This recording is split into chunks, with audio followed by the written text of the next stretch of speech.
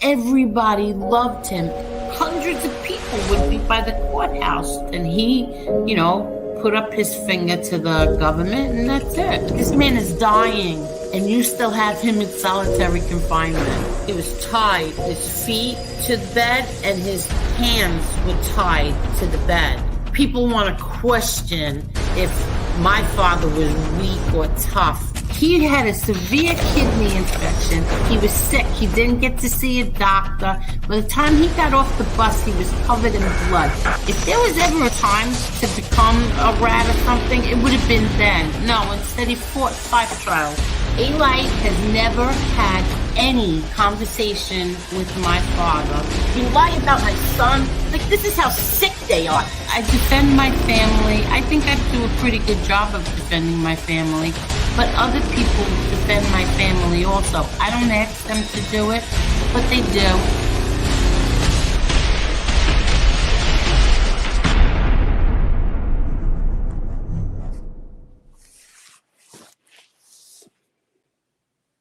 Hello, everybody.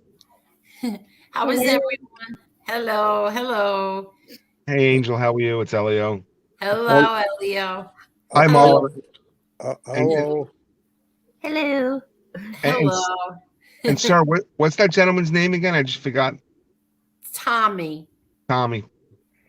Where you from, Tommy? Originally from Buffalo. Oh, nice. Yeah, I grew up on the west side of Buffalo in the Italian section. Nice. I like Chippewa Street up there. Oh, it used to be great when I was a kid. I'm 75 years old, so, I go way back. So let me tell everybody, hello, everybody. Tommy wanted to come on because Tommy has a few words to say to everybody. And I told Tommy he's welcome to stay if he wants. So, but he wants to talk to everybody first. So, hello, everybody. Go ahead, Tommy. Okay, thank you. Thank you, Angel, for this opportunity. And hello, everyone. First, I want to publicly apologize to Angel for not standing by her when I should have. It was a disgraceful thing of me to do. And I graciously apologized to her. And she graciously accepted it, which shows the kind of character she has and the integrity she has.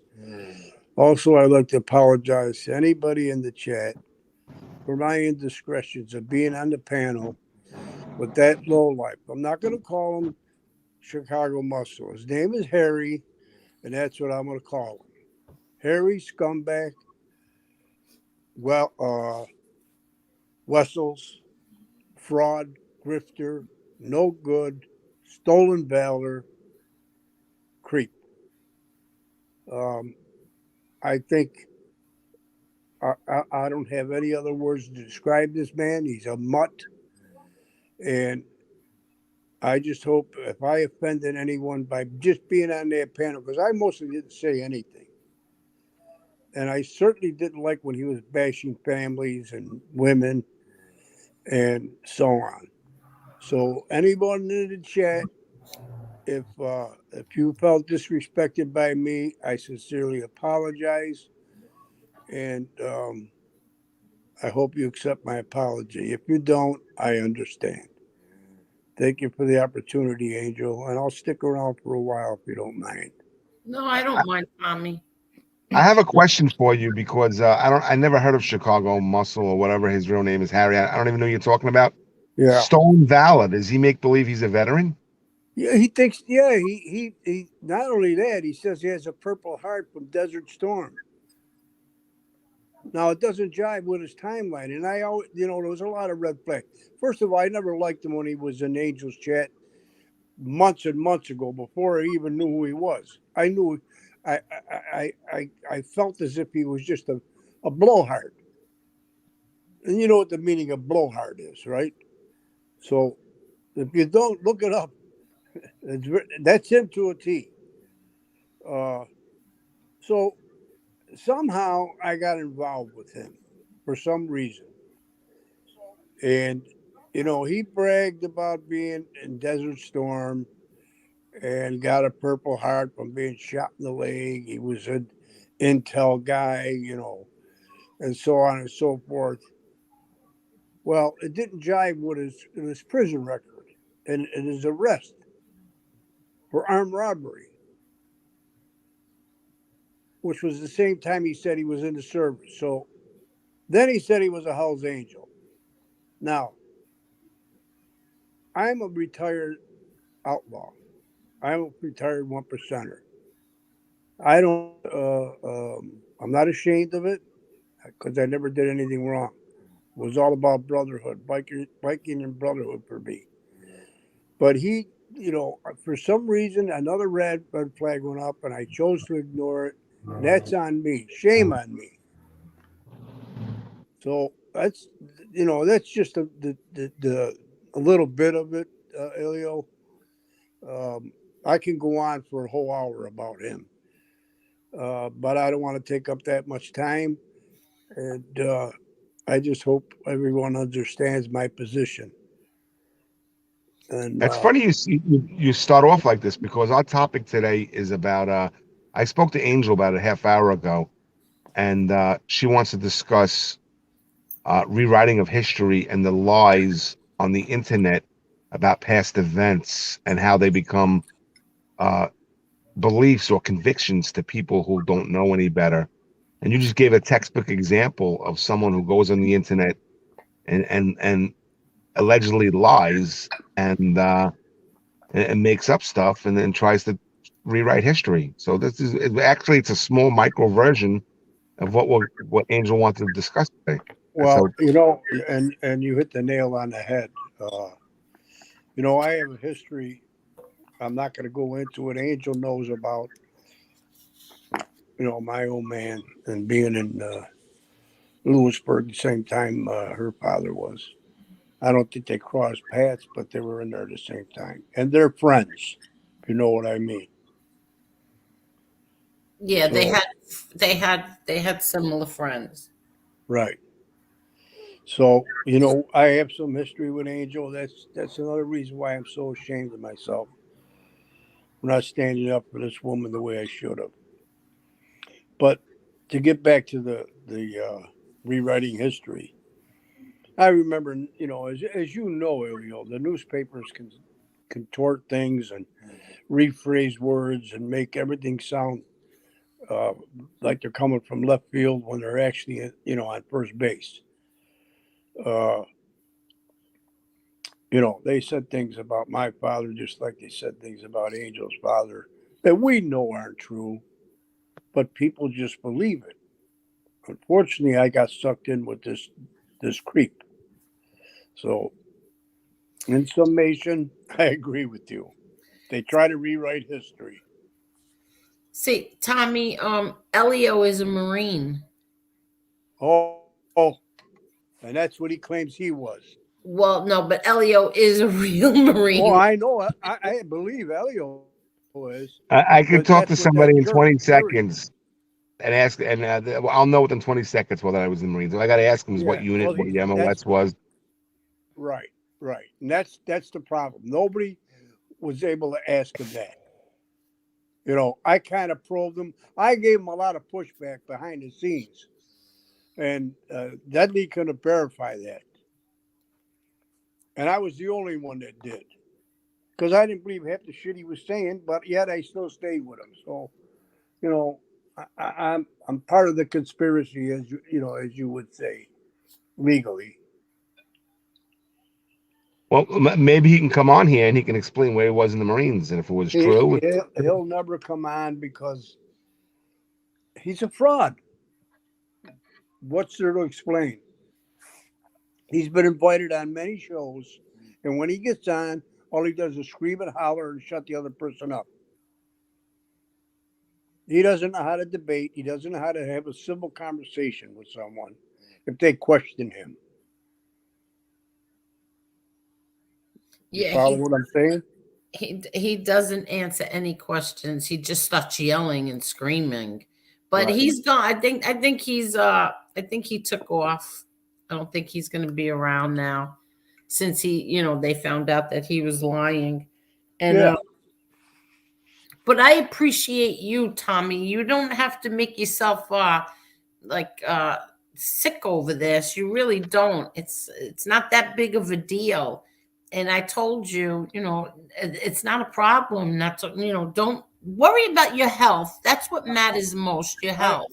I understand, Angel, but I feel like my character was kind of stolen and my integrity, and I had to make clear the air with that. I mean, the last couple of days when I found out all this crap about him, my blood pressure was the highest it's been since I had my first open heart surgery, and that was in 2004.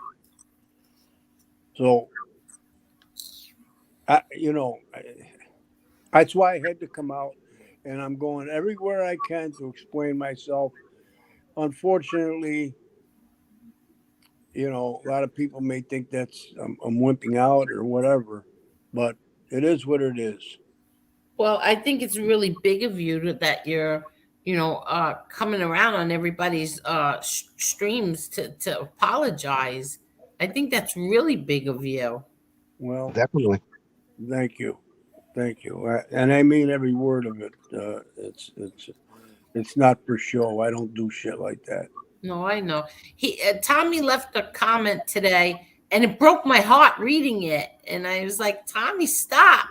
Like it's not that big of a deal. Worry about your health. This internet stuff is just nonsense. Your health is more important. Well, Exactly. I agree with you. By the way, I send you a friend request on Twitter, and my handle is grind wheels of grind. On So Twitter, yeah, Twitter. I send it to you, and I don't have it. You're the only friend request I have because my Twitter is locked. If I don't accept you, you can't PM me or anything like that. Oh, and what was your name on Twitter? Wheels of grind. Oh, all Wheels right. of grind. Uh, so A you're grind, following grind of me. Yeah. grind of wheels, wheels of grind. I forget which one it is, Okay. but it's one of those. Okay. You sure I it's just, Twitter, I just, right? I sent it to you. I think this morning. Okay. I don't see it.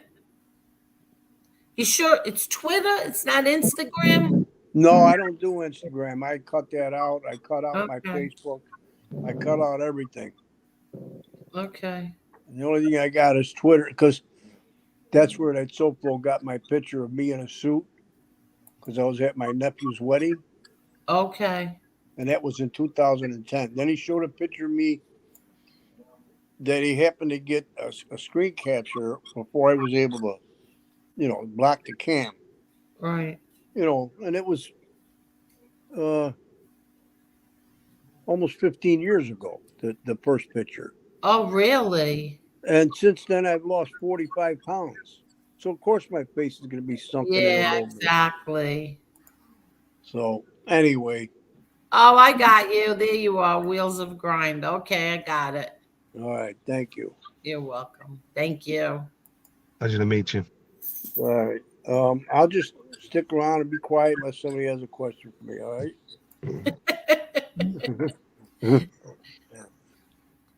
You don't have to be quiet. You can join in the conversation.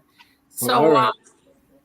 so, uh, so let me say hello to everybody. Hello, Carol, Honest John. This is a last minute late night stream. I don't expect a lot of people tonight, but we'll say hello. Hello, JL, Carol, Susie, Honest John. Wow, Honest John. Mob Rat Hunter, Keen Shades.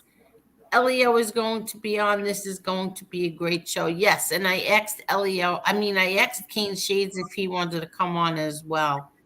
And Come. I also asked Lee Cole. What we gonna say, Elio? Yeah, I see. Yeah, it's okay, Shades, to come on. Yeah. So I did. I asked them if they wanted to come on because I think King Shades, King Shades has been the same way since the first day he came on here. So, and I think that he can add to this conversation. Hello, Ralph. How are you, Ralph? How are you? Hello, Damien. Hello, Sean. Montauk, Susie. Let's see. Who else? Petey Paisano, Top G2. Timmy Irish, Sean. Who else is here? Damn it, Mandy. Carol, David James, B1. He's not apologizing from what B1 from what Tommy said. He's apologizing to his wife, his girlfriend, his wife, his fiance. That's who he is apologizing to. Hello, Chicky. Chicky is a Marine as well. Hi, Chicky was in Jesse. the Navy. Yes. Yeah. Hi, Jesse. Hi, F. Monaheim. Who else is here? Steve. Perry. How are you, Perry? Invest in yourself. How are you? Invest in yourself. How are you? Hello, Damien. Let's see. Carol. I think I said hello to everybody. Let's see. Sean. Solid State. How are you, Solid State? Yeah, we're good. I said hello to everybody. Roscoe, how are you? So anyway, I was waiting for Lee Cole to come on so he could. I don't know if you saw Lee Cole's latest video, Elio. No, Okay, he was. I'm waiting for him to come. Hold on. Oh, what's this? Oh, Roscoe, thank you so much. Thank you, Roscoe. Look at that dog. Thank you, Roscoe. Let's see. Anybody? Honest John. Petey. All right, everybody's hello, Mr. Smith. Hello, Renee. Renee says, yo, Tommy, real deal. Nobody is angry with you. That fraud has tricked thousands of good folks. Do yourself a huge favor and don't follow up on your plans to go on. Yeah, but he's not he's going on there to apologize for his girlfriend. Listen, Renee, the Yeah. reason why I'm going to go there is just to apologize for me sitting on the panel. I didn't endorse him bashing anybody's family, and I certainly didn't endorse him bashing Tina and trying to get her fired and so on and so forth. He's just not a good person. And I was on the panel when he did that. So I feel obligated to apologize to the lady. That's all I'm going to do. Soflo slandered me. I slander him back. I'm not going to apologize to him. So please understand that. Yes, and you also, I heard you tonight, you also apologized to FBS's wife. Yes, I did that in his chat, and he Yes. didn't want to accept it. And I guess he got some pushback from Miss Can't Be Wrong and somebody else. And he says, well, if he was on the panel when they were bashing my wife, I'm sick and tired of these guys apologizing and then thinking they can just come back with just an apology. So I wrote back in the chat, yes, I was on the panel. And yes, I am responsible for not pushing back. So if you want to accept my apology, fine. If you don't, I understand. And then he finally accepted my apology, but he wouldn't let me up on the panel. Okay, but you did the right thing. That's all that matters. Yeah, that's all that matters. Listen, I was only apologizing for his wife and family.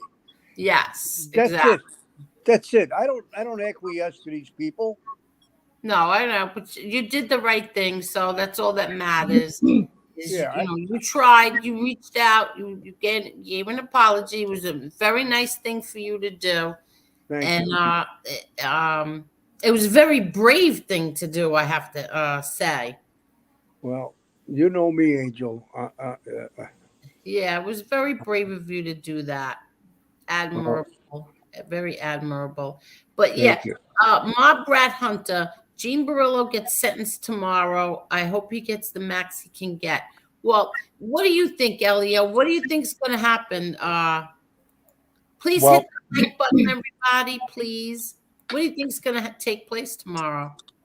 well, I think that the rumors in the legal community is that I mean, among attorneys, defense counsel, is that the federal government, the U.S. attorneys, FBI, they're mortified at the way cooperators have been conducting themselves. These are individuals, as we all know, that were accused of heinous crimes, and they were able to get off by putting other people in prison. And with that is the understanding that they would go on and leave productive lives and not commit crimes. Now, I'm not saying Gene, I don't know all his facts, but there are other ones that actually became worse criminals after getting their deal than they were before, and still living a life of crime. And there's actually crews that have formed up of cooperators that are around committing crimes. One's been identified in New York, one in New Jersey, one in Florida, and I think that he's the first one they're going to make an example of. If you don't conduct yourself in the right way, you're going to go back to jail. I know that I don't know what the allegations are, but I was speaking to an attorney today. I think they're pretty minor. So he's only facing like 2 or 3 years. Okay, But please. I think what they're going to do is they're going to give him time. I think what happened was he had that show. That show brought on a lot of cooperators. The cooperators went on there and contradicted the statements they made in court. But there was also instances of people like making fun of the people they put in jail, making fun of victims, making fun of the family members of the people they put in jail. Mhm. And these U.S. attorneys and these FBI agents, they didn't give them that deal so they can go and abuse people. That wasn't the FBI and the U.S. Attorney's Office. They work on behalf of the public, and they want to do the right thing, what they think is the right thing, and being humiliated, embarrassed, seeing one of their charges conduct themselves in a manner which is disgracing the whole witness protection, not the witness protection program, but disgracing the whole federal informant system and the system of the government in law enforcement. I think they're going to make an example of him, and I think he's going to be the first one. They know they're watching these YouTube videos, and they know that a lot of them are out of control. A lot of them are threatening women, threatening people. I don't know what his allegations are, but I think he's the first one that's. I know that guy Prosper went to prison, and there was a guy Rubio who went and he got called in front of the judge. I think he got house arrest or maybe probation or Mhm. something. But I think they're gonna make an example of him, and I think it's possible he was mimicking the person who brought him into all this. No Name, but No Name got away with all of it because he was still a high-ranking federal informant. So I think the weighing the cost of what he brings to the table in terms of being a productive informant versus how embarrassing he is made them I don't want to use made them go forward with an initiative to try to put him back in prison, and I think he's gonna go back. What's my prediction? I don't know. I know it's in front of Judge Block. Judge Block has a reputation for being very fair, so I'm not sure exactly what the allegations are, but if they're serious, he's going away, and no doubt. If they're minor, he's gonna let him off. And so it all depends on what the allegations are and what they can prove. So just so that we're clear, he's only looking at 3 years. Even if he gets the max, he's looking at 3 years. So we're not talking. I mean, so we're saying we hope he gets the full sentence for everything that he's done on here to people. But at the end of the day, we're looking at maybe a slap on the wrist. 3 years is like a cakewalk for the Well, most. Well, Lee Cole's coming on now. He knows more about it. I say 18 months. Can I say something? You get 18 months. First place. This is Elio, you know, he's been before that judge before in violation of his parole, and he let him go. A couple of times. That's why the U.S. attorney is going after him so hard, and the FBI. A couple of times. That's why the U.S. attorney is going after him. Just shut your YouTube off, Lee. Huh? Hello, Lee Cole. How you doing? Hey, Lee. Okay. I consider myself kind of an expert in this Gene Barillo thing because I went over every piece of paperwork on this. And I can tell you guys this. He's getting 3 years, but that's not his biggest problem. The prosecution wants to, and just so you know, Gene was on, he did another violation last night. He came on tonight and was speaking the day before he goes into court. That's how bright this guy is. But what he did, how he really messed up, he's still attacking the FBI and the feds before he even gets to the courthouse. He was doing it tonight.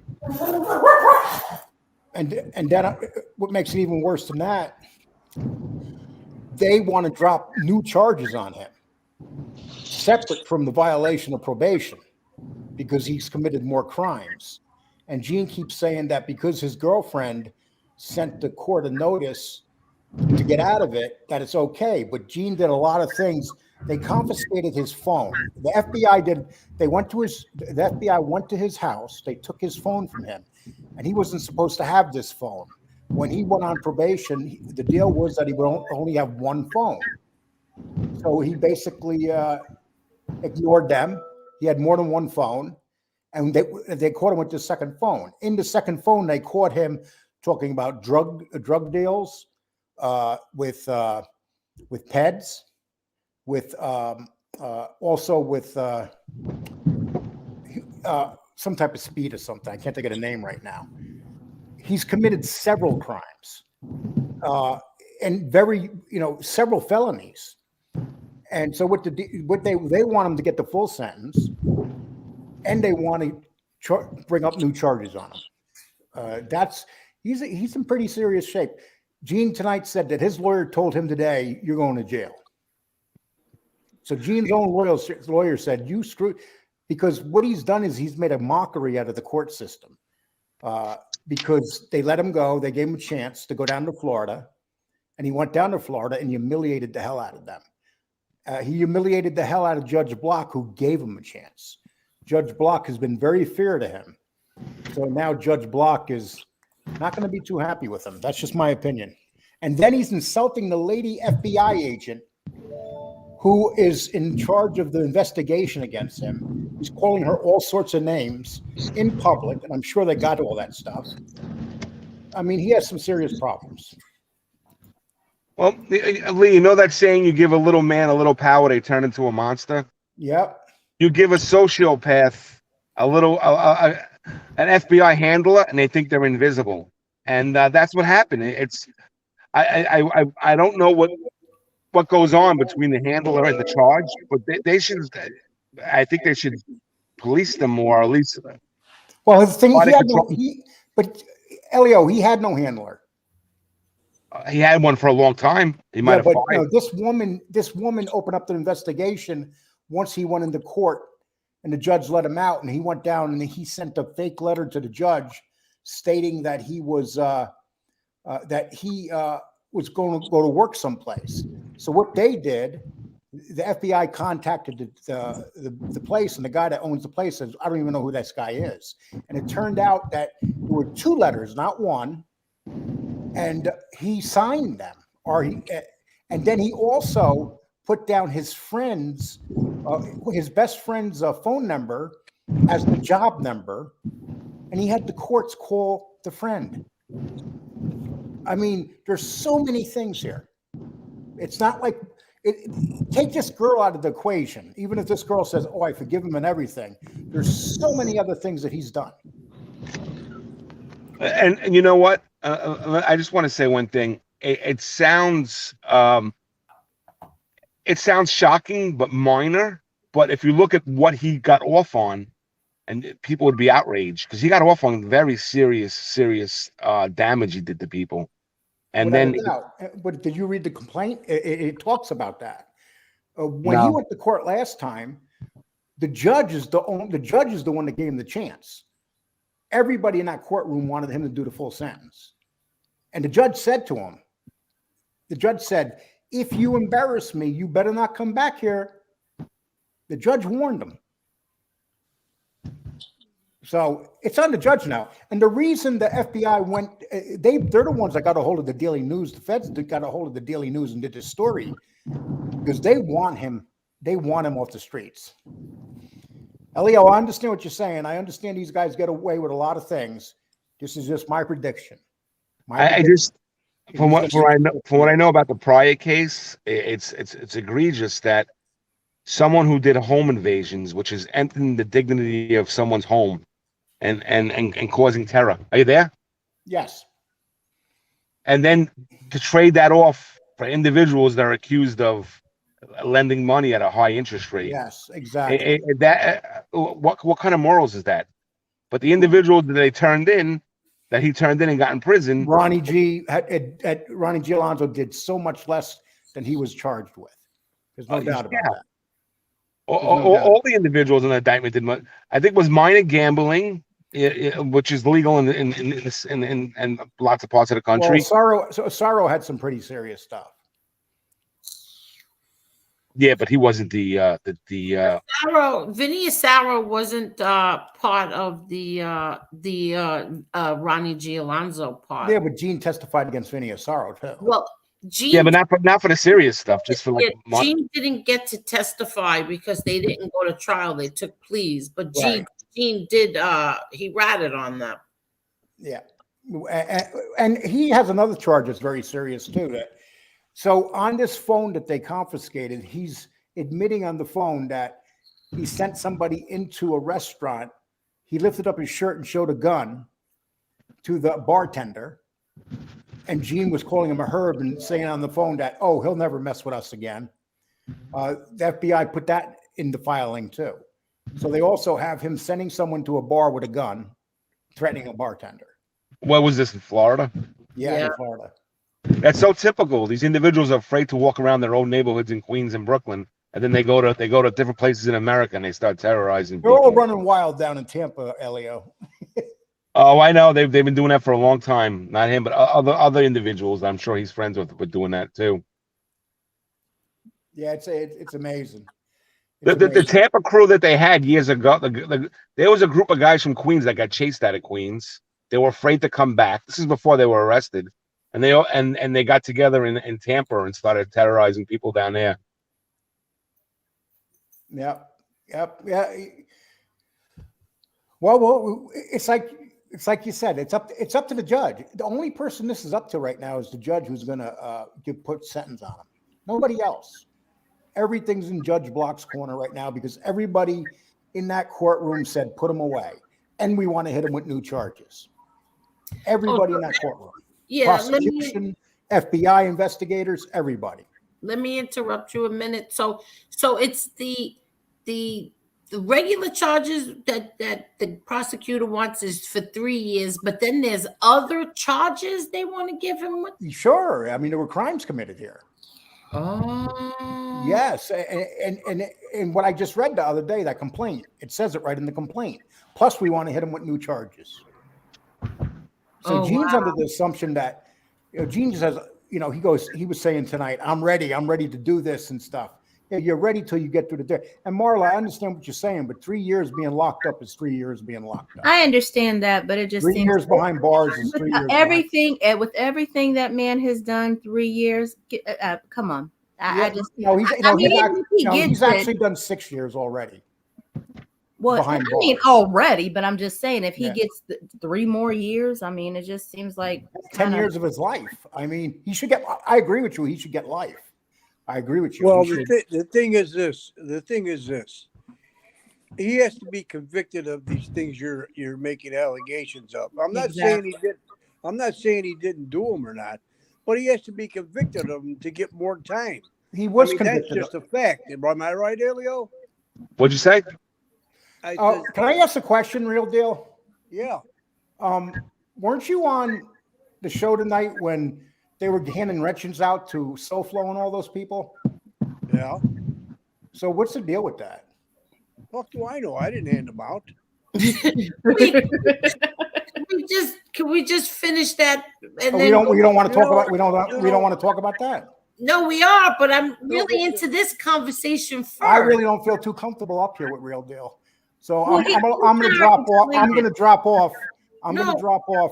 When he's not, I can't be up here at Real Deal. I'm sorry. He was in the chat room tonight. He was talking against us. I'm not going to. I was not talking against anybody. Real Deal. You please. Sorry.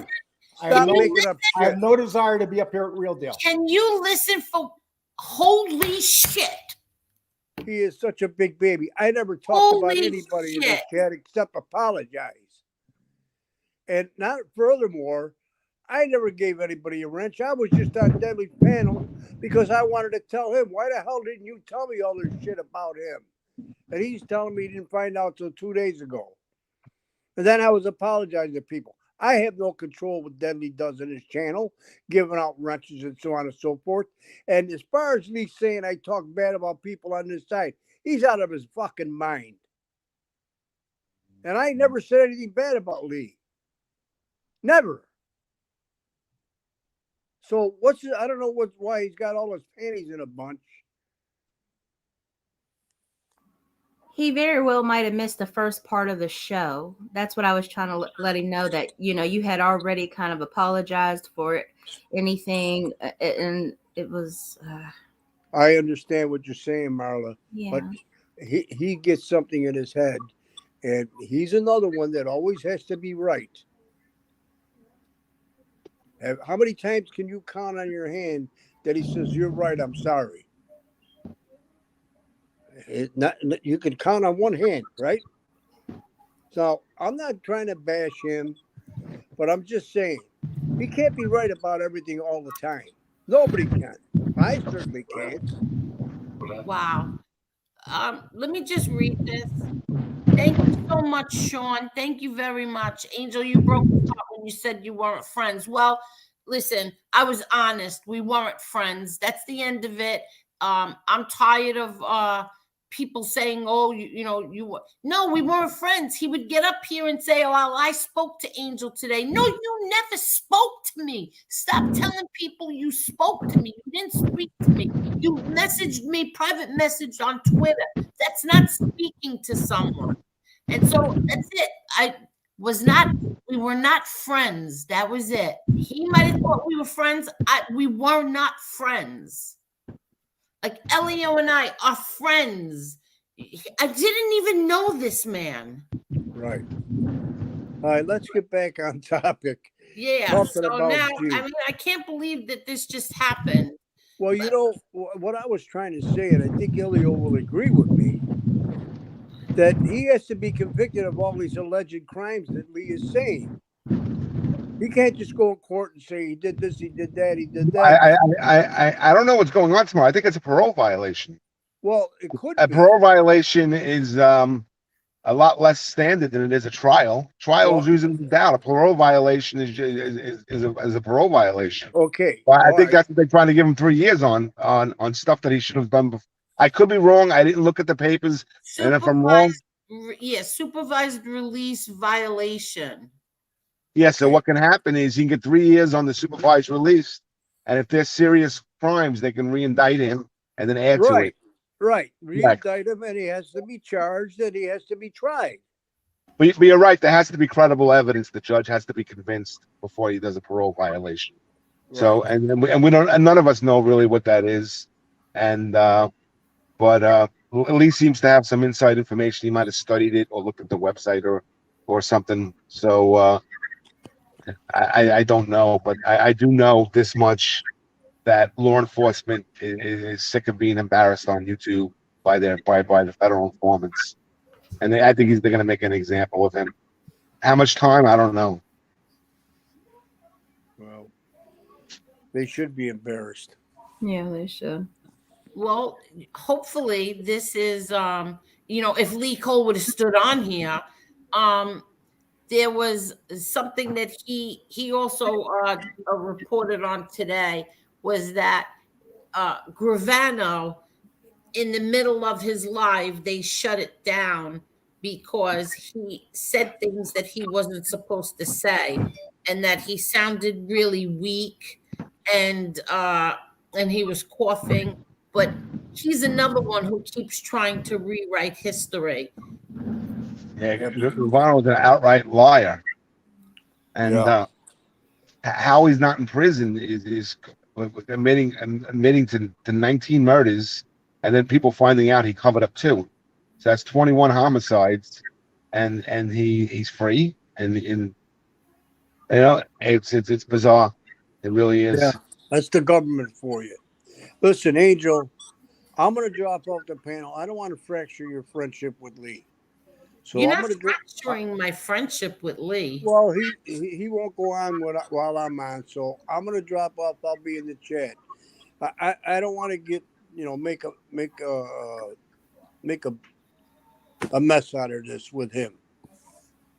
But I just got to refute the fact that he said I was saying bad things about people over here, which is not true. I categorically deny that. All right. I'll be in the chat. All right, Tommy. Thank you, Tom, Angel. pleasure meeting you. Pleasure meeting you. Have a Elio. good night, Real Deal. All right, Marley, you take care. I'll be in the chat. All Okay. right. All right. Thank you. Bye. Thank you. Bye. Okay. What were we saying? So anyway, Elio, he is a liar. But what do you do to stop these lies? Like, what do you do when these cooperators, these rats that they are, come on here and start? Listen, I saw something the other day scrolling down YouTube, and it was John Panisi talking about a man who just got out of prison. Let me ask you this. He's a cooperator. He's a rat. He's in witness protection. He's hiding, whatever it is that he's at. How on earth would he know anything about somebody who just got out of prison just now? Word of mouth. One, he could be making it up. 2, people are tipping him off. I know when these individuals have shows, anonymous people send them information. For example, somebody wants to hurt someone, a friend of that person's, they can leak in, secret information just so Panisi can put it out. Stuff like that. I don't know what he said or who he's talking about, but he's talking about somebody that just got out of prison. That's name is Barney. Now, how would he know anything about that guy unless the FBI is giving him information and he's getting on these shows and telling it, or he's just lying? How would somebody who's a rat be able to come on here and tell us something about someone who just got out of prison maybe 6 months ago? Well, I think Panisi's a known liar, so I would take whatever he says with a grain of salt. He's doing what he can to get ratings, and he made that lie up about your Uncle Pete because he had to throw a Gotti on his show. Some stupid story that somebody went in a restaurant and threatened him, and it was like a total lie, and that supposedly happened 25 years ago because he wanted to put Gotti in the on a headline because he would get more views on YouTube. So he's doing whatever he can to get views, and he's lying about everyone. His defamation is hundreds of people. He's defamed hundreds of people throughout his show. And let me ask you this. What was the story he said about my Uncle Pete 25 years ago? Some type of nonsense that that is completely untrue. That he was in a restaurant and somebody got in an argument with him and threatened him and he backed down. It was something really silly. That my Uncle Pete backed down 25 years ago? Yeah, some type of craziness. It wasn't true. And and it was just a complete lie. He was just looking for ratings, and he just Right. made up a story. He So made up my stories about your brother that are not true. Yeah, that we already know. We already established the lies he told about my brother. But my Uncle Pete 25 years ago, wasn't he the boss's brother? It's not believable, but Right. he's just So he was the boss's brother and he backed down to somebody? yeah. It was a silly story that he Oh, said. God. So my point is that Panisi makes up lies about anybody to get ratings. Yes, That's he what does. not only him, they all do it. Listen, when you have a podcast and you're trying to get, I think you get like what is it, like $7,000 every million views, and this is they're trying to build it up.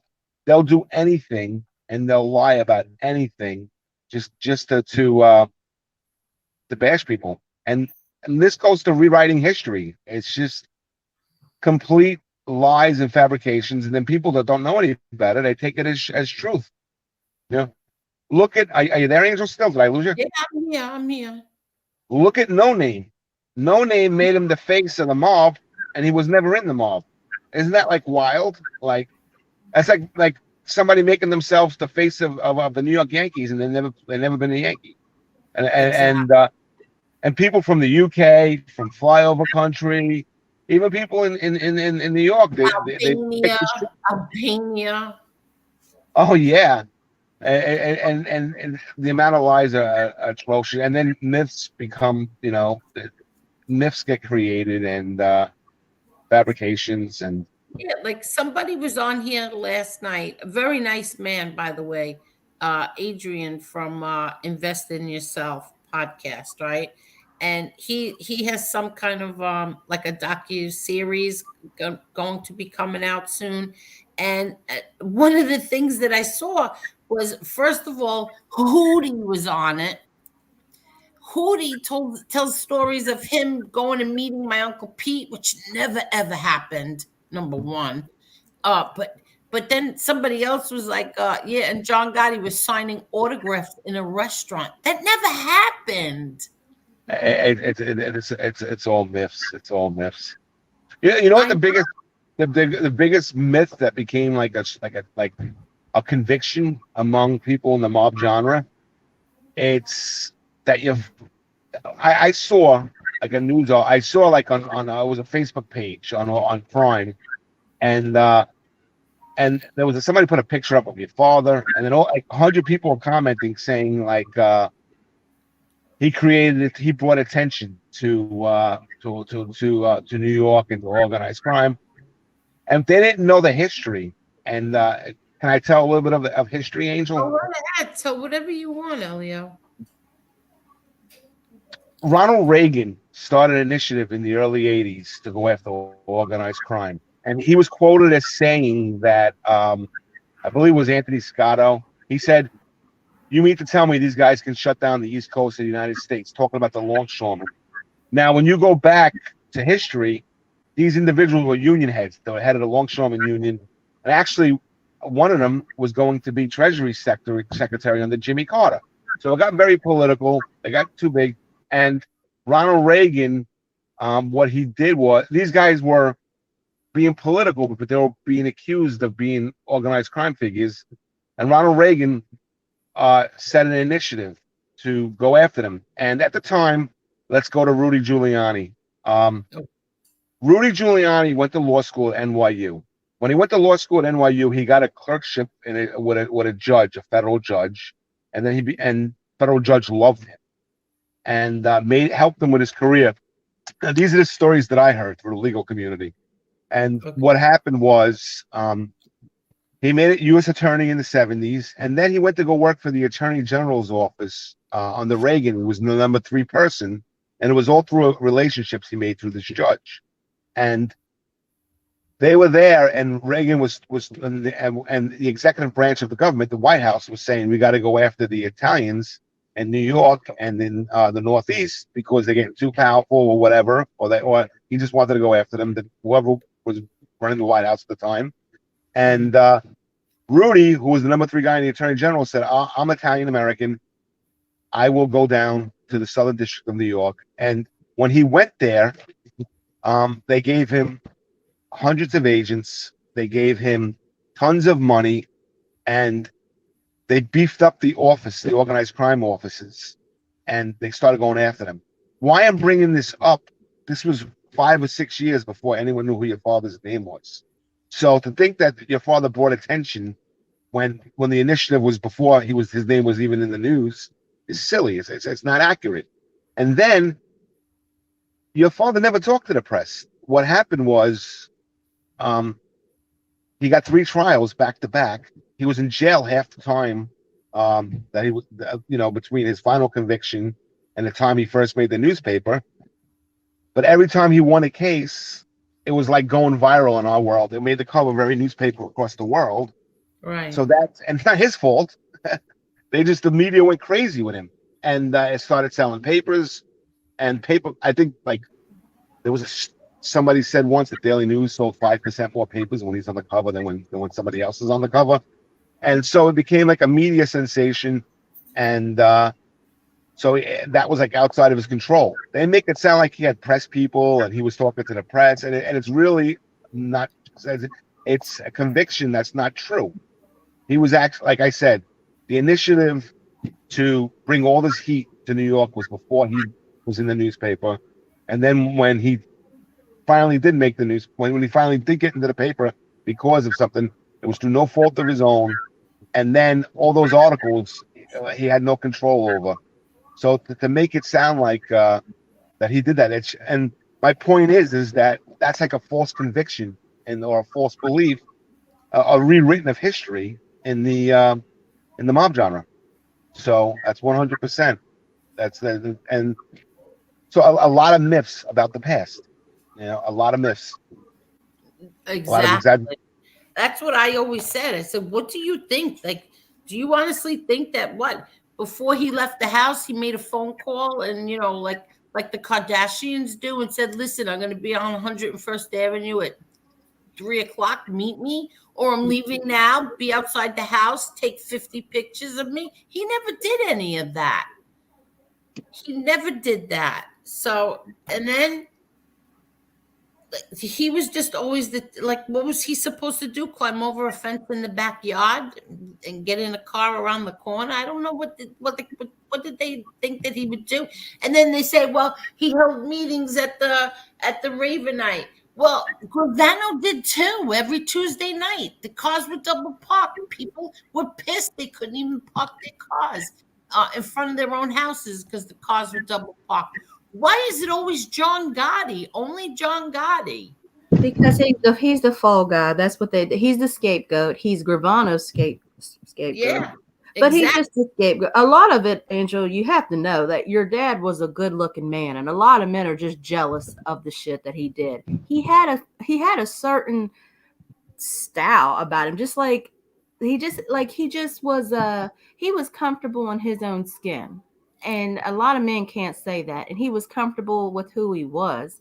And I mean, he was very adamant about his beliefs, and he didn't talk the talk. He walked the walk. And that's why 20 some odd years later, people are still talking about him.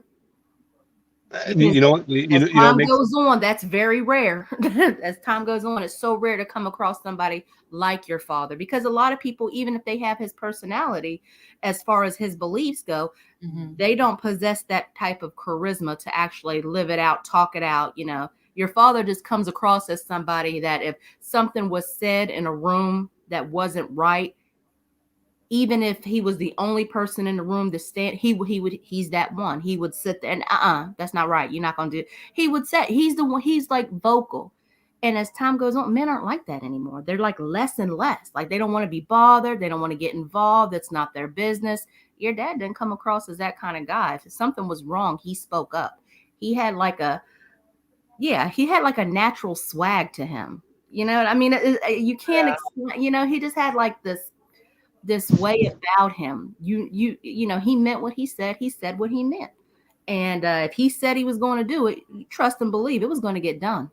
And that is so rare in a man these days. It may seem trivial to some, but that is so rare to come across a man that is, that honors his word, based on his word. His word was like oak. That's the perception I got from reading about him and hearing you talk about him. That's the perception I get. And they're just jealous of him. That's what it honestly comes across. It just comes across as jealousy. And what is so funny about it is that the ones that talk ish about him would not do, like, they couldn't be him. So what do you do when you can't do it? You try to tear. When you can't control somebody. When you can't control somebody, what do? You try to control how people view them. You know what's so funny? And it's kind of sad too, but when he was 45 years old, he was accused of being in charge of 1,000 men that made millions of dollars, right? That's what the FBI said about him. The people that are criticizing him are wannabes, that want to be criminals, and they're all unemployed, living in their mom's basement. And you're attacking a guy that's younger than you, that supposedly is making all these millions of dollars. But who's gone? He's not even here anymore. Like, he's gone. I love you too. Good night. He's gone, and here's Gravano trying to tear him down and rewriting history, like telling endings to stories that never happened. Mad Dog, there's so many problems with that statement. We're not going to go there. First of all, it kills me when people try to say that's not Cosa Nostra. That's not Cosa. You ain't in the Cosa Nostra. What you mean? You on the outside looking in with the rest of us. What the hell do you mean? That's not Cosa. You can't do this. You can't do that. Sir, whoever made that comment, I'm a lawyer. I wouldn't know what that is. Angel's a woman who never committed a crime, who's a grandmother. And Marla too. So you're talking about something that you don't even know anything about either. That's the thing. Like that, it's like when people make those kind of statements, they're talking off of these documentaries. You can tell the ones who watched sit home and jerk off the documentaries because they can tell you everything that was in it verbatim. Because a lot of the insults I see on here and the ones that I see, like if I see insults, they're coming verbatim from documentaries that they have heard, like the FBI and them say. That's all it is. You have to watch it, Angel. Watch a documentary that you don't want to watch, but watch one anyway, and then turn around and look on here, and a lot of what you hear, hear people say or see people write, coming from them documentaries verbatim. Oh, like which ones? A&E, everything from A&E and History Channel. Yeah. They used to have that. What was that one series? It was they featured a different mobster every week. I forget what it was called, but yeah, they would feature a different mobster every week, and they would there was this one, and I mean, I don't need like a lot of what you like.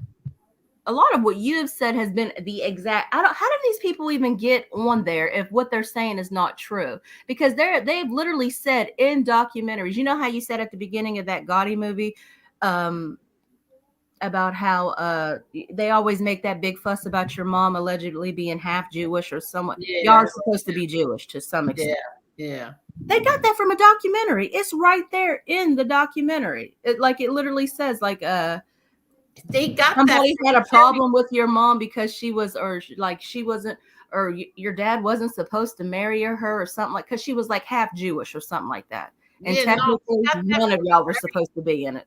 They got that from Jerry Capici. Yeah, that's what it's called. Tony's right. It's called Mobsters. I don't know what channel it's on, but that's what the show is called. Well, when you have, listen, who writes history, right? Churchill said history is written by victors, but that's not true. History is written by liberal college professors. History of this genre is written by informants, and what they do is they bash everyone, and then they make themselves bigger than what they are, and it's 95% of it's all based on fabrications. Even the movies, Goodfellas was one big fabrication. I know that's entertainment, that's Hollywood, so you give it a pass, because it said it was based on a true story, not a true story. But what you have is these informants just getting on and making up lies. Well, I clicked it. All of them. I'm sorry, what? All of them. Nearly all of them. I mean, the lies that No Name said was so outrageous. His were the craziest things I've ever heard. Did They you were tell so- Elio about that docu? Did he see that? Elio, did you see that thing that he remember that abroad show? Oh, locked up. Yeah, Elio Did he can't see it? speak. Yeah, but he can't speak about him. We Oh, can't. okay. Yeah. I was just curious if he Yeah, saw it. we can't even ask him, so don't.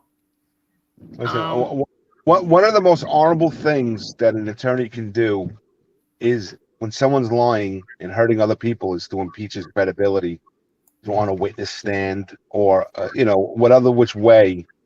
And when an attorney impeaches their credibility, and exposes them and stop, what they do is they try to hurt that lawyer through defamation and stuff like that. And it happens to all of us. That's part of our business.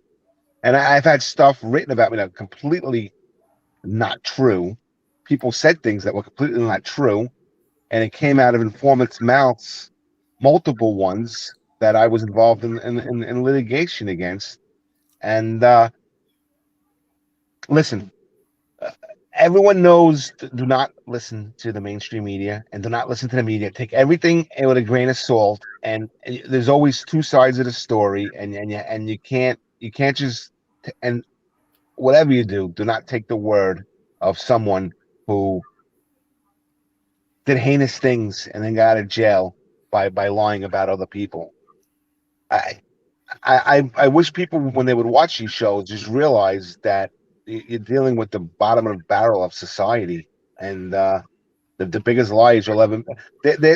What these people are capable of is beyond the imagination of the average person, and do not fall for any of it. Do not fall for the lies and for the deception. And it's a rewriting of history. That's exactly what it is. It's an untruth. Yeah. Well, after listening to Angel, I did find out how I answered my own question because I just thought about it. I found out how people get on those documentaries because what's his name wasn't even supposed to be on yours. The Godfather and Son one. Because shit. I'm getting Alzheimer's. Larry. Larry, I said I learned how people got on the documentaries. I answered my own question. I just thought about it. Yeah, I don't understand how do they get on a documentary to be able to even speak on a person? And then I just remembered you told me about the whole Larry situation. Like, yeah, like the Larry Mazza. He did not know my father, never met him, pretended that he did. I heard in his book. And when Casparosa read his book and left a comment, left a review about the many lies in his book, he flipped out and went after Casparosa. Like, you got to be kidding me. You lied in your book. Casparosa pointed every single one of them out, and then you got mad. You wanted to beat him up, like you couldn't wait to see him. Elio, what's that noise? That's me driving. I'm gonna roll the window up. Hold on. I'm on Bluetooth. Of the 50 top podcasters, they all talk about your father that said they knew him. The only ones that actually knew him were Gravano and Mikey Scars. I don't think anybody else ever even met him. Ruggiano met him, but he greatly exaggerates his relationship with my father. He's another liar. He's a liar. Ruggiano is a liar. But the only two people, truthfully, yes, are Scars and Gravano. And Ruggiano did know him, but not the way he makes it out to be. But that's about it. And that's funny because your father knew thousands of people, and then not one of these people even came across him. But they make up stories like they knew him so well. That's funny. Okay, so everybody's making predictions here. Chicky predicts no jail time. I say 18 months. You say 18? Yeah. I didn't look at the court papers, but my intuition tells me 14 months. 14 months? Both of you say 14 months? No, I Yeah. said 18.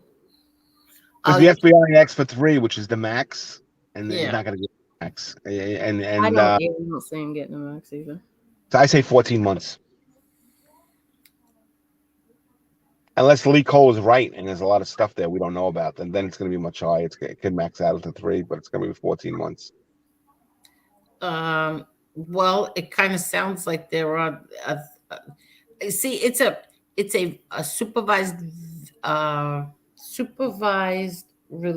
supervision something violations. So, and I think there's 2 of them. So Tony Silo said he'd come on. He wants to come on. okay. What's your prediction, Angel? Listen, I don't like him. It's no secret. I don't like what he did. I have a lawsuit against him, so I don't like him, but I still don't. I hate to see people go to prison. Yeah. You know, what's my prediction? My prediction is that the judge is going to give him a slap on the wrist because that's what that judge does. Frederick Block gives. First of all, I want you to know this is going on since October of 2020. That's how many times this has been postponed and postponed and postponed. So I think that I'm very shocked that the government is actually wants him to go to prison because they normally do not. Now he is making a jerk out of them. He he's doing these things, but do I think that the judge is going to give him time? No, I don't. I think he's going to give him a slap on the wrist. Yeah, I don't really. I really think it is. I'm seeing 18 months at best, and probably they might send him to an uncomfortable jail. Maybe they'll send him to a little bit of a rougher one. B1, B1, are you his friend? Do you know him personally? Do you think that's a minor offender, beating up women or attacking women or stalking women? Is that minor? Or when you're on supervised release and you're told don't do this and you do it anyway, that's minor? You know what it is, Angel? It's political. That is why you see 80-year-old guys with bingo halls get long jail sentences because they're alleged to be. The FBI wants to get them because they're alleged to be a part of organized crime. I think what he's doing is embarrassing the federal government, and I think they're going to highly recommend that he do serious time because of the embarrassment he did by publicly displaying that I got off. Ha ha ha! I'm going to make fun of everybody while I'm off. I'm above the law, and I think people saw that, and I think they're going to make the example of him, and he's going to be the first one that they're going to. No, because I think this is going to be heard in New York, right? That's what it is. Oh hell no, he getting a slap on the wrist. You know what? Because I have a feeling he gonna play a crazy card too, and they real lenient with that type of issue, especially in New York. What cooperators you mean? They're not lenient with non-cooperators. Non-cooperators, they'll throw you in jail for 30 years. Oh yeah, might be right. In the Southern District, Eastern District of New York, they'll put you away for the rest of your life for minor stuff. You know, my point. I'm sorry. Go ahead. Very stiff draconian jail sentences in the federal system, and for people that that are not cooperators. But yeah, I can understand the slap in the wrist theory, considering that he is a cooperator. But like I said, the people that were helping him get out of prison, supposedly, they see what he did, and they're not happy with it. So. Now, what about the fact that I think they kind of like ripped up his cooperation agreement, right? I don't know about that. Okay. I don't know. I don't know if they did that. Well, when the prosecutors want and the FBI wants you to go to prison, isn't that ripping up your cooperation agreement? But you're talking legal technicalities. Was the cooperation, was it still in effect? What cooperation? You're talking about the cooperation agreement. He had a cooperation agreement. He cooperated. They sentenced him. It was done. It was over. And then he went out and attacked people allegedly in real life and on the web, and they didn't like it. So if you want to use that word academically, rip it up to cooperation agreement, sure. But literally and legal, I'm not sure if there even is one anymore. Okay.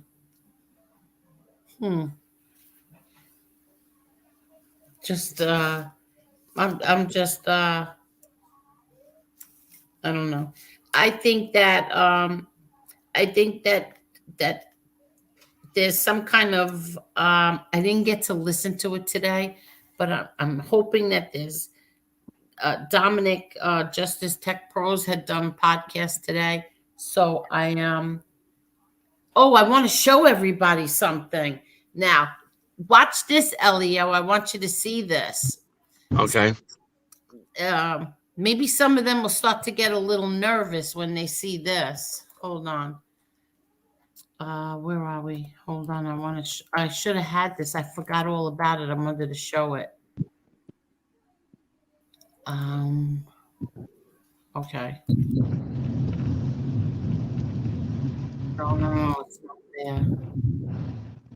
You are noisy, Dominic. I'm pulling over right now. You're so noisy. Okay. Okay.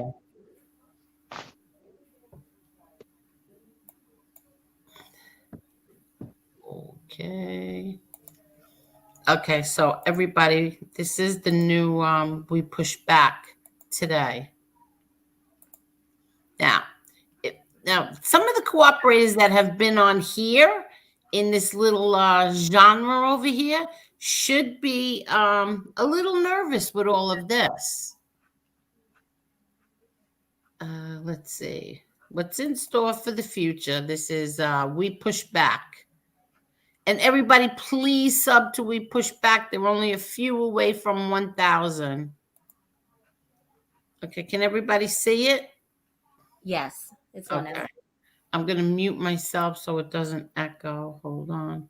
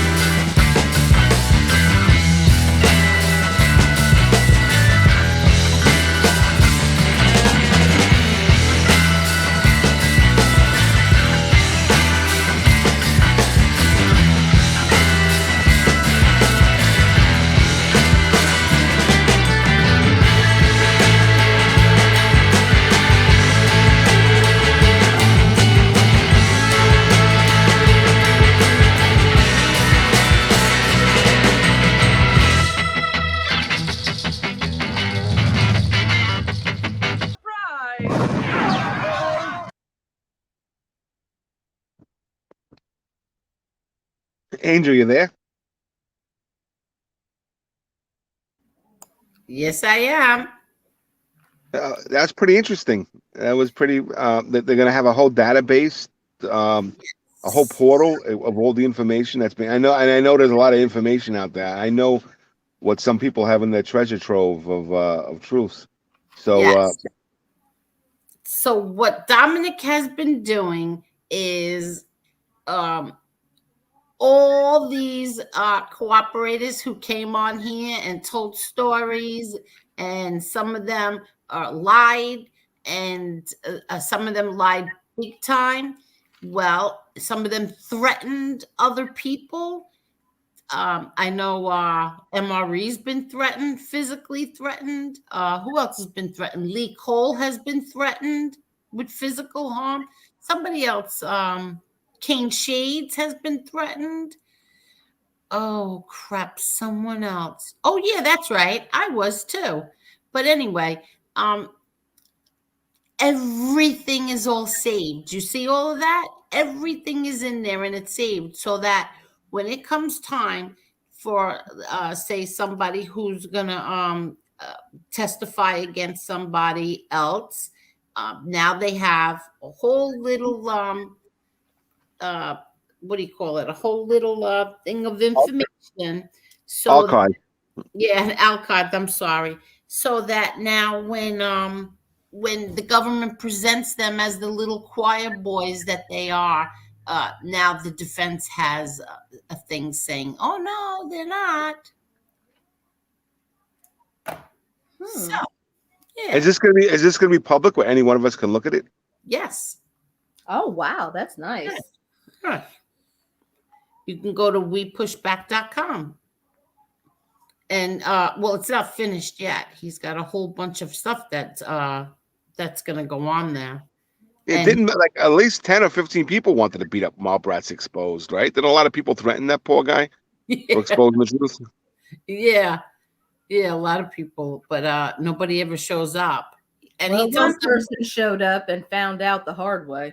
oh yeah, that guy found out. Yeah, but yeah. So at least someone is doing something. You know what I mean? Someone is doing something with these when they come on here and they lie. And I noticed that there was a whole bunch of things on John Panisi. Did you see that? No, but I Yeah, couldn't see. when he clicked on that name, the whole page was full. Yeah, he's an individual just constantly defames people nonstop and constantly tells stories about people. Yeah. That's like his job. My job is to gossip about non-public figures. Like, what? Like, that's your job? Like, it's ridiculous. Is that what he says? He gossips? No, I mean, I'm not. But watching it, he makes up stories about non-public figures to get ratings. Yeah. I was just curious, like, because when you go, when you go on the homepage of YouTube and you scroll down, for some reason, I don't know why, but I get to see a notification from him, like something that he has on, and I saw, like this new thing, like I don't even know what it was. This man. Let's not even talk about it. Change the subject. Well, what I'm saying is, how would somebody who's in Witsec or wherever he is, hidden somewhere in the United States, how would he know anything about this person? How would he know that? Nobody's gonna in their right mind will talk to him. So it's got to be FBI agents feeding him this crap, or he's making this stuff up. Yeah. And Jimmy Calandra's show too. That's absurd too. There's a lot of like bashing of people on that, and probably a lot of lies too. Didn't you catch him in a lie recently, Jimmy Calandra? Yeah, well, everybody did. He was telling stories about that. He was telling stories about this guy Tommy Karate, and meanwhile, the man Tommy Karate wrote a letter and said he's lying. I never even met him. Didn't No Name do that too? Yes. Yeah. Tommy Karate wrote a letter about him too and said, I never knew him. He's lying. I heard somebody was speaking to Tommy Karate, and Tommy Karate's in prison for life. And they told him this story, and he's laughing. He goes, that's amusing. He goes, who are these people? Where do they come from? Yeah. And his attitude was like, these people are sick. You got somebody in prison saying that. He's like, who are these people? I don't even know who they are. Yeah, he even referenced, he told the person to go look at the website, johnalifefacts.com, because he said, go check out that website because that's not true. I never even met him. So these people lie. Yeah, Well, he is. Tommy Karate is a great is a good target for them because they wrote a book about him and it's a very very controversial figure who's somewhat high profile in the genre, so they try to attach him to, there's nobody that they try to attach more than a Gotti, but Tommy Karate's like second tier that they try to attach to and they make up stories about, and it's yeah, they'll do whatever it takes to get a rating. They can't let the truth get in the way of a something they're gonna say on the show in order to get views. Yeah. See, the thing is that I guess when they used him to tell stories, they didn't count on the fact that the guy is still alive and he's in prison and anybody can write him and ask him. Yeah, they should. They make up lies about dead people too, people that passed on. Yeah, They can't exactly. defend themselves. Exactly. And these individuals won't defend themselves. They just laugh it off. Yeah, well, but the thing is with that guy, with that karate guy, he writes back. He does write back to people. Schmiegel is another rat that buried a lot of wise guys. He ratted on so many Gambinos, but didn't rat on anyone in his crew. Yes, that's true. That's true. He did not.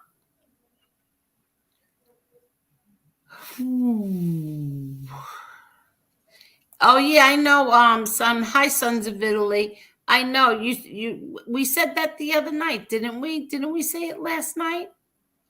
South Dakota. Yeah, exactly. Yes. And shame on the U.S. Justice Department. Isn't it the Department of Justice? Yes. Angel, my opinion is Panisi is an active FBI plant. He's spewing propaganda for the FBI. My opinion, he's an active resource being used by the FBI. Do you believe that, Elio? Every one of them has an FBI agent that they know of from the past that they still talk to. So yeah, of course. That would make sense, right? Yeah, but like for example, take No Name for example. I don't know how much it was organized or how much it was just a rogue agent. You what? What did you say? I think he cut out a little bit. Oh yeah, so we lost you, Elio?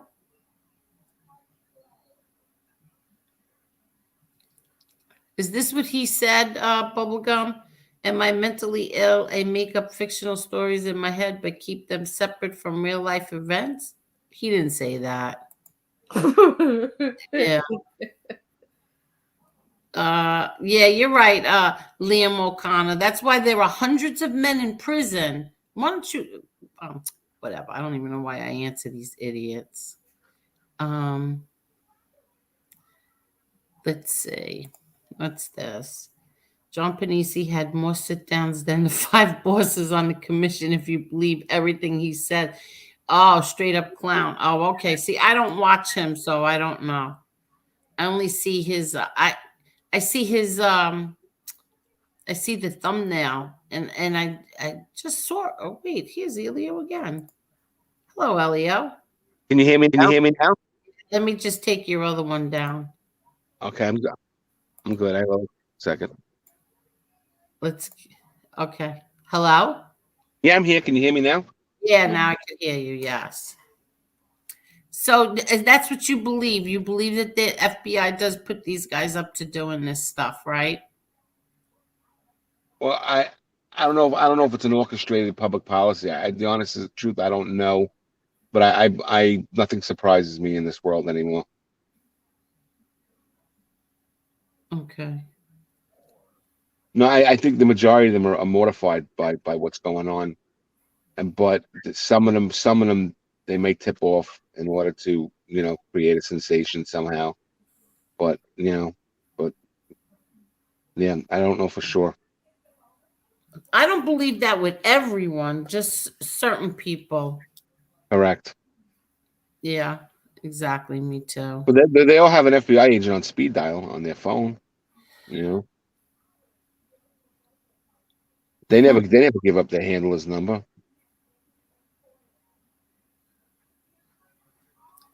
Can you hear me?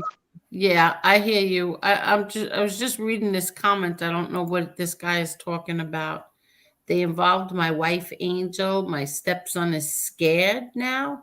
I am not saying you have anything to do with it at all, but you know MRE. What does MRE have to do with anything? And what are you talking about? I have no clue what you're talking about. Who are you? Yeah, like who are you? Who are you? He should disclose who he is. Yeah, and I don't know what he's talking about. John Sr. had dignity and an aura and a lot of dignity about himself. Yes, he did. Yeah, exactly. Let the man rest in peace already, you lying Schmiegel piece of shit. Yeah, I agree.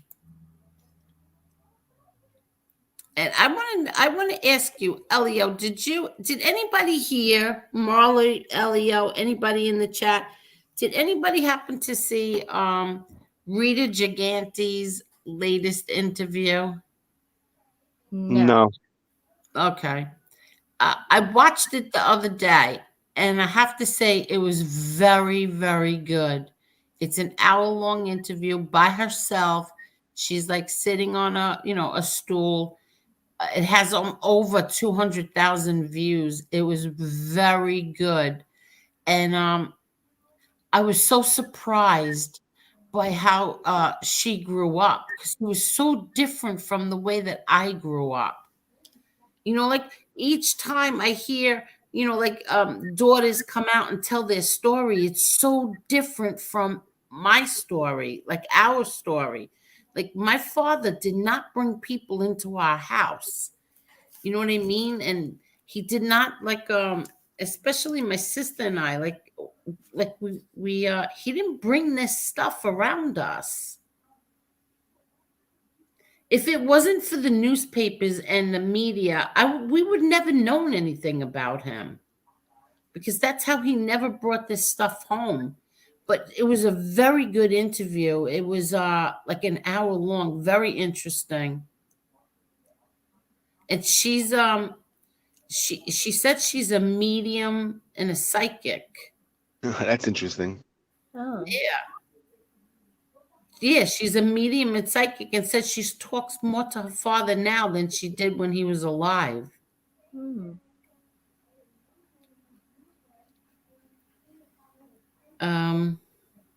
So maybe you should watch it if you're interested in that.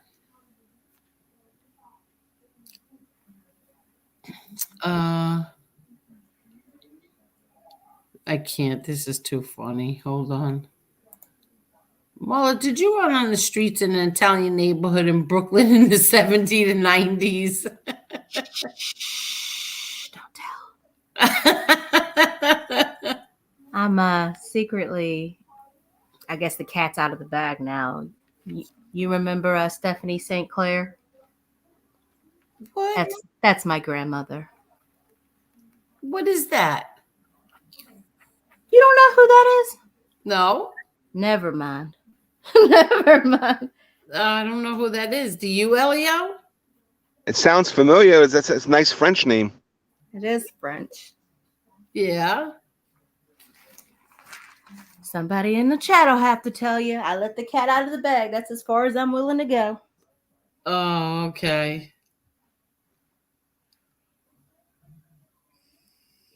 Ronnie Franco, if you could just explain to me what you're talking about. I don't know what you're talking about. Nobody knows what you're talking about. No woman in mine is 100%. I agree. I said it from when they first started doing this crap. It wasn't good. Leave family members alone. Leave children alone. Yeah, and I said the same thing, but I don't know what you're talking about. In fact, I had many problems because I came on here and said that I didn't agree what was going on both sides. And a lot of people turned against me for that because I didn't agree with what Chicago Muscle was doing. Because you can't be a hypocrite. You can't call out one side and say it's wrong, but be okay with the other side doing it. So sorry. I was against that. And a lot of people turned on me because of it. Angel, it's 12:30. I'm going to sign off. Okie dokes, Elio. I know you got to get up for court tomorrow. All right. Thank you. Bye. All right. Thank you, Elio. Thank you so much. All right. Bye, Angel. Bye, Marla. Have a And good be night. careful driving home. And bye, everyone in the chat in the chats. Take care. Good night, Elio. Okay, we kicked him. Okay. So that was nice, right? Yeah, that's cool. Oh, Real Deal wants the link. Real deal. Okie dokes. There you go. Yeah, lock up the fraud. Yeah, that was lock up the fraud. I was gonna say something and I can't remember now. Oh, I wanted to show. Okay, so the next time I ever have to go down to Angel Boulevard, look what Jerry fixed this for me. He made it a little bit more dramatic, I might say. Listen. Hello, Real Deal. Let me just show. So this is Angel Boulevard.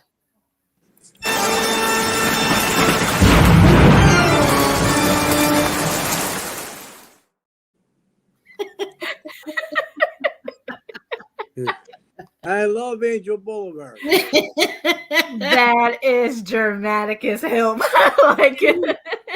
Isn't that dramatic? Thank you so much, Jerry. Now I almost hope for Angel Boulevard nights. And, oh wait, look who's here. Hold on.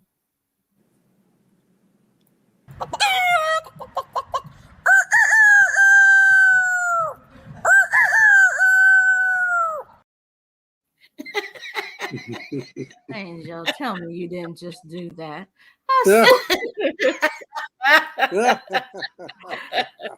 Ooh, if there was ever a definition of a shit starter, that was it. Oh wait, he came back. Hold on.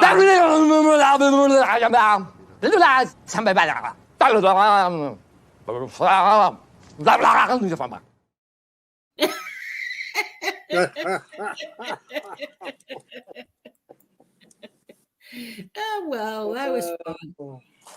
That was fun.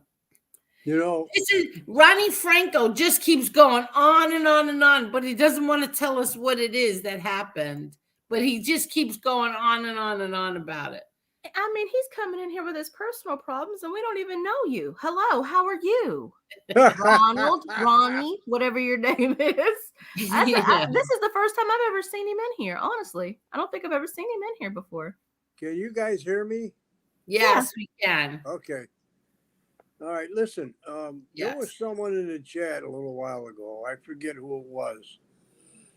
But he's saying, if I was an outlaw, how could I put up with CM saying he was a Hell's Angel? And I explained that before. The red flags were up, but I chose to ignore them, and that was on me. If you can't take that for what it's worth, I don't know what else to say. Thank you for your time. Well, you already I know, but he just came in the chat. Oh, okay. So all you have to do is just watch it from the beginning and you'll see that Tommy explained himself in the beginning. He came on here from the very beginning with Marla and I, and he apologized and he said a whole bunch of stuff that and if you can't forgive that, then I'm sorry. If you can't forgive somebody, especially Tommy, then I don't know what to tell you. You're mean then. Kick rocks. What's this? Oh, Barilla was claiming he's going for 6 years. I don't believe that.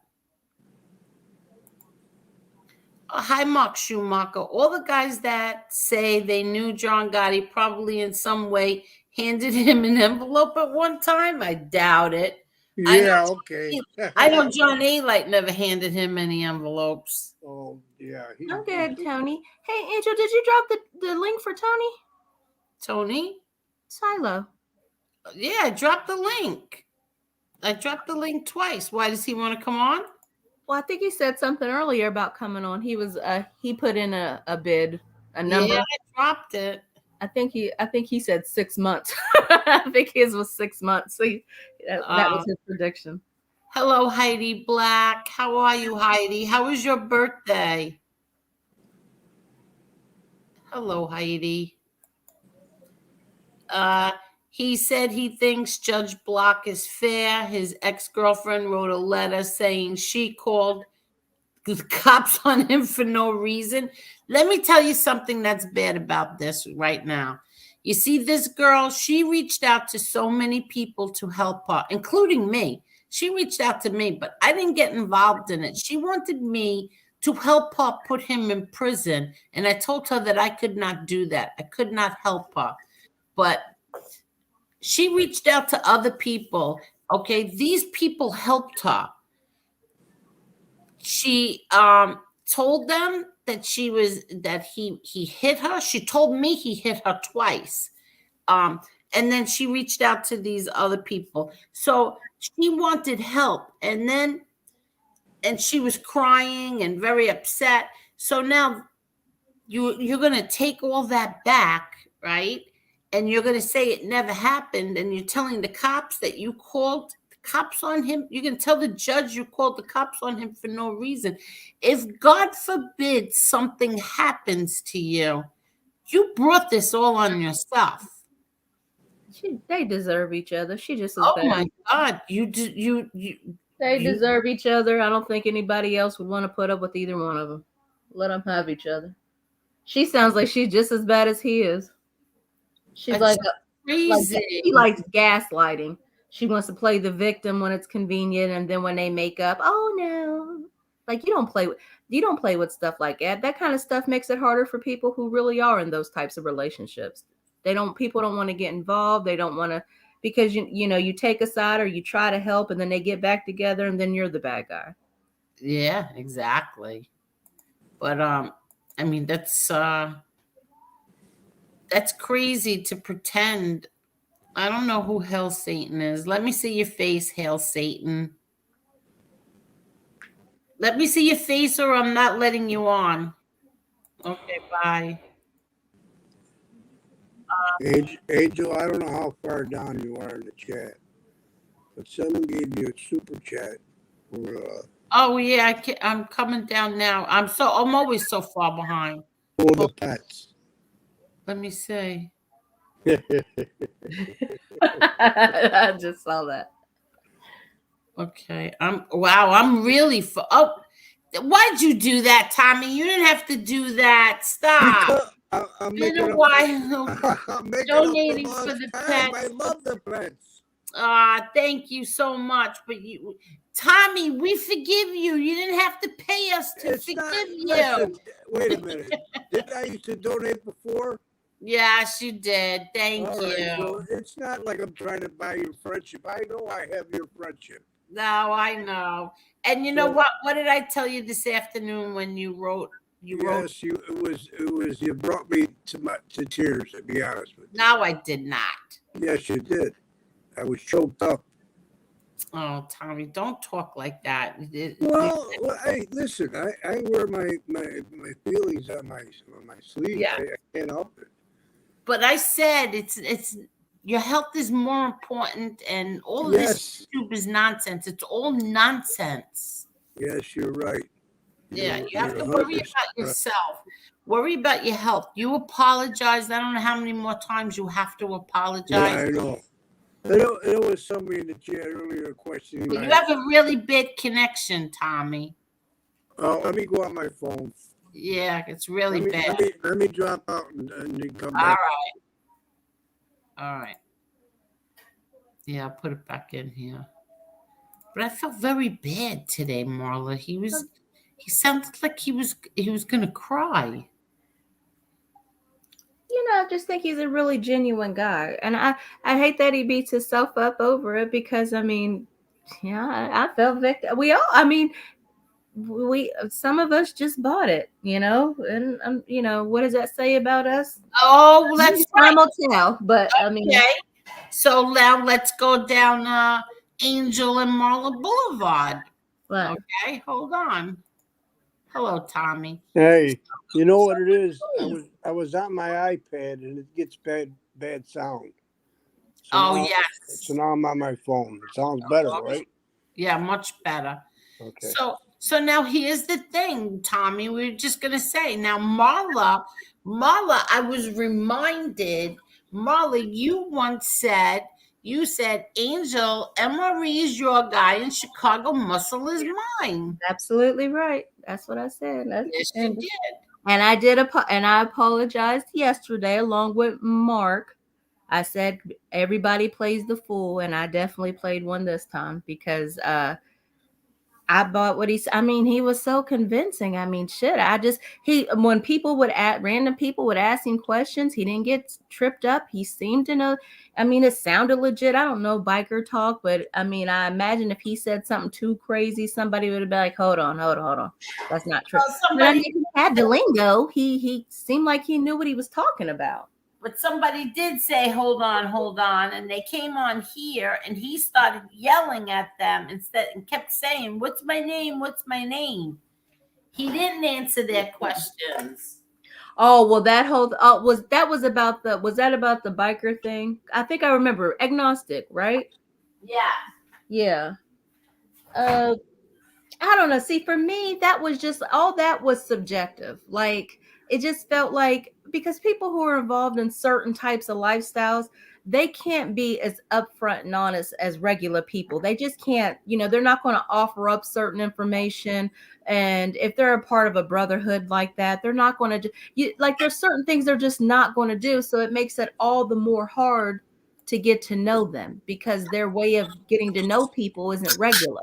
And that's exactly what you said back then, Marla. I remember that. Yeah, if you're a part of an organization like that, everybody on the outside looking in, all they can go off of is what they hear on TV or documentaries, and they can question him with that. But I mean, those of us who have no experience in the whole biker world and stuff, we don't know the lingo. We don't know. And if you're not, and I'm not into street gangs either. So like, it just seemed like when he got questioned about certain things, and I mean, at the same time, if somebody's off by a year or two with me, it's not that. I mean, I'm not that big of a stickler. Okay, if they're one county over, I mean, because as you get older, you do kind of forget certain details unless there's a reason for them to be playing over in your mind. There's certain details you forget.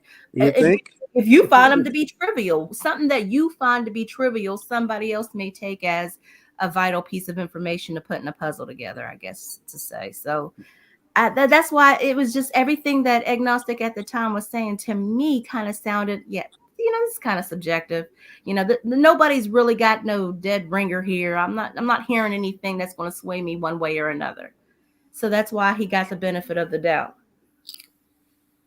Hello, Cane Shades. Hello, how's everyone? I'm late to the party, Angel. I'm sorry.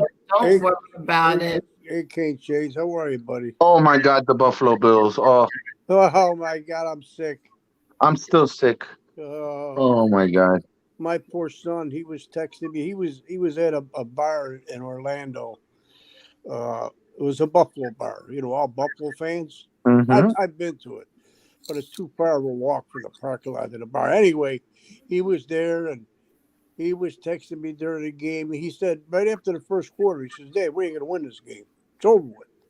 He Yeah, was right. it's Terrible. sad Yeah. because there was so much hope for the season, and then I'm thinking in my head, oh my god, because they said the AFC Championship game is in Atlanta, and I'm already making plans in my head. Okay, how am I gonna get to Atlanta? Let me get some babysitters. Like I'm already planning everything, you know. Yeah. Are Yeah. you going to the Super Bowl? No, No. if Buffalo went to the AFC Championship, Oh, okay, I okay. would have tried to like plan something out where I would go. I Because was already planning in my head. Oh my god, you know. the game was going to be in Atlanta, Yeah. a neutral site Mm-hmm. if Buffalo won. Yeah. Can you please hit the like button, everybody, please? And now I know who the chat is saying that Ronnie Franco is the guy who went to see MRE. Guess he Yeah. didn't learn. Oh, that guy. Yeah, I could have told you that, but I wasn't sure. Good Lord. So we had my buddy Elio on tonight. Oh, Elio was on. Yes, you missed it. You missed it. That's I my thought buddy. it was very interesting. I'm gonna have to watch the replay.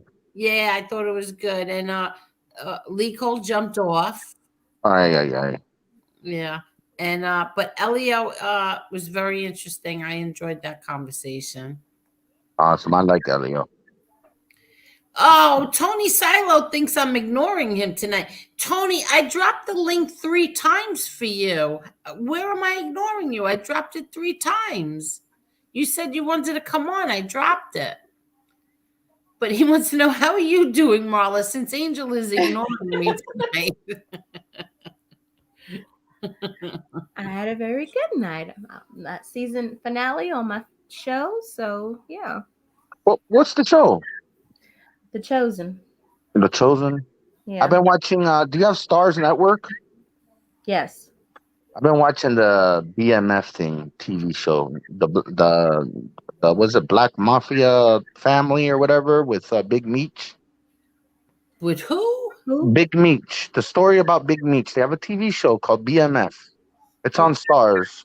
The same people who make the TV show Power, 50 Cent. 50 Cent makes it. Oh, 50 cents makes a BMF? Yeah. Okay.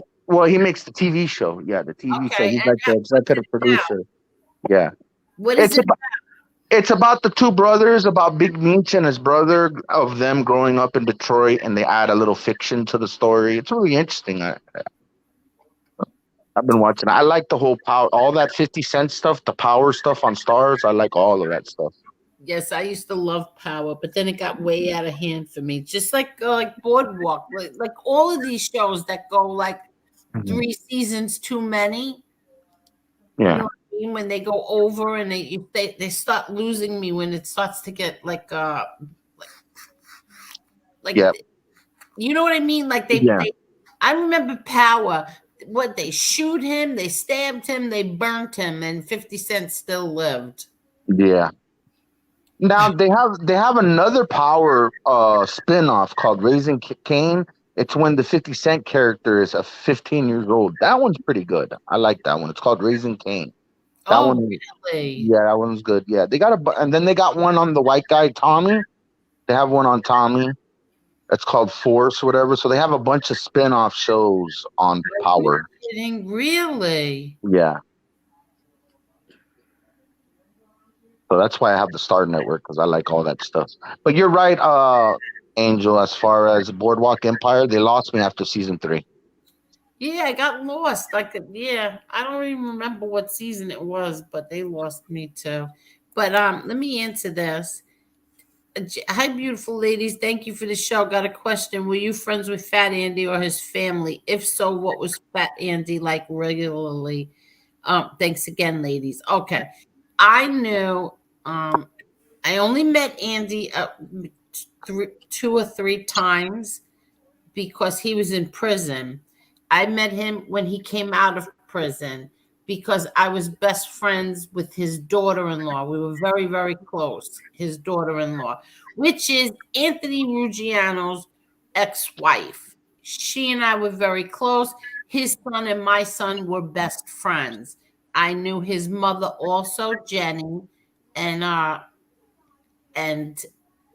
Anthony was never around because Anthony was always in prison and always with his Drugs. okay, thank you. So it greatly exaggerates his relationship with that he had with my father. Greatly exaggerates it. All these content creators do that. That's juice for them. Yeah. They want to get views and clicks and likes and all the rest of that. Yeah, and I mean, I liked him. I didn't really know him that well. I knew his wife Alice much better, and his son much better. I mean, his son and my son grew up together. They were best friends. But things I hear he's saying is it's like I don't understand. Can't you do a show based on your own life and your family, your father, your uncles, your whatever? Why does every show have to go? My father has to be mentioned in it? Like, why? Because nobody wants to watch if they ain't talking about him. Just crazy. It Yeah. really crazy.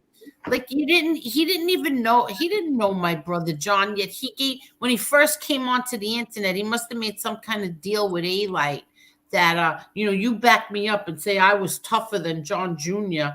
and I'll get you on this show and that show, because that's what he did. You didn't even know my brother John. In fact, when they took my brother John to trial for the 4 racketeering trials, they never even called you to be to testify because you didn't even know my brother. But yet he backed up with he got hooked up with A-Light, and then A-Light brought him onto this whole scene, and he backed up A-Light's lies. I couldn't believe it. But now I want to hear what he has to say about A-Light doing Locked Up or Fraud. The same thing with Mikey Scars. I'm waiting to hear Mikey Scars' his truth about A-Light being my father's right-hand man, and that my father actually had a private making ceremony for him and A-Light. He really said that? Where is that at? Where's that clip? Is there a clip out there? Yes, watched Locked Up Abroad. Oh, I gotta see that. Remember, she played it on here. It was funny as hell. Who did that? Oh yeah, that's right. MRE did that. Yeah. Oh, I'm gonna have to check that one out. It was good. No, it's just the A-Light guy lies so much, like it's crazy. So that's a new one I heard. That one part I know he got from Steven Seagal. Every one of these informers embellish every story they tell to make themselves look good. I mean, I've seen it all, and that's what they do. So, you just got to consider the source, and you can't even believe half of what they say. That's my opinion. He has the funniest man cry that I ever saw. I sat here hysterical laughing. That I think it was Casperoso and I were on the phone. He kept telling me, put it on, put it on. I wouldn't put it on. I go, I don't watch it. I don't want to watch. No, you have to. You have to put it on. You have to see him when he cries. Well, I put it on, and him crying was so fake that it was funny. Yeah. And then MRE did the whole stream. The whole I stream. missed that one. When was this? Locked Up, I think, what did MRE called it? Locked Up or Fraud. Yeah. Instead of Abroad. And he did that, and A-Light actually said that my father and him had a private ceremony. Him and my father alone. And my father said, will you do this for me? Will you? I I can't gotta even. see it. I gotta see this. This is something new to me. I haven't seen this one. Watch it. Oh, I can't believe you missed that one, King. That's the one that I missed. Oh man.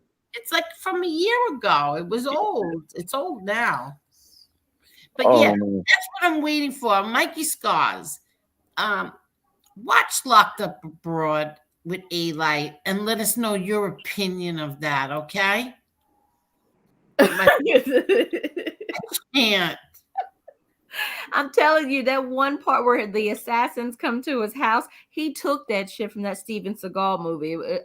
The one where he's chasing that guy down in New York, in Brooklyn. Yes. A meanwhile, hard kill or something like that. He's telling the story of that house, and meanwhile, first of all, wrong woman and wrong set of kids, you bozo. I could not believe it. I said, wait, first of all, it wasn't even her, and it wasn't even those kids. It was the other one and those kids. What are you doing?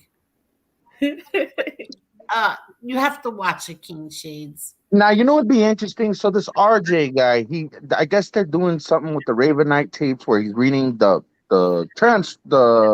wiretap transcripts, Right. and then the Mikey Scars guy is translating it. Right?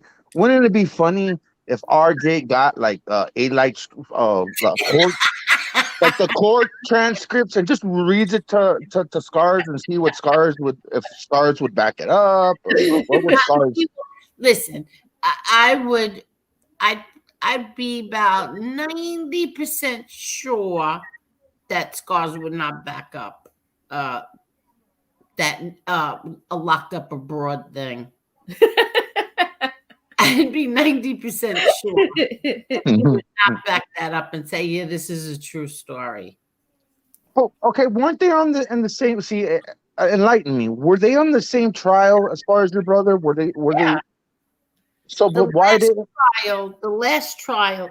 See, Mikey Scars was the star witness 1, 2, and 3, but then the last trial now, A-Light was the star witness. Yeah. But Mikey Scars did testify, but he just wasn't number one anymore. It was A-Light who was number one. But why couldn't Scars just tell like the prosecutors, "Hey, this guy over here, he's full of shit." Like why couldn't Scars like? I don't know why. I don't know.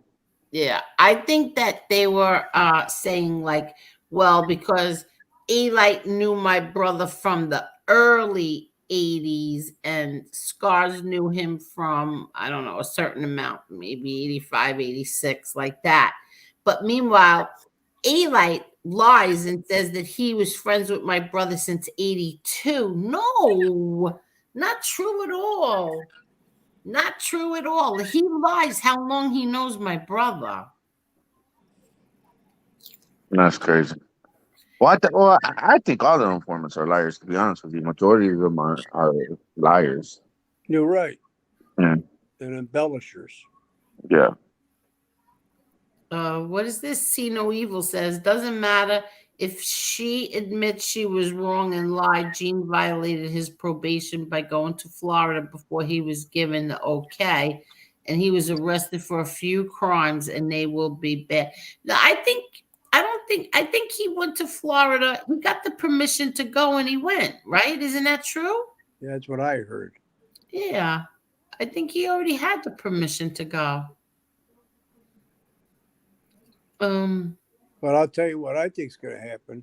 What do you think? They're going to remand him to stay in New York. He's not going to get any time, but they're going to remand him to stay in New York.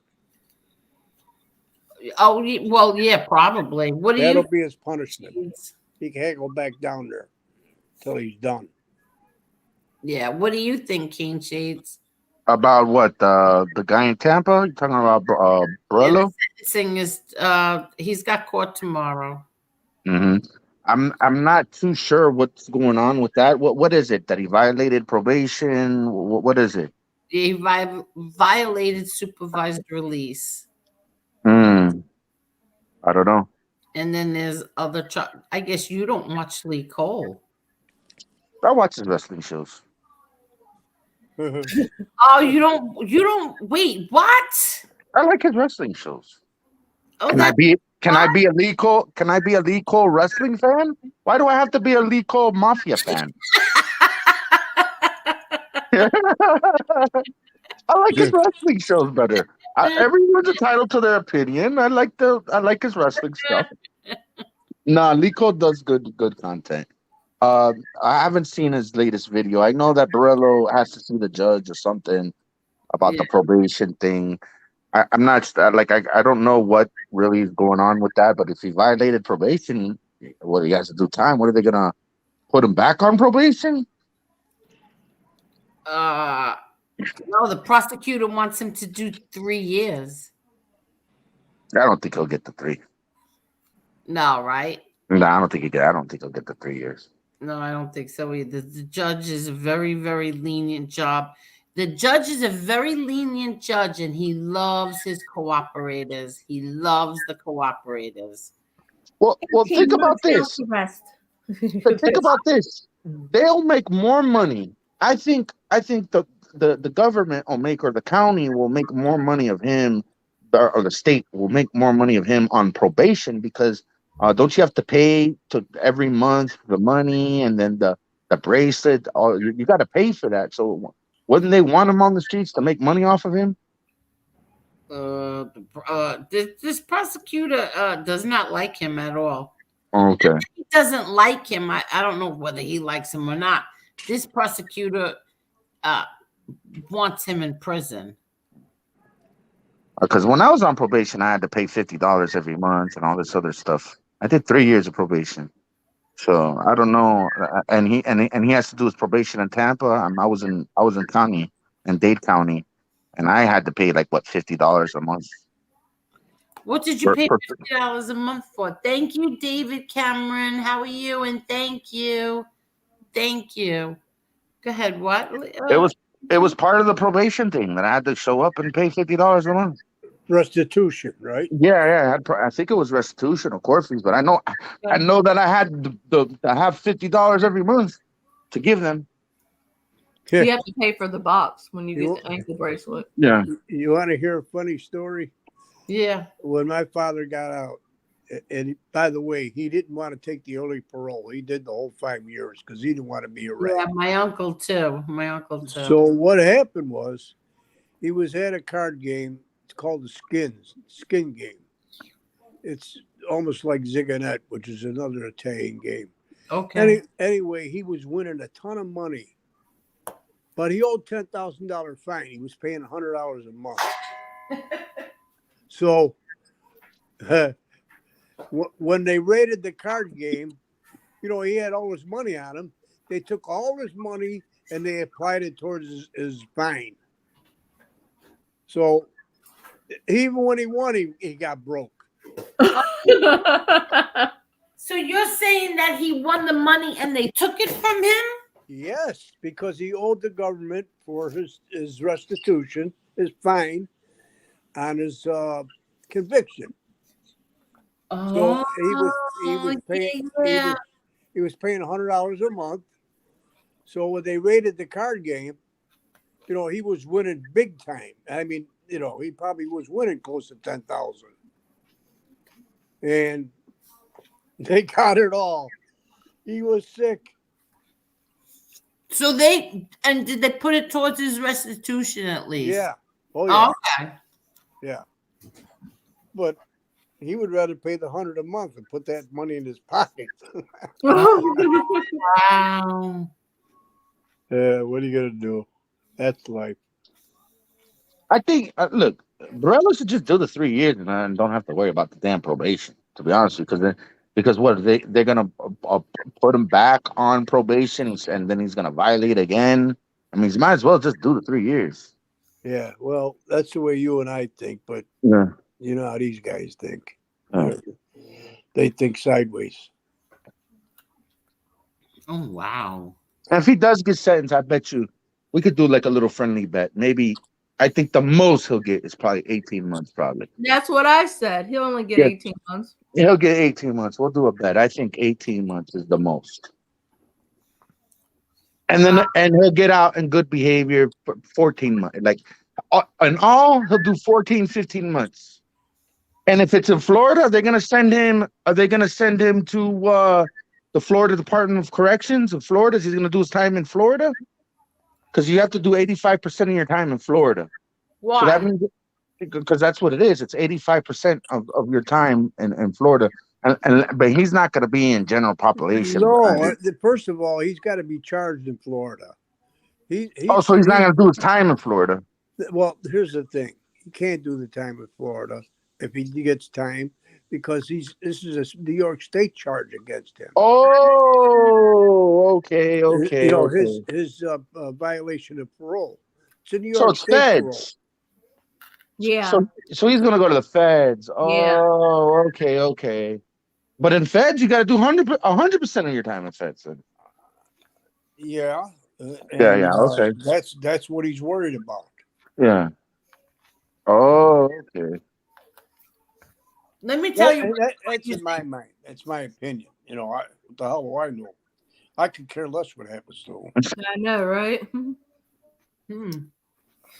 This is something that's crazy because Lee Cole was on before and he said that Gene has to, well, did he tell me? I don't know if he said it on here or not, but he said that Lee, he has to be in court at 3:00 and he's getting on a plane tomorrow.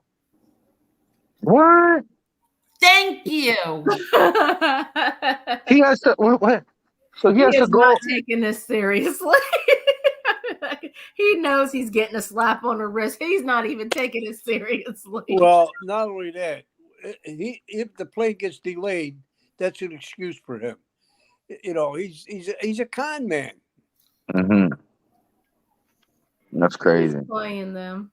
So he has to go to New York. Oh, okay. Shouldn't he be in New York already for the? Yes, thank you. Yes.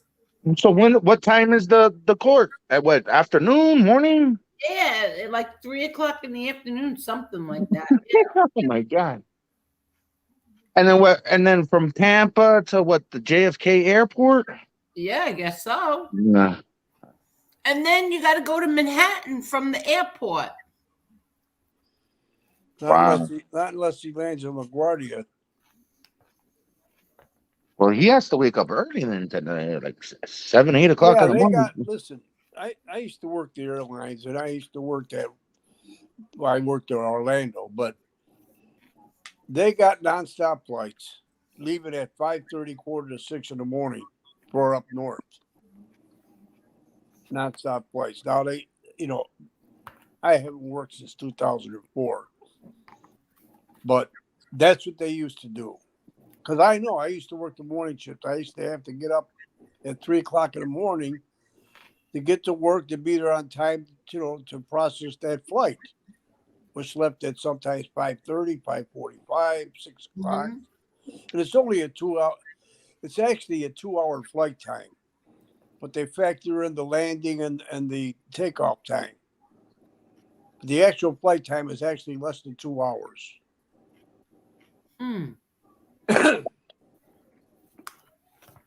Yeah, but here's the thing. First of all, you don't know if there's going to be any delays. Right, exactly. And then number 2, the traffic from JFK to Manhattan is, I don't know, it's got to take an hour right there. Yeah. How about LaGuardia to Manhattan?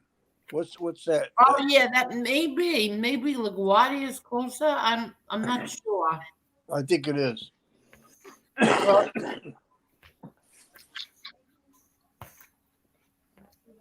Okay, then LaGuardia to Manhattan. Okay,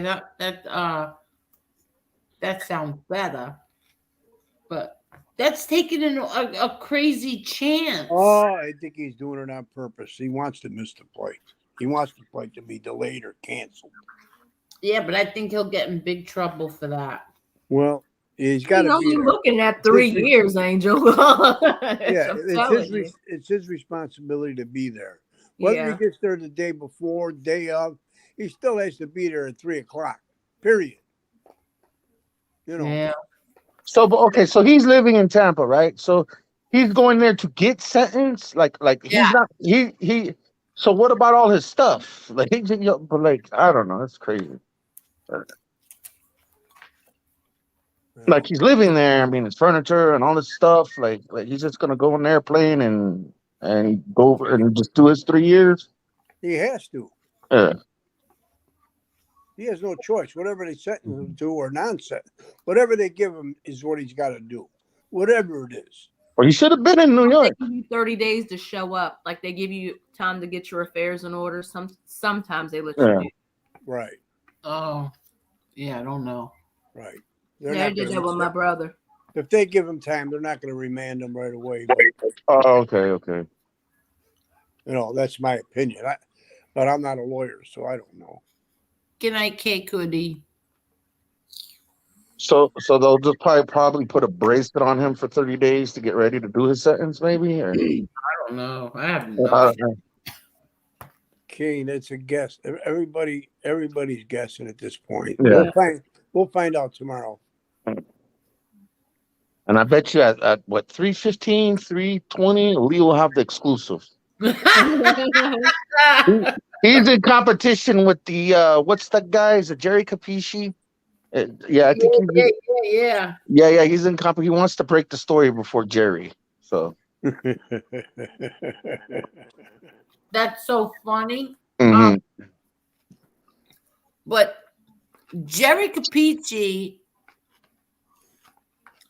that's cutting it close for him because he usually, if he's doing a story on Thursday, he's already started the story on Monday. Mhm. So that might be cutting it real close for Jerry Capici. So okay, so how does that work? Like, so Jerry, does he go to the courthouse or does he have some people go there for him and tell him what's going on? He's got all kinds of people giving him information. What he does is he'll sometimes he will go to the courthouse, or sometimes he has he gets like the prosecutors. He's friends with the prosecutors, Right. the attorneys. He could just X them, you know what happens. Right. You know, Okay. He has a direct line to all those people. yes. And Jerry Capici is friends with prosecutors and attorneys. and defense attorneys. Yeah. And probably some FBI agents. Yes. And he has a lot of these cooperative phone numbers like A-Light. Yeah. So his website's bullshit then. No, it's not bullshit. He gets the scoop. Just But like the a scoop- newspaper. But Did you okay. ever watch Mob Wives? When you remember when Renee's husband? You remember when Renee's husband got arrested? He broke the story because remember when they all went to her house and she said, "I just want to let y'all know Jerry has been wrong. I think at least 2 or 3 times. The whole time he's been in business of doing this, he's had to do like 2 maybe." And then they were like, "Well, listen," and that's when they try to, let her know that nah, your husband read it. Well, but yeah, that he's got connects everywhere. But what I'm saying is that bullshit as far as when he does stories, like, because he's getting the stories from informants, like when he does a story about an informant, right? Like he'll write an article about an informant, and he's getting it from an informant. So wouldn't it be bullshit? Just like the book? Yeah, but I've seen him call out somebody. I've seen him call out Andrew D. Donato as a liar. Yeah, because he verifies their story. He just doesn't go with what they say. Oh, okay. I got you. I believe he is an actual journalist. He is an actual journalist, so he does have his credible sources. Yeah, exactly. By the way, since you brought up Mob Wives, Angel, I got a question for you. Mm-hmm. Louis DeVanzo and Leo DeVanzo, were there wives on that show? Lee DeVanzo's wife was on the show. He's from Endwell, New York, right? Endwell. What's Endwell? I know. Well, he's from the reason why I'm asking is Island? both these guys were in the can with my old man. One Well, lives in Staten Island. The other one lives in Endwell, Endwell, New York. well, That's Lee, what I got Lee in this little book. DeVanzo, yeah, Lee DeVanzo is from Staten Island. Right. Okay. That's Lewis. It's who? His name is Lewis.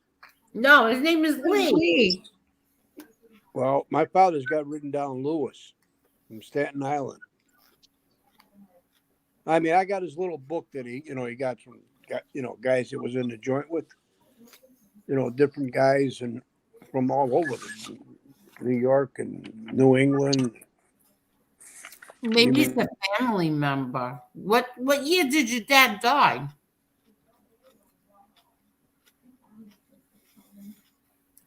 Hello? Tom, did we lose him? Real Hello? deal, are you there? Big bad connection. Yeah, I think we lost him. Okay, so some of the stuff that Capisci, he wrote me an email in the beginning when I started doing the YouTube thing. Jerry Capisci. Yeah, what happened with that? I forgot what it was. Did you steal his material? Well, kind of. Well, what I was doing was there was an article about the I think it was Hootie. I think it was the Hootie video. I think it was. There was an article about Hootie becoming an informant. I think it's still on my channel.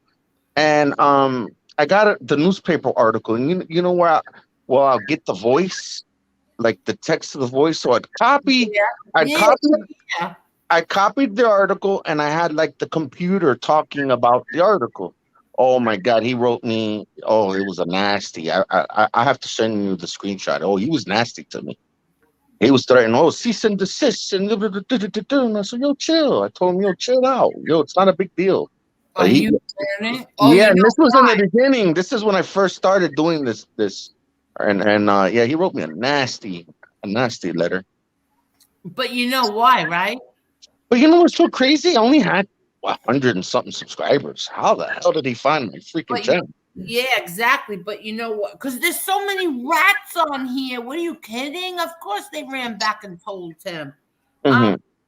But you know why he did that? Because you have to pay for his site. You have to give him $5 a month. Oh, okay. Well, someone sent me the story, and I copied that little thing, and I used that little mugshot thing, and I went ahead and I put it on my YouTube channel. And I remember 2 days I get an email from him, and it was nasty. You have to take it down? No, he just told me to stop it. He didn't take it down. He says, consider this a warning before a cease. I forgot exactly word by word, but he was a nasty guy. He was nasty. Wow. Like it was. I remember. I said, yo, I told him just chill out, yo, just relax. So you don't know how many times I had it out with Capisci. But you know what he tells me to? yeah. Oh, Angel, how is my favorite Gotti?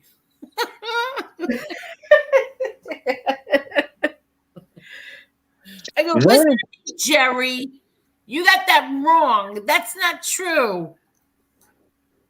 Oh, forget it. Then I think a few months after that, he writes a story. Because me and Lee, when we were doing a show together, I believe it was. I think it was Gene getting chased out of Howard Beach or something, or something to do with that. And Gary wrote, like, he didn't say Lee Cole and Kane Shades, but he said that he responded to a few video makers or something, but it was kind of towards us. He was talking about us because I was the one that actually released him getting chased out of Howard Beach when he got chased out of there. And he didn't ask you for your name so he can give you credit for it? No, it was something about because Gene went cuckoo for Gene is always going cuckoo for Cocoa Puffs. It was the video where he went ape shit and he called out me. He called me a fat guy working at a bodega and all this other stuff, and he called Lee Cole out. And so I think Jerry wrote an article on that. If Lee was here, he would probably correct me or whatever. But he wrote an article about us because I remember the next day Lee sent me the article, all happy, like look, we made the Jerry Capucci. Man, Yeah. I can't take him. Yeah, he was like, yeah, we made it. God, that's so funny. And meanwhile, it didn't have either one of your names. No, it was something. It was basically him arguing with a few YouTubers or whatever, but it was talking about us. So Oh, that's so funny. I think it was something to do with the Howard Beach thing about that or him responding to the Howard Beach thing. Because I originally released that video of him getting chased out of Howard Beach. Yeah. And then Lee did we did like a review of it. So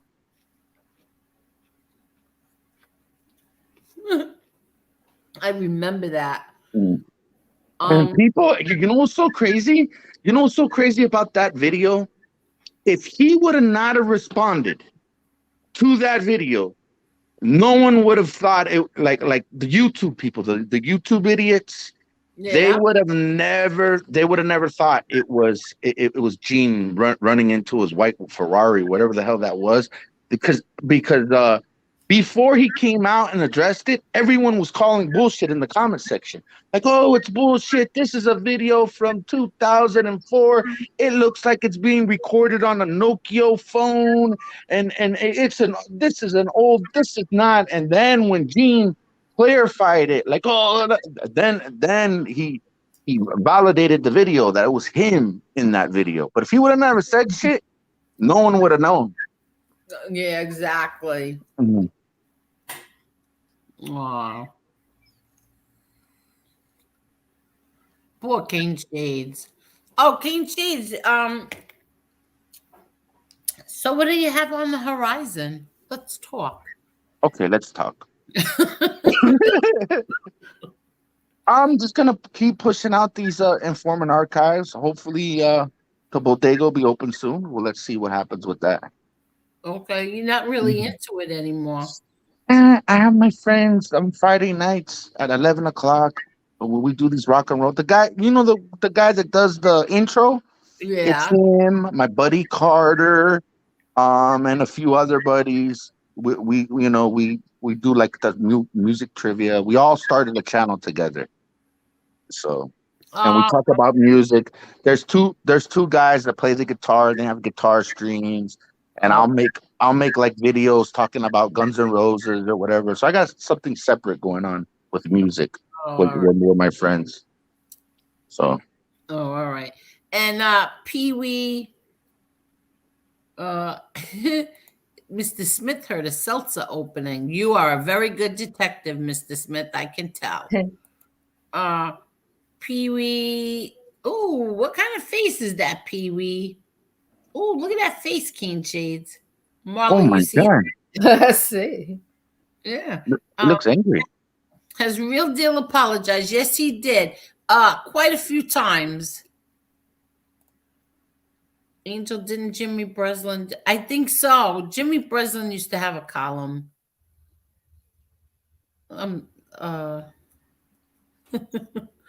Pee Wee, forget about it. That avatar, yeah, I know. That avatar was, but what is it? Where did it go again? Where did he go? Right here. Who is that in that avatar? Like, who is that? I don't think that person has any teeth. No, right? I can't tell where the lip is. The nose is so big. I think the nose covers the upper lip. Oh my God. Imagine if that's his picture. Oh, shit. Oh, Joe, I didn't know. Marla, you're terrible, Marla. Oh, Pee Wee, that was Marla, not me. Yeah, but that's not him. That has to be like a Looney Tune thing. Like I don't know what the heck that is. I don't know what that is. Pee Wee, we're only kidding. We love that picture. Who That's is not it? him. You really think that's him? I don't know. Maybe could That's be his, possibly that cannot be him. Maybe my maybe, eyes. Let me put on the big TV to see that. That's not. That has to be like a Looney Tune thing or something. Let me see. no, maybe it's his father. Oh. Oh, now you're making me feel bad. I told you. Let me You know what? keep the Beauty is avatar on. Let me see. within. I'm putting the big TV on. What? The big Beauty is TV. within. Wait, where's hello, MRE? How are you? Hello. Wait, where Pee Wee, please answer us. It was Marla who started it with the PB thing. Oh, he said I have a bit of beef. He said that's really him, Angel. He said It I'm from really South is? Philly. No, no. Let me put on the big TV. That's not him. What do you mean a bikini? What are you talking about? I didn't say bikini. The big TV. I put the big TV. What are you? The bikini. I trying to put the big TV on because I'm on my phone, and if I look at the big TV, I can see better. I got my eyes are all messed up. Oh my God, I thought you said bikini. I go, what's put a bikini on? That's why I started laughing. That has to be like okay. So I'm looking on the big TV right now.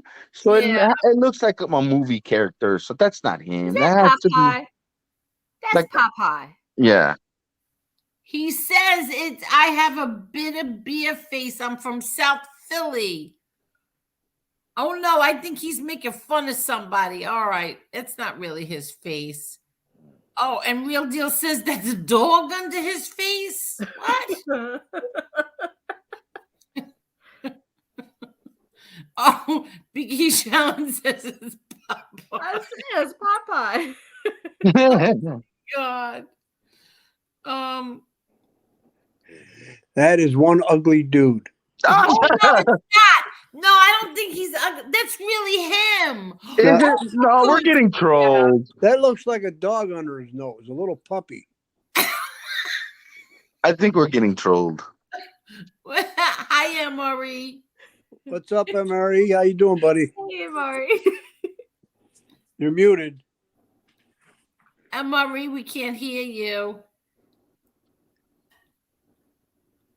Hello, Emery. Is that a Murray? Yeah. Okay. Yeah, that's Emery. Look. Is that a real person? Yeah, he said that's really him. And these people just made fun of him. That's cruel. Listen, that is a face only a mother could love. Oh my God, Marla! Oh my God! I don't mean that in a bad way. I'm just saying maybe you really smart and you just couldn't get blessed with both beauty and brains. Oh my God! Marla has no filter. Oh my God! I don't know. I'm sorry, sir. Bless your heart, dear. If that's really oh my God. That has to be from like a movie, one of those scary movies or something. Oh my God! You're so mean, all of you. No, but that can't be that it looks like makeup and stuff. Like one of those, when they do the little horror movies, they put makeup. Uh-oh. Looks like a Halloween mask. Yeah. But he's asking you a question. Why are you guys laughing at? No, boo-boos. We're laughing with you. You're just not catching up. That didn't work either, did it? Nobody's buying. Did it work this time? Hello, Emery. Hello, Kane. Real Deal, Mala, Angel. I tried to. It didn't work when I had the marijuana eyes, huh? The what? Yeah, we couldn't hear you. We couldn't hear you. Yeah, I was using my my third phone that I got from an English guy last week, and when I use it, it gives me problems. I guess because being made overseas and stuff, and different chips put in and taken out. I don't know. So how's everything going? How is everything with you? I'm okay. About to indulge in some iced tea. Well, speaking of getting made, Angel enlightened me about that A-Light abroad or a fraud thing. I never knew that A-Light said that her father secretly made him and I never knew that. For some reason that passed me. I never heard of that one. I watched it on MRE. MRE did a stream on it, and I watched it. Yeah. Yeah, it's a little underrated. I think it was he only said it one time, like on the locked up thing. Yeah, he only said it once, and people probably told him, "Hey, you sound stupid saying that." So what did he say? He's like, I'm Albanian, so we had the next day, John called me in and I met him and he says, listen, are you ready to do this for me? And whatever he said, it was like so insane. It was so crazy. I gotta watch that. I can't even remember it. Like I don't remember. Yeah, like the two of them had a private little tea party. Like, here, I'm gonna make you right here. Yeah, it's coming back to me. It was like you, your dad, and like one or two other special buddies invited him somewhere, only him, and they. No, that's the restaurant one. That's a different thing. That's the other. Right. Well, then your dad took him aside, only him, and told only him and my dad. Yeah, he's part of the club or something weird. He was basically saying that. Yeah, your dad inducted him into them. The guy's crazy. I got to make a video of that about that. That one totally, and then they're telling me it was a year ago. It happened a year ago. That totally passed me. Yeah, right, Amaury. But you got to. Yeah. You remember how we were laughing when he did his man cry? Oh yeah. Oh my God. The acting on that was unbelievable. He's nuts. And there's another interview that I watched that's pretty good, but I just really haven't. I gotta take the time and watch it a little more. Was the one he did in the White Underbelly, where his head looks like a big, huge watermelon. It looks huge, and he's talking. That's the one where he trips himself up on that one because he tried blaming these murders on my brother, but then tripped himself up on it. Yeah, it's in black and white. I feel bad even saying, even making fun of him right now because he's mourning the loss of his daughter. But I just couldn't, I forgot all about that. I don't even know how we brought that up. How did we bring that up, Marla?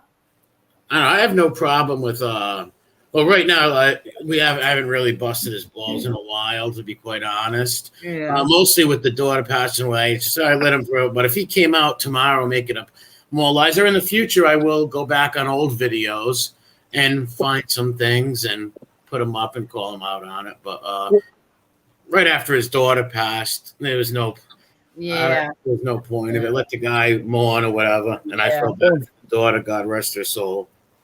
Psycho. I'm sorry, Kane, but there was some psycho came in and literally had her name and avatar. Like I blocked him though. It's like, come on, have a heart. Yeah, I have them in the last 2 episodes of the Informant Archives. Oh, good. Yeah, I'm creeping up on to nowadays, because I covered it from the 70s when the Informants came out, and now. I'm to the COVID period when the Informants started making the videos and YouTube. How many did I cover? How many of the new of the Informant Archives did I do? I think you did 3 or 4. Because you do 2, you'll do 2 in one show. So I think you did 4. Because you did 2 shows, so that means you did 4. I think you did 4. Yeah, I think you're right. Yeah. I gotta go back and do some more. It's getting good. It's getting good. I had Calandra's first video he ever did. That one was good. Yeah, because she was totally different. Like it was really good. When did he first do? In which part did you put that out? In the last one you put out? I think 7 or 8. I think it was 7. I think it's in 7. Yeah. So Yeah, when he first came out, yeah. I'm covering on episode 8 is when the argument starts with Alandra and A-Light. I covered the whole how the argument, and then the other guy, what's his name, Mazza, got involved. So I got all that on 8. Interesting. Yes, that's. Yeah. I believe that's around the time. Like, I think I started my channel. I don't know. I forget. It's coming. It's coming close. This is all like the beginning of 2021, I think. Well, I started the channel in 2021. Yes, a matter of fact, I think it was June 25th is when you because Lee started June 22nd. You did 25th, and then the Pennsylvania 28th. When I was doing the Mob 2 novellas. I could be wrong, but that's how. I think summertime. Yeah. Yeah. So wow. You guys started in 1 week. The 3 of you all in 1 week. Really? No kidding. Yeah. Yeah, I think I've heard Lee say that before. Yeah, all in 1 week. You came a few days after Lee did his first one, and then you did yours. I forgot what your first one was. I think it was the 24th or 25th. Well, the first one, my original first one, I took down because I was swearing too much, and it was so. I took it down a long time ago. I did a couple of them that I took down. My first few ones, I believe, but they were only a few days before the other ones. So I remember your very first ones. In the beginning, I sent them to everybody I knew. They were hysterical. Everybody was laughing. I got 1,000 subs in 1 week. I remember starting the channel, and within a week, it grew pretty quick. It just shows that people don't like them people, and they enjoy people like calling out their lies. But yes, it was really funny with that little rat avatar. Well, that was making me sick though, because it reminds me of fleas and the plague. So I was getting sick of looking at it. So I was like, I gotta make a change. And I always love skulls and that kind of like imagery. So I said, you know what? Let me find some sort of skull figure or something. And I found this thing. Wow.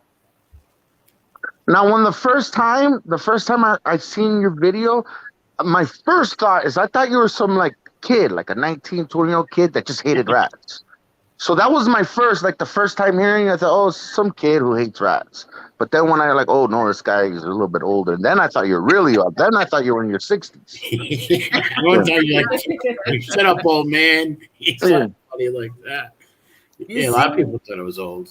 Even Johnny True Love says, yes, that rat avatar made it even funnier. Yeah, because the rat used to pulsate, you know? Yeah, when we talked, it pulsates, and that rat kept going, like, rah, rah, rah, rah. And I thought that was funny too, but like after so many videos, it made me, I don't know, I didn't like it because I thought of fleas and the plague, and I said, let me change it. But it was funny. What's up, Johnny True Love? It was kind of funny, but I just thought of fleas and the plague. But I still have some of them on my Instagram. Really? Oh yeah, I guess still up. I still have your beginning, in the very beginning, your shows with the rat on my Instagram. Yeah, I don't know how many have the rat avatar on it. Maybe 4 or 5 of them. I'm not sure. Yeah, your earlier videos have the rat avatar. Yeah, they all have them. I might bring it back one day for a memorial show. Oh, yeah. I gotta get it. Rebroadcast it or re-premiere it or something. I don't think you can. Yeah, you could download it. You could download the video into your computer and then re-upload it and premiere it. Yeah, but won't it knock the other one out? Well, you stream your own video, like the way you share everybody else's. Can you just? Yeah, you could do that. Yeah, for instance, let's say my first bodega, I could go back, download it, and then upload it back to YouTube and put it on Premiere. Yeah, true. But then I lose all the original comments. No, it's a fresh video. But will I lose the original comments, like that people commented onto the video? Because before you can't re-upload 2 videos of the same video on the channel, I don't believe. Yeah. Wait, I'll be right back. I gotta put the alarm on. Hold Yeah, on. like your first video, you could download the whole video, and then you re-upload it. And are you talking about the live comments that are going on? No, the comments under the channel. But here's the thing: that's not really the first video on there. Is like my third video a second. That wasn't really my first one, because the first one I was swearing like a sailor, and not a stoned Finoic one neither.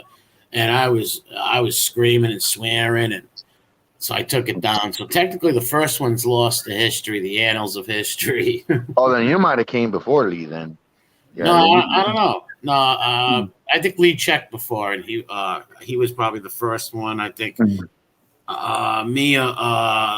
Pennsylvania was out there. I don't know. No, Pennsylvania for sure was third. Oh, all right. Yeah, he was third because then because Lee interviewed the helmet on July 3rd. Oh, all right. The helmet. Yeah. I remember that. That with the helmet up there. I remember watching that. And then the helmet went ballistic. Yes. I did to do this guy a favor. I thought I'd do him a favor. That's what you're saying. Yeah, I did him a favor. He backed at me. Then I came into the scene July 9th when he was done with Calandra. Then I came on the scene on July 9th. All right, 21. So it's wow. Time flies by. Oh yeah. It really does. Mm. What's up, Just Facts? 5.6. David, how you doing? BK, what's up? Yeah, the time flies. And Marie, how was your day and night? Long and tiresome and stuff. I just got home a little while ago. Did you get any sleep last night? Yeah, a little at work. Oh, okay. I crashed out.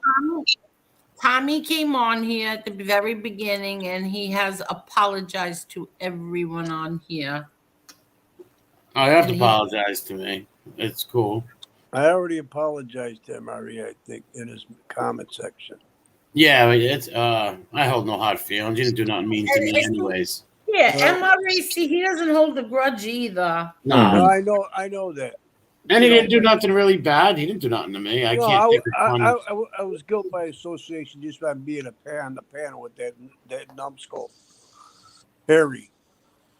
Yeah, but people, people lie to people on here and stuff. That's why these genres are filled with like con men and stuff. Yeah, and that's just what they do. You got to be surprised. YouTube is filled. You got to think of YouTube as a place where any human being, let's say somebody there's some bum who can't make $1 or whatever. Anybody can come and grab money. Just put the channel. Not everybody can do it, but if you find a little niche, and con men are good at that. They find little niches and different, like I did with trolling, but I wasn't scamming people. I was trolling scammers, pedos, and stuff like that. But con men are the same thing. They find these different communities. Like that guy's probably in 5 or 6 communities right now that nobody knows. I agree with you 100% on that one. Probably on a stream right now, telling people that he fought the Battle of the Bulge. I said last night to Angel. Angel man saved me from a funeral. They're about to do a funeral, the Maddie thing, and I talked to Maddie. Maddie apologized. It's all good, Maddie. But they're about to do a funeral, and then Angel comes. No, my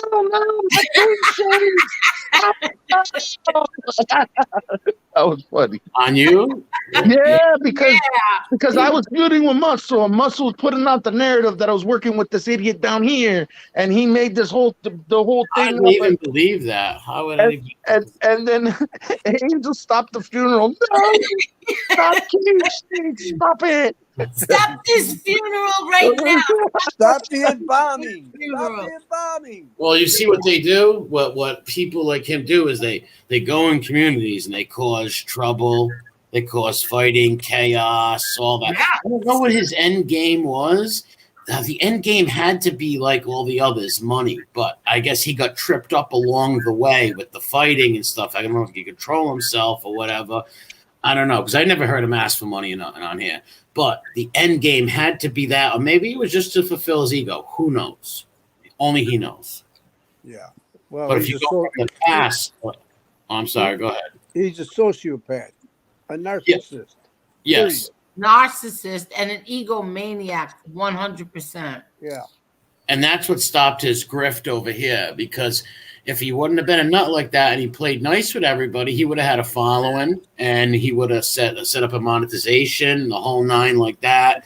And he could have made money off of it. That must have been his goal. And like again, in case it's for the ego, who knows? But you know what? You know what, MRE? When I first came on the scene, because I really didn't know anything about YouTube. I was watching, different YouTube media channels. And, Angel's show came up, and I started watching it. And that was the only show I ever watched. And I saw this muscle guy, and my first instinct was he's a phony piece of shit. And I should have went with that all the way, but I didn't. I chose to ignore a lot of red flags that, like I was telling everybody earlier. Could you explain? I don't mean to cut you off. Could you explain like a couple of red flags that well, when he was talking about the Hells Angels, he wouldn't go into detail because I questioned him not on on screen, but he would say, "Oh, I got away from it 25 years ago," and all this other shit. So then I would push back on him when he started talking about Angel. I says, "Hey, she already apologized for saying what she said about the 3-day window with the wrenches and all that. Leave her the fuck alone." And that was in private. And I think I said it, but not like that on screen. Another red flag. That was another red flag to me. His stolen valor, his Purple Heart. That didn't make sense to me one bit. And then, as it turns out, I was right because the time he said he was there, he was committing crimes on the street, according to that video you played last night. So a lot of those red flags, and I chose to ignore them, so shame on me. That's all I could say. Sometimes you get friendly with people and you feel, I believed him at first too. I took him for his word, And on here, in a way, like some ways you got to sometimes have blind faith in a way. If somebody comes on and says, "Hey, my name's Timmy from here and I make flutes," I guess you got to take him for his word at it or not say nothing because you can't prove him that he doesn't make flutes, Yeah. But until you see something that, like I said, what changed my mind about him was his actions, his actions. That's what made me question everything. Totally. Right. And I got to say something to Stewie in the chat. Oh, he's just a troll. You should just ignore him. Yeah, because he's making stupid statements. Yeah, they like to do that to aggravate people. I don't know why somebody just don't block that troll. Yeah. He's a drunk. Yeah, to be honest with you, I always put Muscle in the same class as the pizza guy, like the dark side of the genre, like that, the crazy, wild, crazy shit. And I never really was entertained by Pizza or even Muscle in the beginning, to be honest with you. I always kind of like brushed it off. Like I didn't watch none of that bullshit. So I always put Muscle in that same class, the pizza class.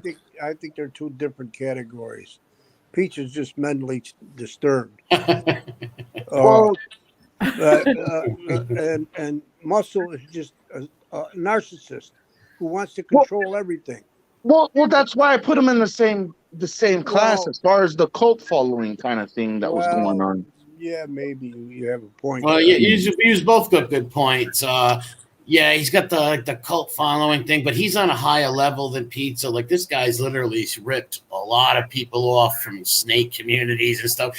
He's hurt a lot of people financially, which Pizza just goes up there and say, "Hey, I'm a bum and help me out." And if people want to give it, they give it. He's not really like Right. He's an idiot and a weirdo, but he's not doing he's not ripping people off in snake communities and stuff for $6,500. Right. He's not selling snake oil. Yeah, But what a hustle! Like instead of just walking around like with the McDonald's cup on the What? street, you just go on YouTube and well, just you know what I was. You're right, Chase. You know what I think he was gonna do? In that video, I've watched it so many times before I watched it. They said that in one of the communities, he said that his wife had cancer. God forbid. You know, you should never say something like that. So Right. maybe he was going to pull one of them moves, and somebody around here would have felt bad, friendly with him. Hey, I'm hurting financially, and he would have tried to make some like a GoFundMe or something. Who knows? It had to be money at the end of the day. Like I said, in case it was just the ego. But I don't see people changing like that. It had to be for good all. Yeah. Now he's paired up with Johnny Mac again. Oh, seriously? the pizza guy is Yeah. Yeah. Absolutely. And those guys hated each other like 4 months ago. Oh, they're best friends now. They rekindled. Yeah. They're back in the saddle again. Well, that guy Mac is just he's like someone on a little raft floating out in the ocean, and anybody that comes along, he's just going to hitch his raft to anybody. He's such a misfit. And everybody he's dealt with, he's betrayed, stuck in the back, recorded them, all kinds of sleazy things. Yeah. So who would really trust a guy like that? Right. It's nobody. So he's going to go in. And Pete's he's like a little lost puppy in the woods too. So they see each other. The little puppy jumps on the raft and goes for a ride. Yeah, he needs a place to land. Yeah.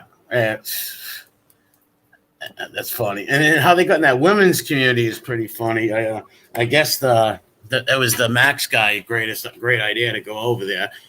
He was probably looking for a girlfriend or something. Weird people. Yeah, he's always looking for a female co-host that he can try and get in her pants. Yeah, he's a all his degenerate. fame. Yeah, he's a degenerate. Yeah. But what a hustle! Like I feel like tomorrow going to see one of these guys with the cups and say, oh, you could do instead of just sitting here in the hot sun, make a video and say Tommy Spaghetti or one of these big mafia guys. Say you were his best friend, and there's some people that'll believe that, and they'll start do a Cash App thing, and you don't have to stay like in this hot sun with the McDonald's cup. Go on the YouTube. Well, look what Muscle did. He literally had some cabin boy making computers for him and building stuff for him, making fan art, all this stuff. So he went and he would go to these communities, make friends with the people, and anybody who may have whatever lie he was going. See how he said he was in the Army? And then there was a few Army guys in his chat. He got them out of there quick because he didn't want them to spot something. Right. He didn't want them to spot anything and ask questions. Yeah. Sick puppy. But if people want to do that for fun, hey, go on YouTube and lie about being something. As long as you're not hurting nobody, I don't see the problem. But once you start hurting people, ripping people off, it's like, yeah, you're a scumbag. Yeah. Hey, if some wacko wanted to go on and talk to a bunch of fake people and say he was a Mormon with 20 kids and make this elaborate story, hey, who's he hurting? But when you're out ripping people off and then coming these communities causing trouble, blaming people for things, having little doxing parties and secret chats with people. It's just weird stuff. It's like,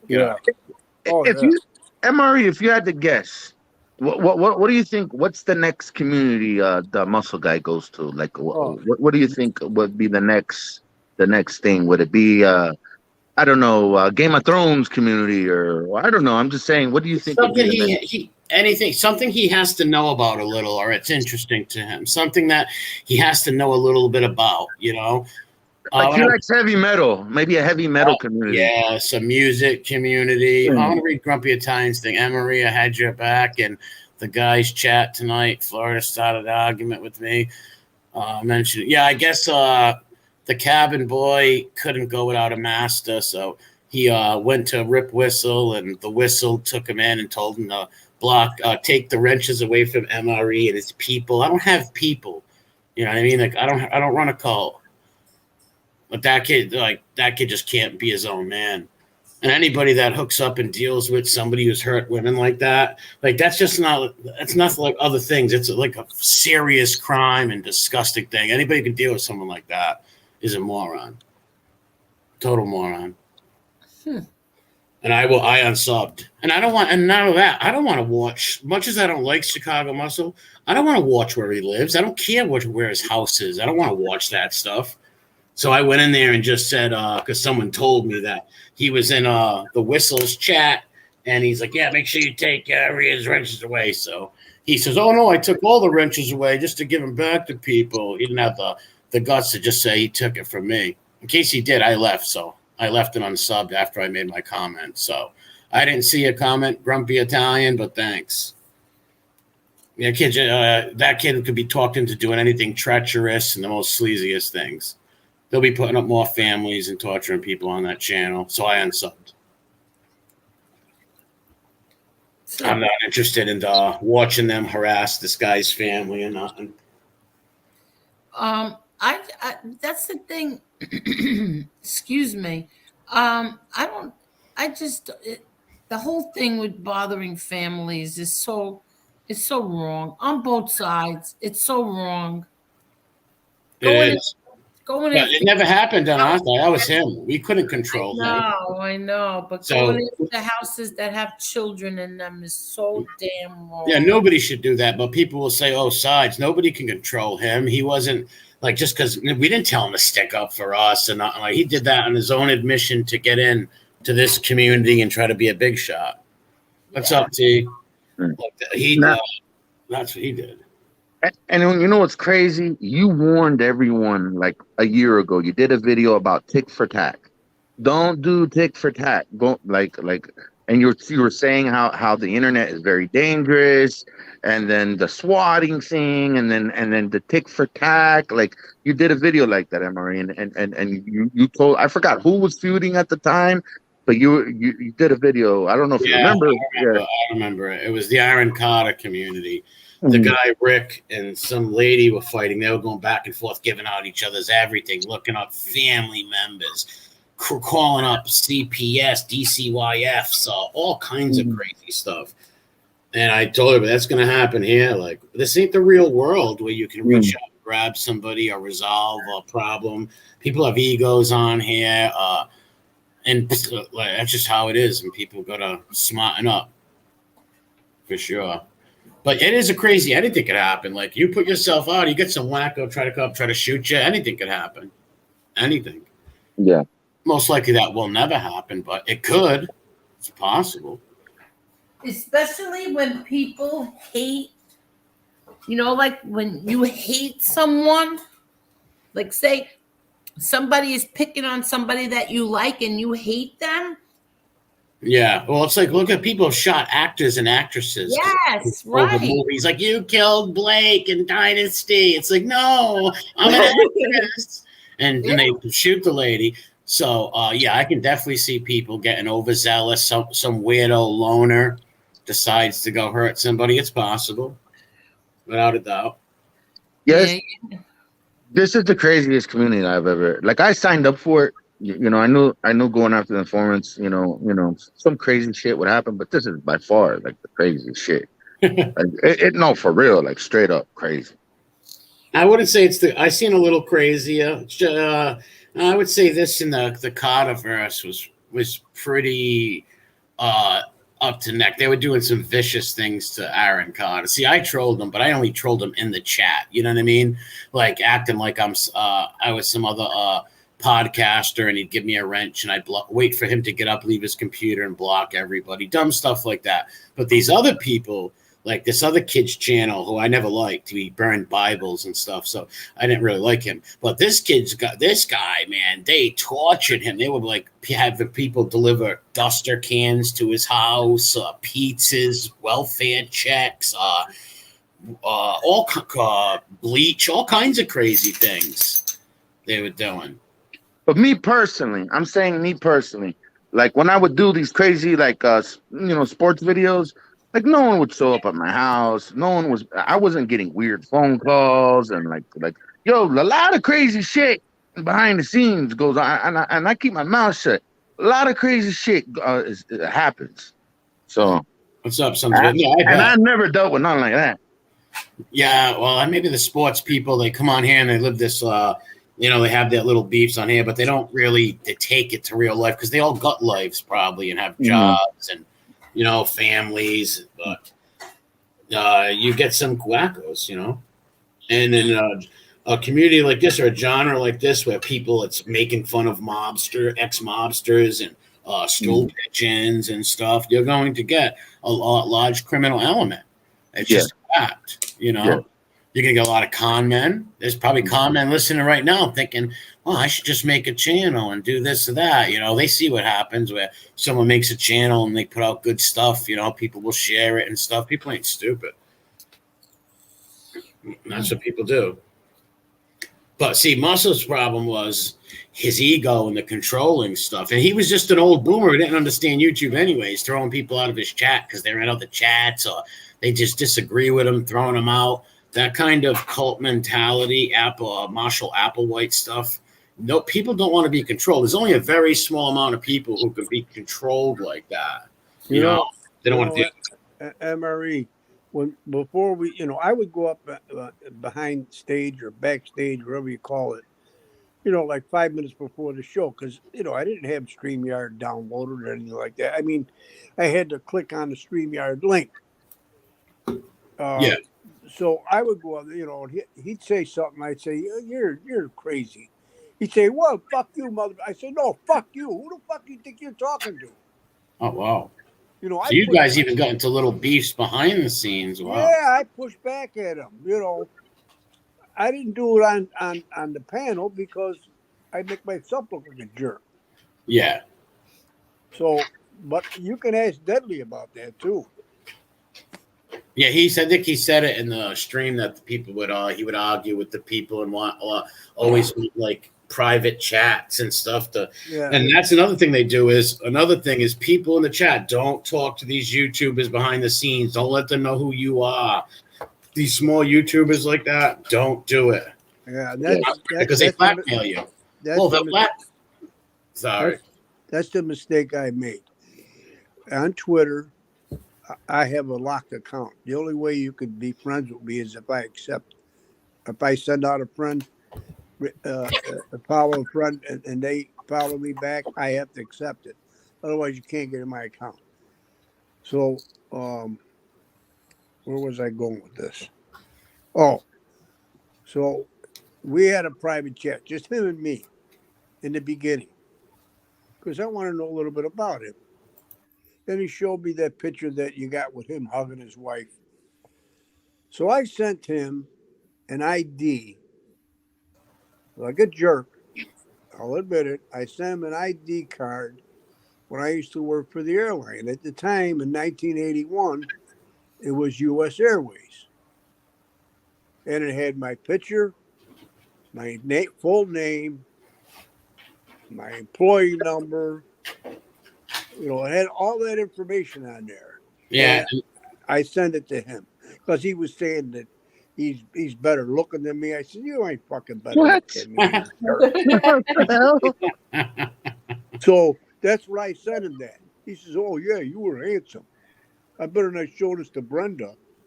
What the hell? But that's what they do. You know why they do that? So all right. It's he don't even have to say it to you. You know how he works, and he knows who you are. So he could blackmail people. Say, hey, listen, if you go against anything I say, I'll give all your information out to this one or that one. They do that to a lot of people, and people get caught and trapped. You're right, but you know what? Now that I think about it, I really don't care. I got nothing to hide. No, you don't, but other people. Maybe there are people. Oh, I agree with you. So there's other people get caught in that trap. Or let's say 5 people get in that trap. Maybe 2 or 3 don't give a shit and don't have nothing to lose or no young family or nothing. The other 3 might have kids, a wife that can get tortured, a job they could lose. Oh, I agree with you 100% there. No doubt about it. And that's how they get a lot of these people. So the people are either forced to stay loyal or just back off totally. They can't go watch somebody else's chat that they might want to watch because now that person can go give all the information out. It's like, people, protect yourselves. You got it. You're right on, Emery. You're right on the target there, buddy. Oh, well, listening to them people tell that story, and that was two communities. They were telling a story from a snake community, and they were telling the story from their community. Right. And even his own partner, his former partner, was like, this guy, like, no one had a good thing to say about him. Like, this guy is probably a man without a country, probably no friends in the world, probably either tried to control or backstab every friend he had. Right. And he's just a con man all for himself. Yeah, and the comparison, and you highlighted that when you played that clip of him saying, "Oh, this is the way it's going to be. This is what I'm telling you. This is how it's going to be." That was him. Perfect. Yeah. It really was. It really was. Very. It's common when you think about it now. It was kind of comical. It's just, this guy was a fucking lunatic, bro. like straight up, like lunatic. Like when I think when you did the TIG, your episode, the TIG one, drop down and give me 10, drop down and give me 15. Like he was a drill sergeant. Yeah, he was a spurg. We call spurgs people that spurg out and go crazy. We call them spurgs. He was a spurg. He would just spurg out over the littlest thing, and go crazy. Yeah. And what got me was he wouldn't finish. He like when a stream was going on, right? He wouldn't finish till the stream was over with. He had to drop the video when it was going on. Like, he couldn't just be patient and have things play out. He would just go ahead and just press that record button and go crazy. Cane Shades, you son of a bitch! Oh man, let me tell you about old Cane Shades. Like, shit. Yeah, the controllingness. All that the going live, I don't think his ego could handle that. And as soon as he started going live, his ego just ran away with him. Know what I found very odd and told a lot about him when he was doing the live stream with Josie, one of the very few streams I've ever watched on that channel. Josie was telling a story about her, some family member in England, and she was telling the story, and he stopped. She said, "My cousin was tough or a badass," something like that. He stopped her. It was like, but not better and bigger and tougher than me. And it was very awkward. Like, no one like laughed. It was just awkward. I thought it was very weird for her to stop her like mid-sentence to say that. I'm like, what? Well, how insecure are you, dude? Like, he couldn't sit up on the piano and somebody said somebody was like tough or something like that without him making sure everybody knew he was the biggest and baddest. Yeah, he was the baddest ass around. Yeah. I had put a video up on the MobTube Novella channel. It's called, I don't know if you watched it, MRE. It's called The Hero. Oh my God. Like, the stuff he would say, like, I don't know if it's true, but there was one comment where he says, I had a stepson, a black stepson, the biggest and the blackest Marine you'll ever see. Like shit like that. Like, oh my God. And now he's saying that kid is a Marine. Yeah, he said he was he said the guy raised a Marine, and I don't know why he made these. Well, you make things up tailoring towards the people you're dealing with. You want to make some of them like you, so you'll make certain stories up. I don't know. It's weird. Yeah. Very weird. And very selfish, too, to put his poor family in the doing that with a family, too. Like, to be quite honest, if I had a wife and children, I don't think I'd be doing this, to be quite honest. I wouldn't want my wife and kids being tortured. As much as I hate these stool pigeons stuff, I don't think I'd be doing this because, or I may be doing it in a more classier way, not like a Cavone swearing all the time like I do. I wouldn't be putting them at risk. Well, you're right about that. You got to protect your family at all times. That's what one of the things I push back on. I told him, I said, why do you always have to bring family members in? I said, I don't like that. Well, they did it to me. I just, and I said to myself, they did nothing to you. You started all this shit. Yeah, he did. Every little spat he got into, I remember when he told the story about the guy in jail, some guy who did time in jail. Kane Shade spotted it, and he couldn't control it. Kane was like pissed. He's like, "No, that's not true." He's like, "Oh, the fact, I know that." And I could picture him sitting there, just be like, "No, I know that's not true. That's not true."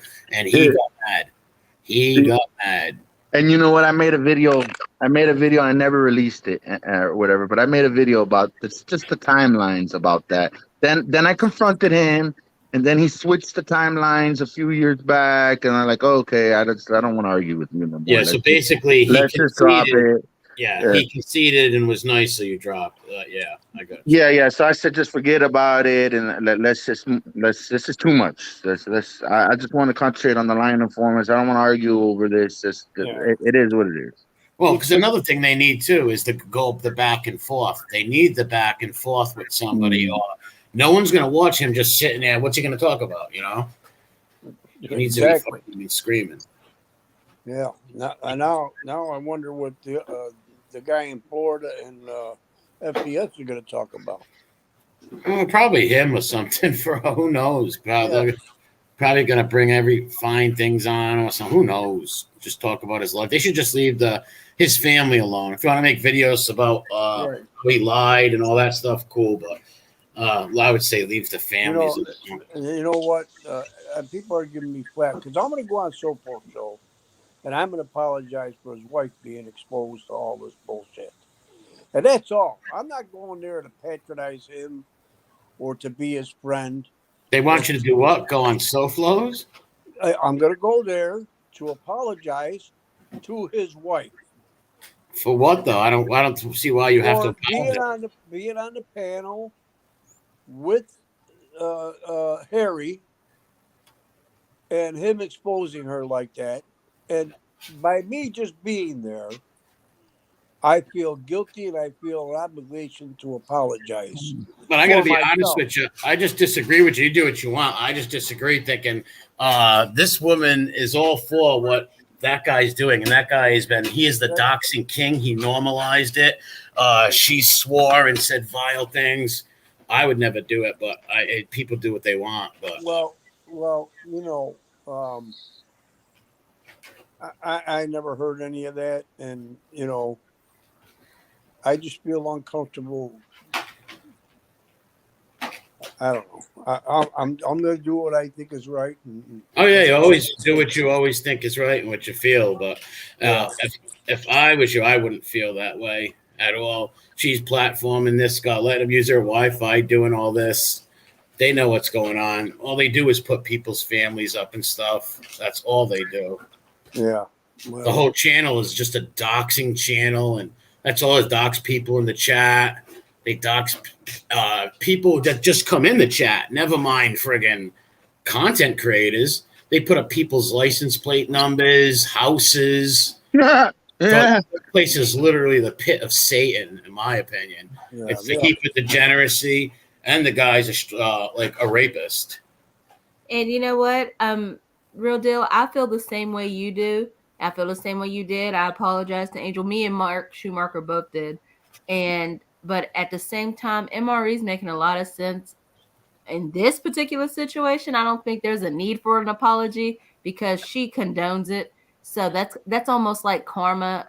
I mean, you delivered it, but not intentionally in a way because she's condoning it. So that was going to come back on her in some shape, way, or form. I could see if he could talk to, if she had her own channel and he could go on there and speak to her. But me personally, like I say, do what you want. I'll always be your buddy. But I would not go on stream with a rapist. There's no way I would ever get on stream with a ripper. Here's the thing. I said that tonight. I jumped the gun. Let's put it that way. And I said tonight that I would go and apologize to Tina. And that's all I said. And so now that I committed myself, and I do feel that way, you know, that's just my personal feeling that no family member should be drug out like she was. Now, was she complicit in a lot of stuff? Probably. I think after the fact, though. But so was Muscle White. I think it was after the fact because the muscle did that, put the woman up there. you forget that all his whole channel was built on doing that. His whole channel was built on that. The guys, the rapist's whole channel was built on putting people's addresses up. He could have got somebody killed. That place, like literally the pit of Satan, to me. Like he's a dumb. I'm not. There's not. Yeah, guys. Even the people in his chat wouldn't even go in his house or deal with him in real life or trust them around their family. That guy's just a repulsive human being. And even Chicago Muscle's an infinite better man than the rape whistle. He's never raped nobody. He might be a con man and a scammer and a stolen valor, but he's never raped women and beat women. That guy has. That we know of. Well, that we know, but there would be charges and stuff on there if he was something like that. Yeah, well, now that they know who he is, they're going to deep dive and get more information on his record and so on and so forth. Well, his record's right up there, and he had no sexual crimes whatsoever. Yeah. None at all.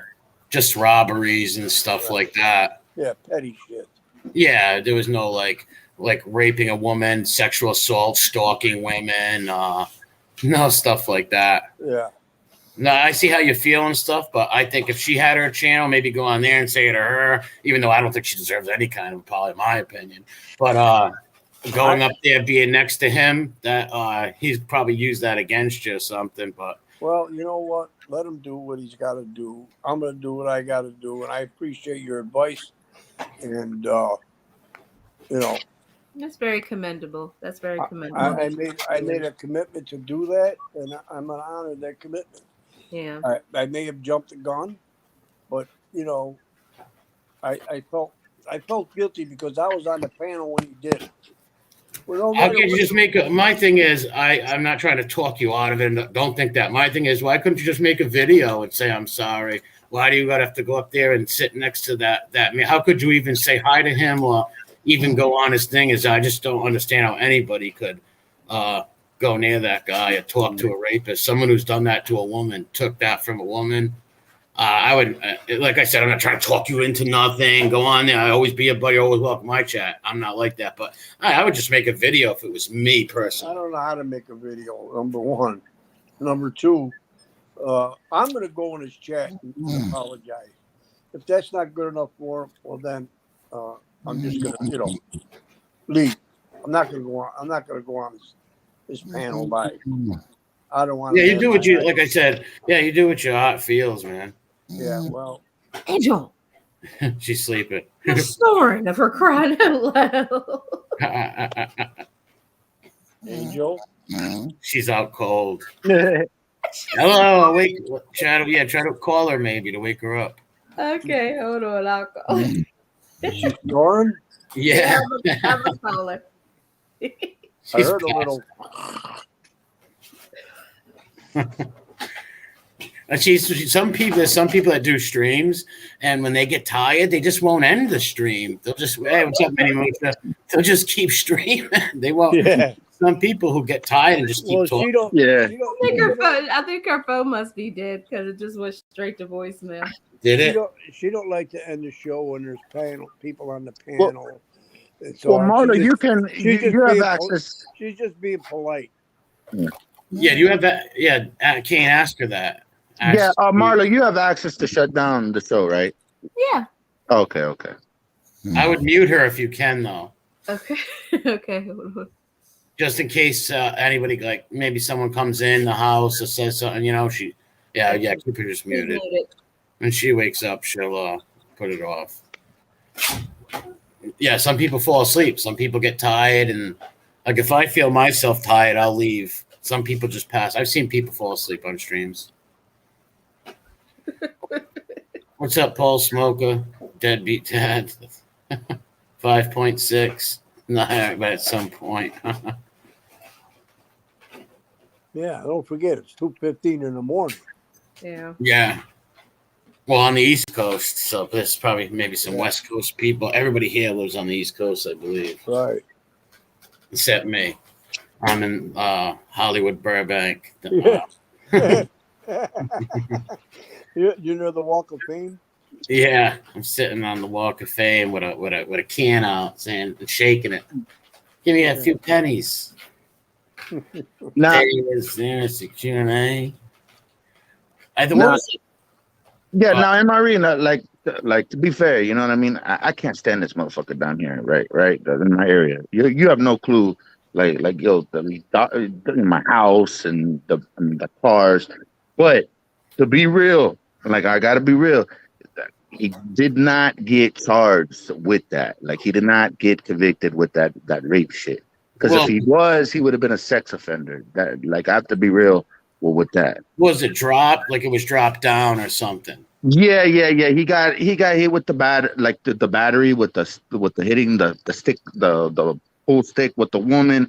But I think he got charged, but they dropped it. If he was charged with that, he would be on the sex offender list. If he was charged, just to be fair, I can't stand charges. I really like I can't stand that motherfucker. But there were sexual charges, and I just call anybody with sort of sexual charges, they're rippers to me. Mm-hmm.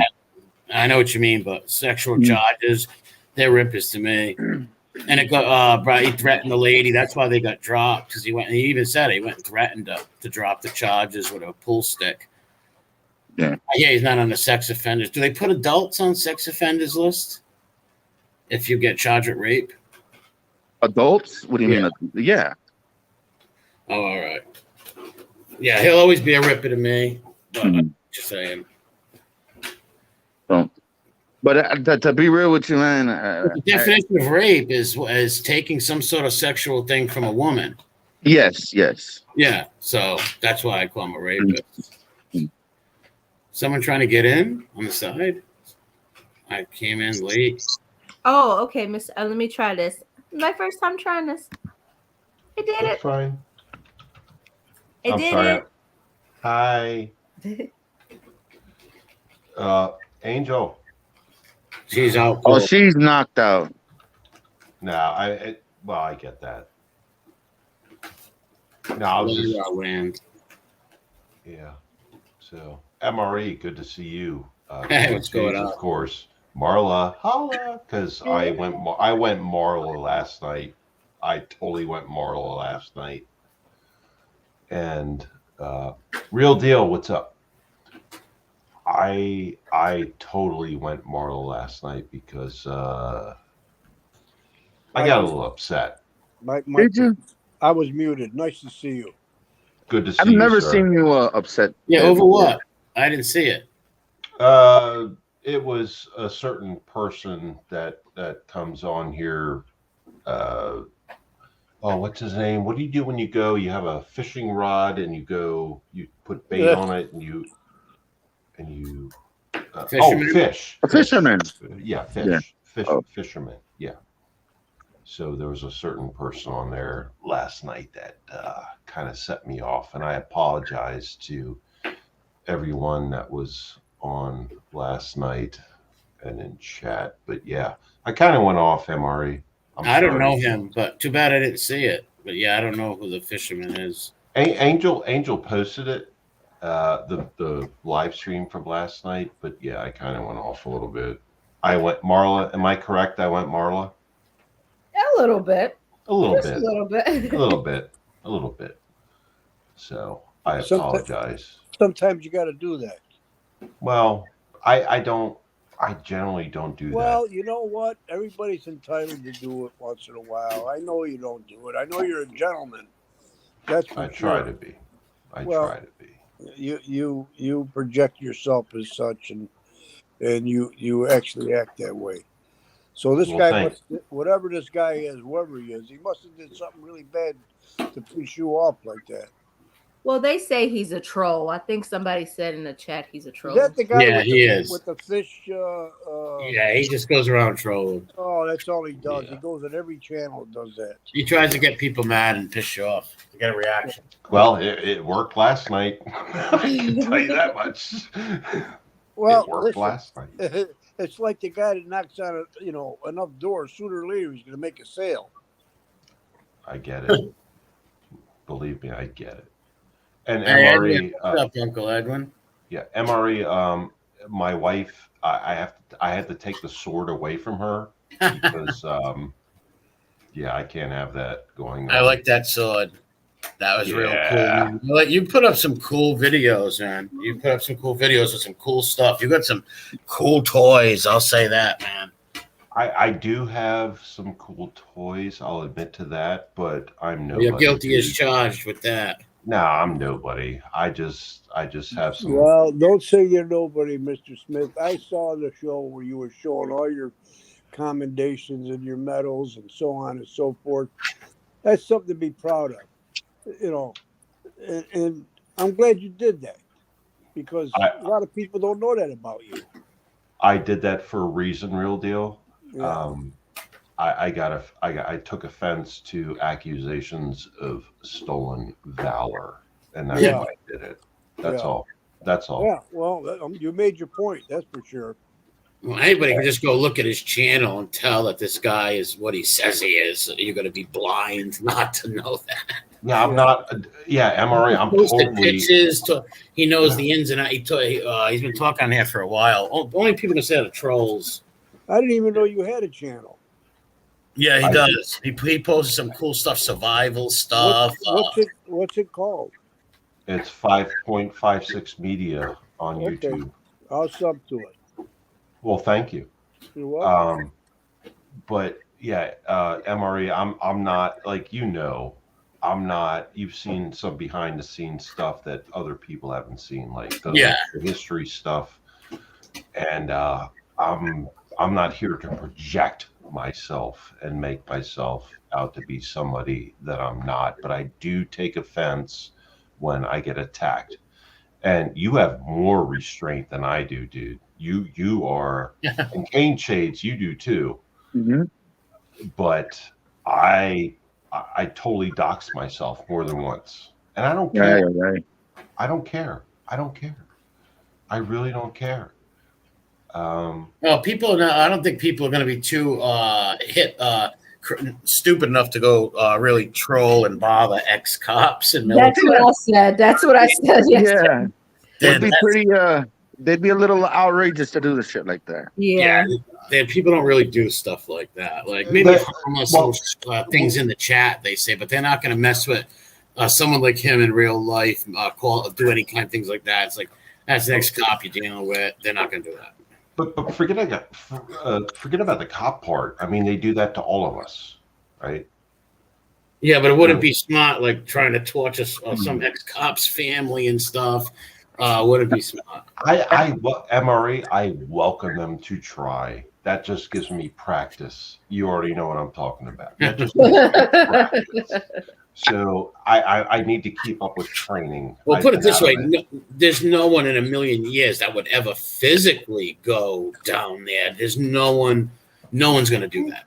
Nobody's going to do that. It's like that's suicide. No one's going to do that. But I'm saying even just messing with on the thing, they're not going to do that on the computers because they know it's only going to get to cops knocking at your door one day. It's not good. And no one's going to physically go down there because that's just going to get you in the grave or in the prison, one or the other.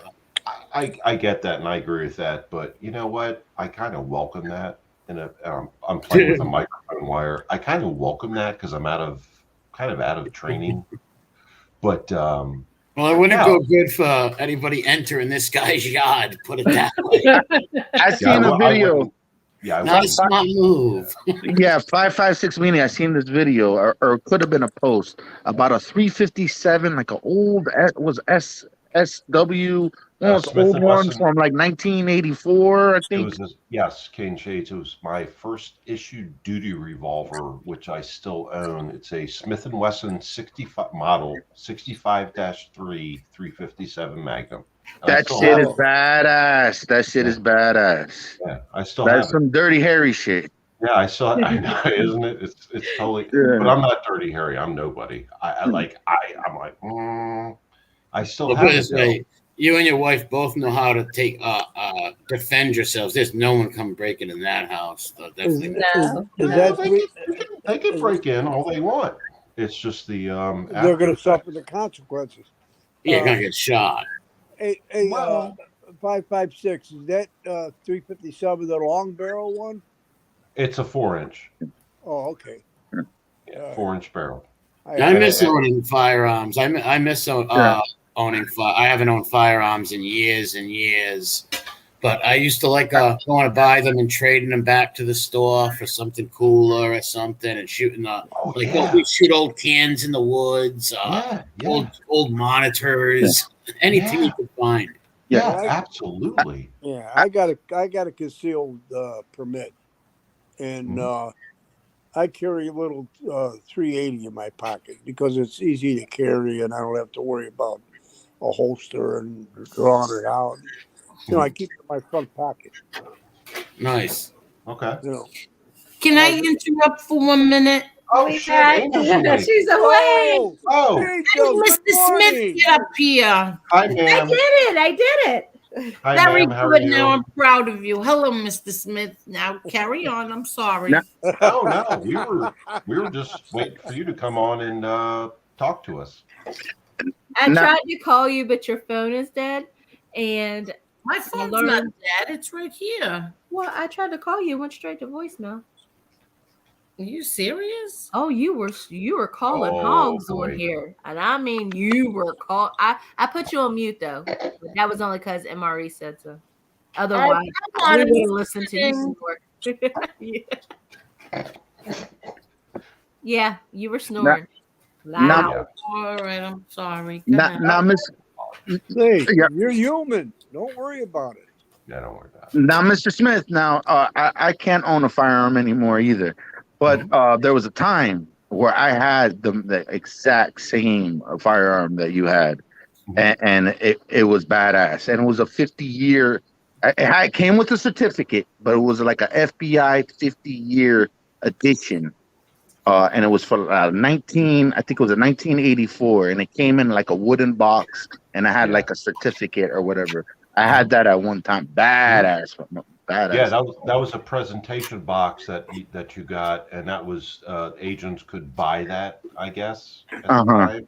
They did that for different agencies, whether you're federal, state, local.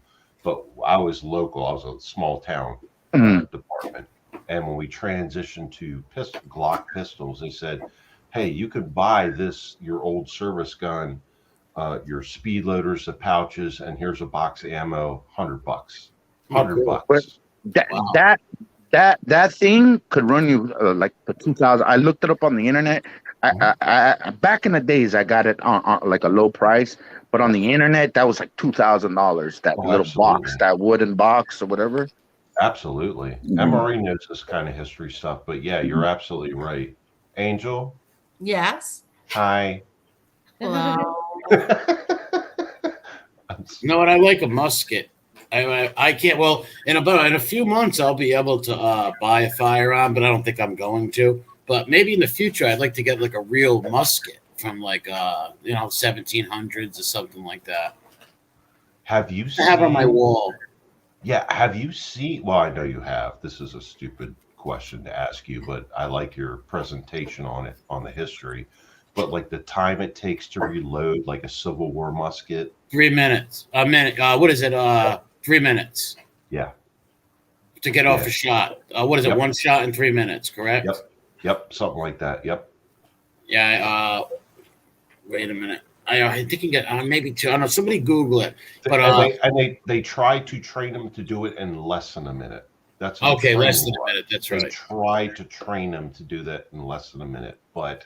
And you're going to do that with guns flying, bullets flying by your head, people screaming, dying. That's nuts. Right. It's very stressful. Right, and I can dig that because I've been under fire. I get that, but I didn't have a musket, thankfully.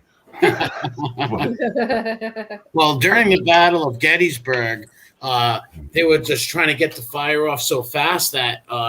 The Battle of Pickett's Charge, there was a fence up at Gettysburg, a fence. Yes. And the fence had all the ramrods sticking out of the fence. They were all impaled in it because people were forgetting their rods and leaving it in the gun and firing it with their rod in it.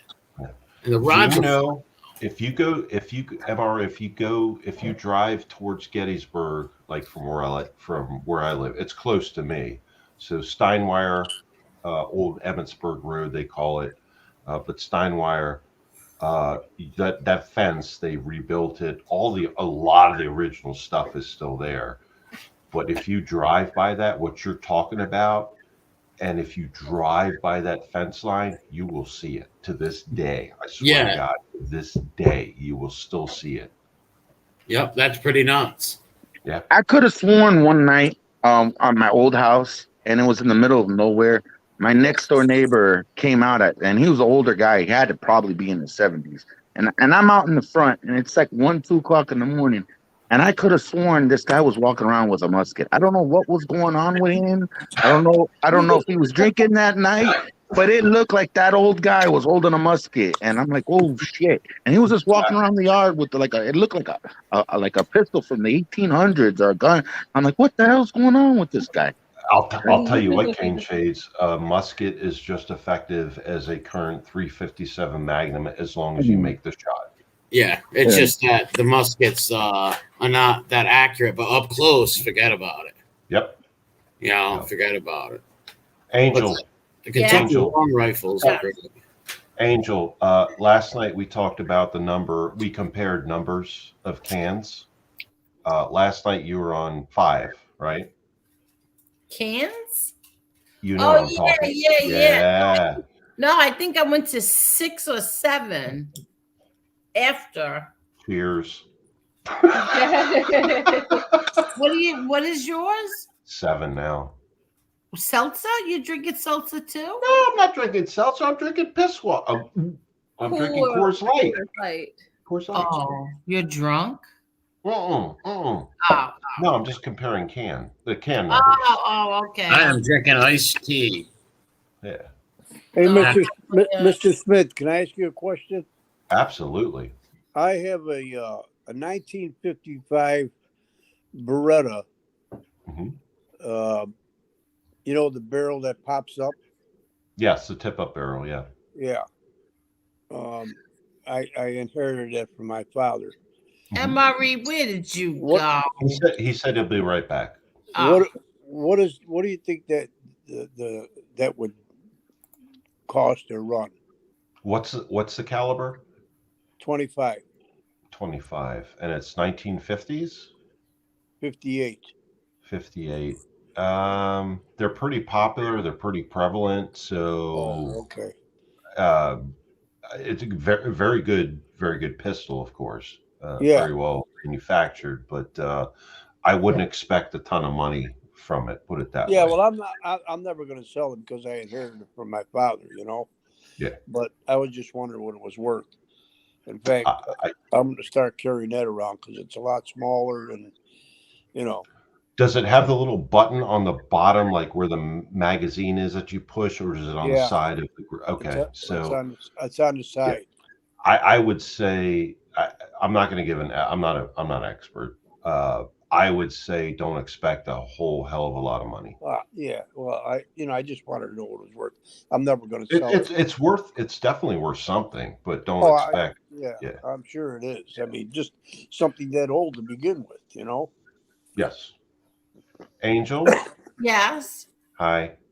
Hi. I just like doing that. Sorry. I know.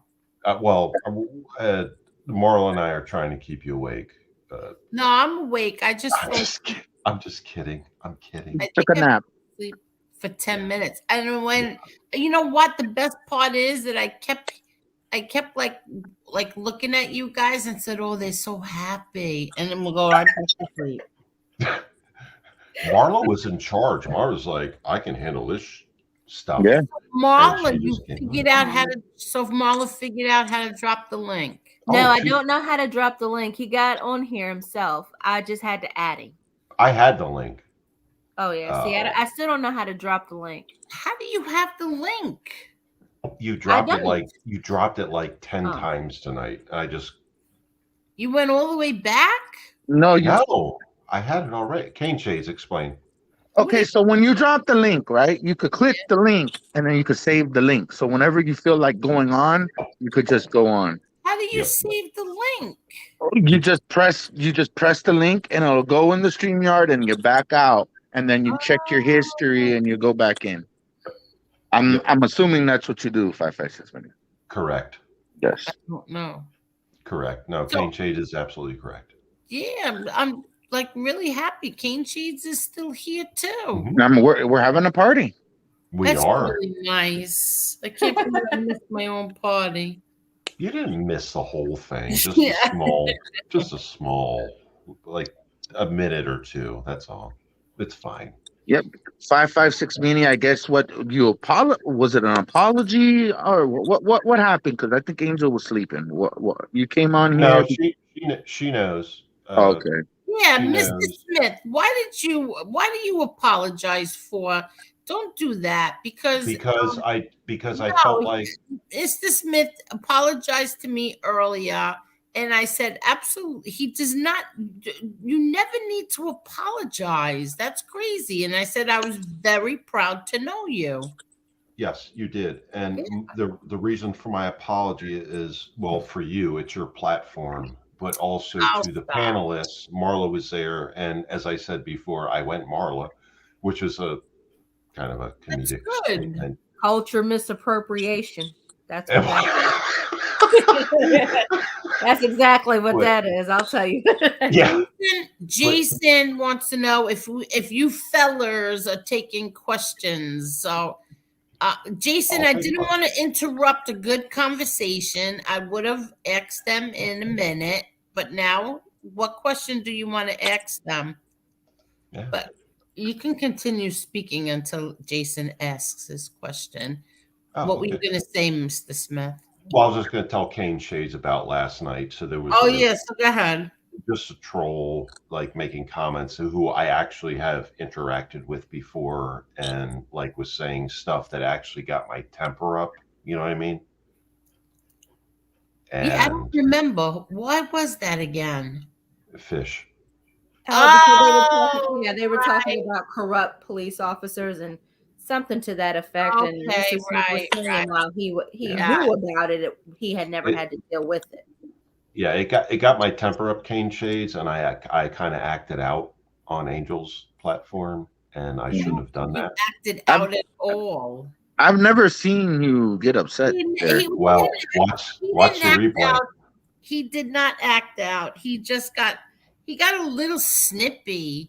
He didn't act out at all. He got a little snippy. What's the big deal? He deserved it, and you did it. I did, but I shouldn't have done that, and that's why I Yes, apologize. you can. You didn't start cursing him out. You answered him sternly. That's it, like a school teacher. You did. Actually, I did use a lot of bad words. Oh, you did? I didn't hear them.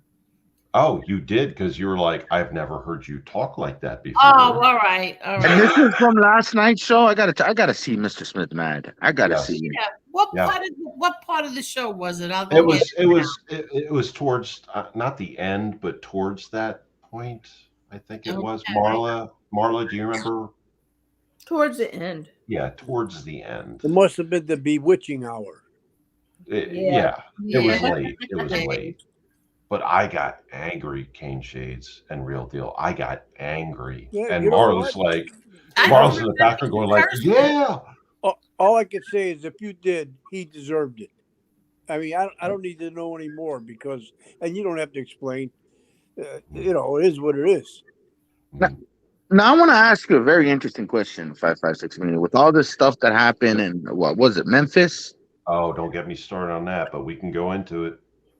Okay. Yeah, let's say you're working and that happened. Like, how do you react? And there's like 5 or 6 of them. Like how would you react to a situation like that when you're working? This is what I'll say, dude. And I think we actually talked about this before on Angel, another live. Those cops shouldn't be on the street. Mm-hmm. They shouldn't have been on the street. They're villains with a badge. Yeah. Okay. Exactly. So they do get through the cracks across the country. Cops get on the job and they're out there on the streets protecting the public, doing public service. But there's a small percentage of cops that should not be out there. And collectively in this situation, there were five 5 that did the worst. I haven't seen anything this bad since Rodney King. Now I watched. I think it was Down, I'll tell you that. I'm sorry. It died down, huh? It fell off the news real quick. Well, they're still okay. So after the 5 were taken off the job, fired, and charged, there are also 3 firefighters charged and 2 county deputy sheriffs that were pulled off. Now, what happens, okay, with the Rodney King thing? Those guys beat the charge. If these guys beat the charge, well, we're going to get another riot. You're going to see the exact same thing that happened during Rodney King. If they beat the charge, which they should not beat the charge, that's up to the court system. But if they, you're right, Kane Chase, if they beat the charges, there will be another Memphis will be on fire. And what it's interesting, it's kind of the opposite. Now you got a black on black, because the Rodney King was white on black. White on black, right? So this is black on black. And when I seen the 22, 23 minute video, I don't know how long it was. I seen at first, I don't know. It looked like almost a hit. Like this guy he never had a chance. Like I'm not. I don't know too much of the situation. I haven't read up on it. But it looked like this kid never had a chance. Like it was according he resisted a little bit. But man, hang on a minute. According to the video clip that I saw, this kid never even had a chance to show his license. They pulled him out of the car right away. Now, there's rumors going around that he was sleeping with one of those cops' wives. There's also rumors going around that these cops were part of a gang. Some of them. That's not true. Previous life. Well, those rumors aren't true. I can tell you that much. I'm just saying that's rumors, right?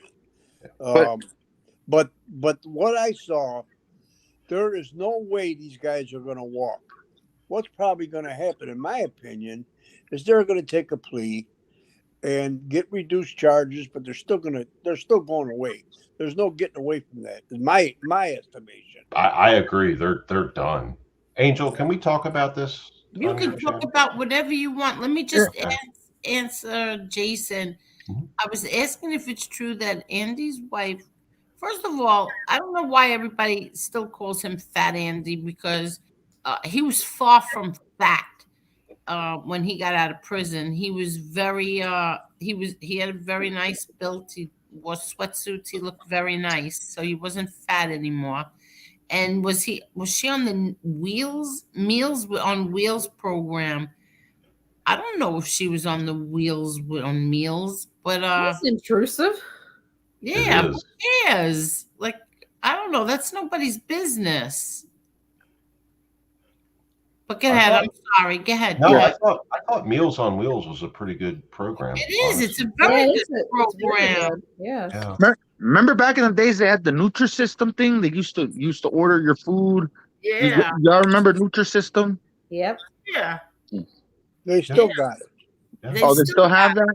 Yeah, okay. They still have that. But go ahead. I'm sorry. Go ahead. So Mr. Smith, so this kid seemed like he didn't have a chance, and he resisted a little bit, but I don't blame him for running. I when I seen that video, it looked like this kid thought that he was gonna get killed, and that's why he ran. Like I don't know. The video looked weird, man. Like it looked like he never had a chance. I have seen every video, whether it's a body cam or a security video. I've seen every single one. Either way you look at it, the cops were wrong. And yes, he ran for his life the first time. That makes me sick. Anybody under those circumstances. Anybody. See, I can't watch stuff like that. So he was allegedly pulled over for reckless driving, but he didn't stop, right? So then you got a short little chase or whatever, and then they drug him out, and they were beating the living shit out of him. Wouldn't you run from that too? Yes. Like if I thought I was getting killed, Exactly. Yes, I would run. I would too. And that's If I what thought he I was did. getting killed, and I think that kid, I think that kid knew that something was going on. Like Well, yeah, he Right. was getting his ass kicked. And then he did that. He ran for his life. And what happened? They caught him again. And they then what pummeled him. happened? They pummeled him. Again, they beat the living hell out of this guy. I don't care. I don't care if he was drunk, high, if he had a gun in the car. I don't care if he had a warrant. That's not how we're trained or supposed to respond to something like this, right? Right. Once the man is down, he's got him cuffed. What they should, real deal, what they should have done is as soon as they stopped him the first time, take him out, whether it took 2, 3, 4 of them, take him out, handcuff him. That's it. Then it's over. Right. Yeah. Then They it's had over. an agenda. They had an agenda. Yeah. The pepper spray, they pulled out that pepper spray too quick. They pulled it out real too quick. Listen, All I know, they were at the end of the video I saw. They were kicking him, hitting him with the baton, and then they were high fiving each other after. I was just going to say, real deal, thank you for that, because the most disturbing part, besides the actual violation of his constitutional rights and legal rights, was 2 cops fist pumping each other Right. Yeah. on body cam. That really. What was sick, like towards all the way to the end, did you notice this 556 Media? Were they trying to like cover it up, like talking about, because the one cop said something about, oh man, that kid was high. He must have been on something. He must have been on this. Was that them knowing that they're being recorded? No, they knew they were being recorded. They had their actual body cams. They were just stupid. They were just stupid, is what it comes down to. But were they covering it up towards the end when they were talking to each other? I don't think they were trying to cover anything up. I mean, look, it was a bunch of black cops, a black suspect, a black chief of police. I don't think there's anything about a cover up going on. I think the chief of police, I know she has her own issues going on. She made the right decision. She turned it over to the right investigative agency and took the right actions. And you know what? In my can I curse, Angel? Yes. Okay, fuck those cops, because they were wrong. They did everything wrong from the start. They're just Okay? great. Yeah. It's a traffic violation, and someone ends up dead. And like you said, real deal, and Kane Shades too. He's trying to. The first time they stopped him, they got him stopped after he ran for reckless driving, a traffic charge. And then he runs because they're beating the shit out of him, and he doesn't want to tolerate that. He doesn't want that being done to him. So he runs. I would too. I'd try to escape too. Of course. And then they catch him again. And then they catch him again and do the same thing, but worse. And he dies 3 days later, right? Over what? A traffic charge? Give me a fucking break. That's why I say there was a different agenda with this kid. Yeah, it just didn't look like the kid had a chance, man. Once they got him there. Of course he didn't have a chance, but I think there was a different agenda. Why would they go after this kid the way they did? I don't think it's an agenda. I think, well, okay, well, hold on. I'll say, real deal. You did mention that they thought that he was dating one of the cops' exes, right? Excuse me. Save Yes, that ma'am. thought 1 second. Save that thought. Yes, ma'am. Jason, did he happen to say about the programs that his wife was on when he disappeared? Did he happen to say that? What program his wife and his son was on? Whose? I'm sorry. Go ahead. No, whose wife? It pisses me off how people are. Wait, I'm who's? sorry. Go ahead. No, Angel. Whose wife and kids? No. I was talking to Jason. He was asking the question from before about the Meals on Wheels. But go ahead. Oh, the Meals on Wheels. Hey, Yeah. Meals on Wheels. Good program. Yeah. Good program. Yes, it is a good program. But go ahead. Yeah. I'm sorry. No, what do you apologize? It's your channel. What are you No, apologizing for? Go ahead. Finish speaking. Catch up to me, Angel. We'll be fine. All right. So go ahead. No, but the whole thing from the get-go. I mean, Kane Chase, real deal, Marla, Angel. You're being stopped by cops for reckless driving. a traffic charge, right? A traffic infraction. And then you have all these cops, you finally get stuck, you run, okay, fine. So you're nervous or whatever's going on. Like I said, I don't care if you're wanted, you have a warrant. I don't care if you have drugs or a gun, you're high, you're drunk, whatever. I don't care. Once they got him stopped, they had enough resources there, handcuff him, take him into custody. Instead, they beat the living shit out of this guy. And then he's like, F this, I'm running for my life, which is what he did. And then they catch up to him again and do the exact same thing. Instead of just take him into custody, handcuff him, they beat the living shit out of him until it causes him fatal injuries. Get the fuck out of town. I've never, in 30 years, I've never been trained to do that. You know, I don't understand. And then they're fist bumping each other, real deal, right? Yeah, Fist bumping each other. That was sickening. That said the whole thing right there, in a nutshell, as far as I was concerned. These cops were terrible. The people that were around them that maybe didn't participate in the actual kicking and punching and stomping, they didn't try to do anything to stop it either. So that's why these other cops are being involved in it. I agree. And the medics didn't take care of them the way they should have. So that's why they got fired. I can't address the fire rescue EMS side of it because I know little about that. I do know that there's 3 of them that were. Why did they get reprimanded or I don't know. Or, you know, I don't know. Got to be. But I'm just talking about what I've seen every single body cam security video, everything in the incident, and it absolutely disgusts me. And Angel knows I don't tolerate bad cops. I don't blame that kid for running. In my younger days, I'm telling you, in my younger days, I was harassed by quite a few police officers. I seen a couple of my buddies get harassed, and there's some bad ones out there. There's some bad officers out there. Mm-hmm. So I don't blame that kid for running. I blame. Here's the thing, Cane Shades. So personal accountability and responsibility.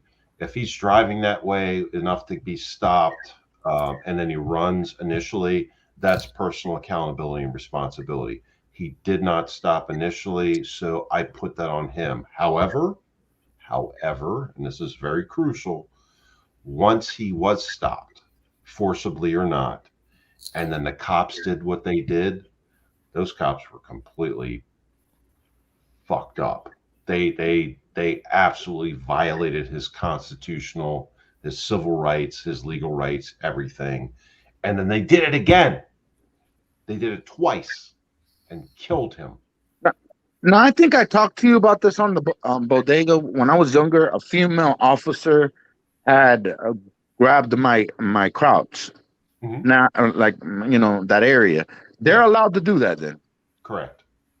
Okay. Yeah, if there's but there was male officers there, right?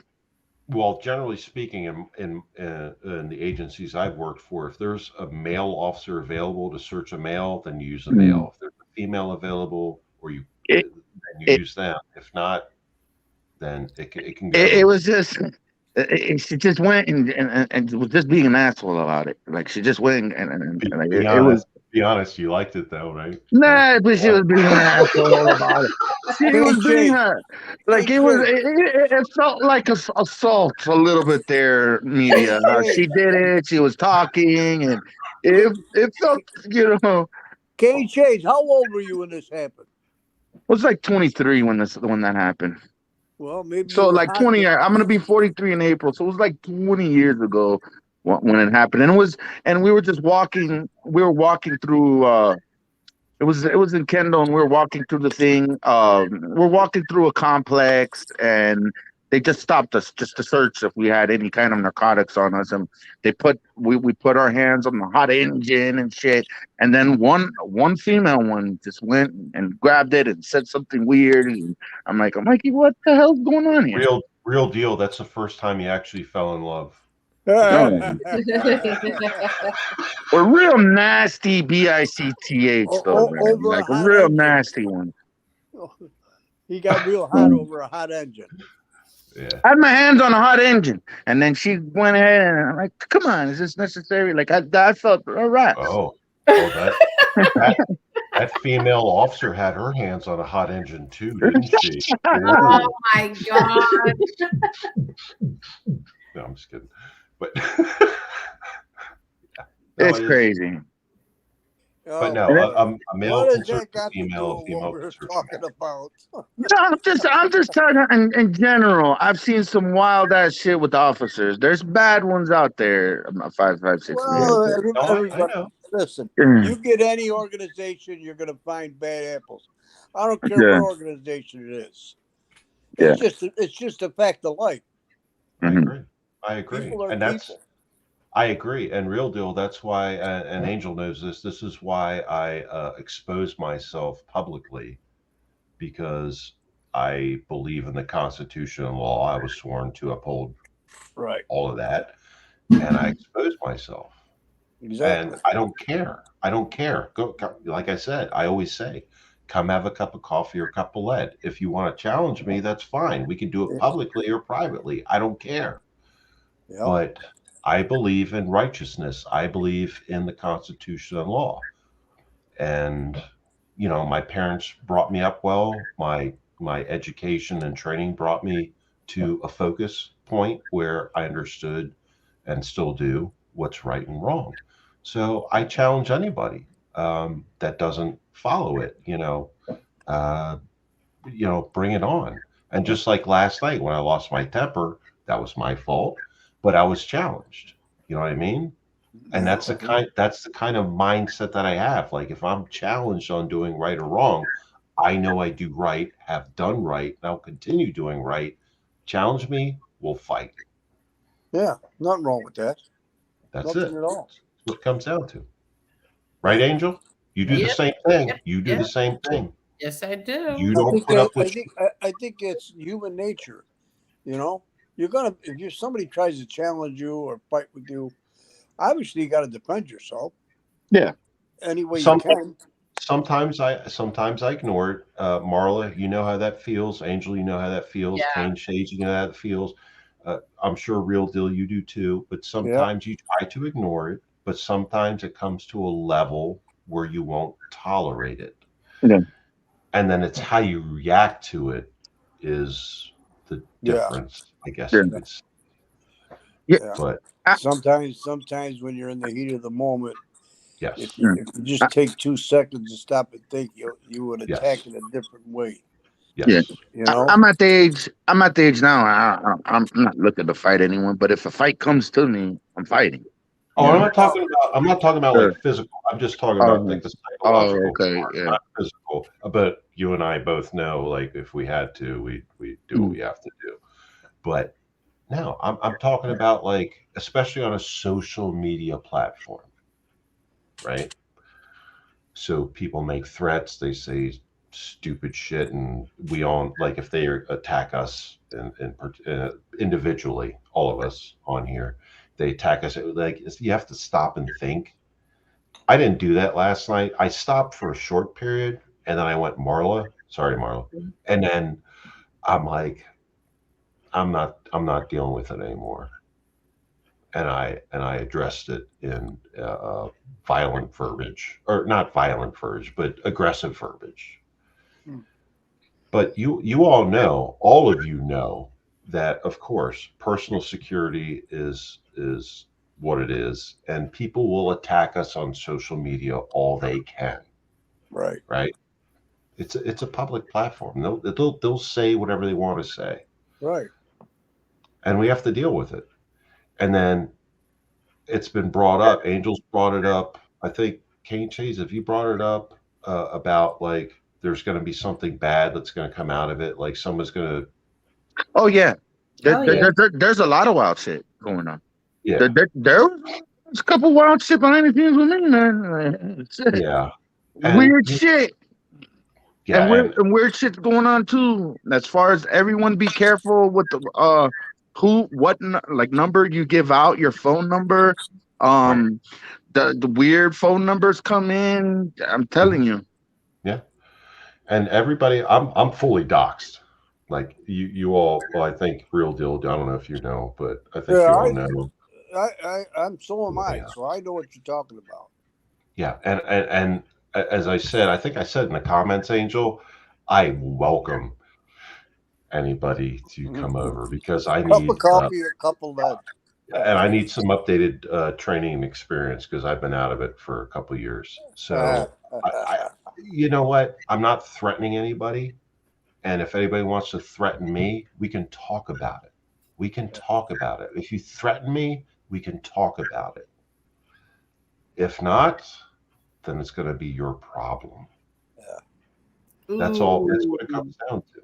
That's all it comes down to. And I'm not threatening anybody. I'm not threatening anybody. It's called standing your ground. It's called self-defense. Well, exactly. But yeah. All right, listen. I'm ready to fall asleep myself. Thank you for everything, Angel. Oh, thank you. And panel, good night, and thank you. Yes, sir. Good night, Real Deal. Chat, good night. Yes, sir. You have a good All right, night. go Bills. And thank you. Thank you very much. Oh, you're welcome anytime. All right. Thank you. Thank Go you, sir. Bills. Good Thank you, night. sir. Yeah. I kicked him. Are we keeping you up, Angel? Because No, not at all. Not at all. Very I'm you know I'm being a clown. I'm the class clown. That's my job. Very interesting. But yeah, but no, we don't. Okay, the four of us, we don't threaten people, right?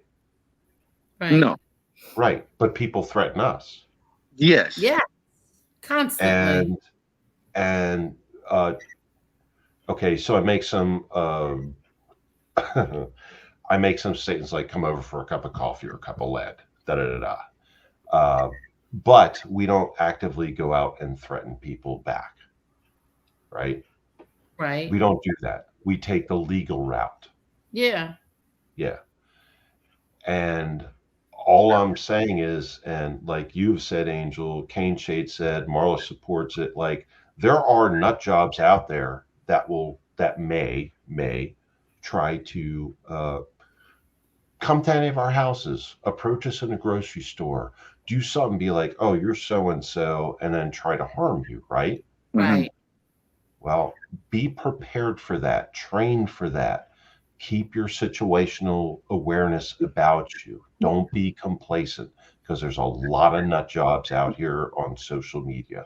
I don't care what platform. You're 1,000%, and I've taken a different protocol. Like, trust me, I switched up new security. Like, I got everything on lock now. Mm-hmm. You know, so because there's the paparazzi out there. Lurking in the night, you know. So. Yeah, there's crazies out there, and people. And no offense, Angel, but there's some nut jobs that come into your chat, and they're mostly dealt with, but they're still, you know, they're still out there, and the potential for them to come back, and especially, I mean, everybody knows who you are. Everybody knows who I am now. You know, it's like you take precautions. You just take precautions, but you have to understand how to protect yourself. And Angel, you were talking the other day about buying a gun. Yes. Yeah. Well, I'm surprised you don't have one because you should. But if you do, or when you get one, get the training, please, for the love of God. Without a doubt, I wouldn't get it without it. Yeah. So please do the training part of it. It's very important. Cane Shades, I know the firearm thing. I can't. I know. But you have other reasons. It's gonna be a bad. If I know that you're there, it's going to be bad. Right. It's, you know, I had a little situation where I did not know, but if I know, it's on and popping. But not with that. You know, I'll take proper precautions. You ain't coming to my, yeah.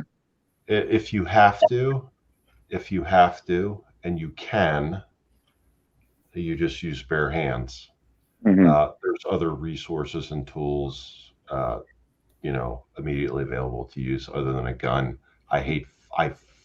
Sorry, Angel. I hate guns.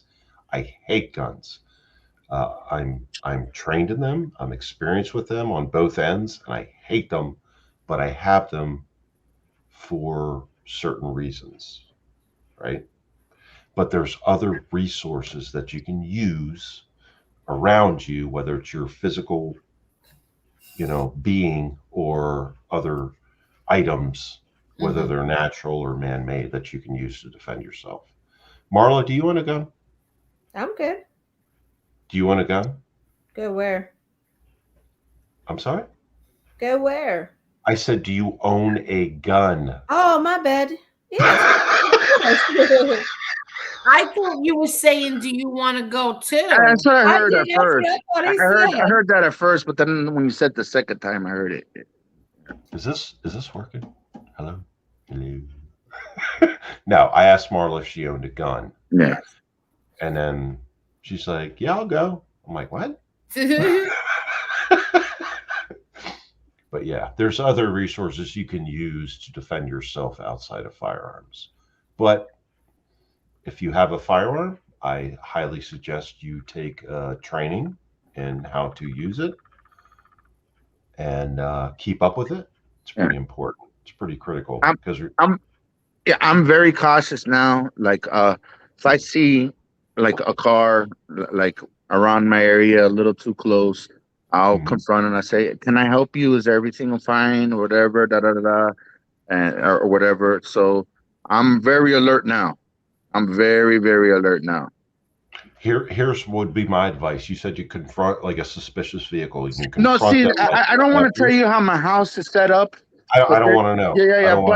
But if a vehicle's too close, I did it a couple times. I just ask, "Hey, is everything okay?" And I have a camera. I have my camera, and I'll ask her, "Is everything okay?" "Oh no, I'm here." I'm like, okay. So, and there was a car that actually ran off. I don't know if I scared them or I don't know if it was the paparazzi. I don't know, but there was a car that peeled off on me. So I don't know, and I have that on camera too. But I'm telling you, a lot of weird shit happens behind the scenes. Yes.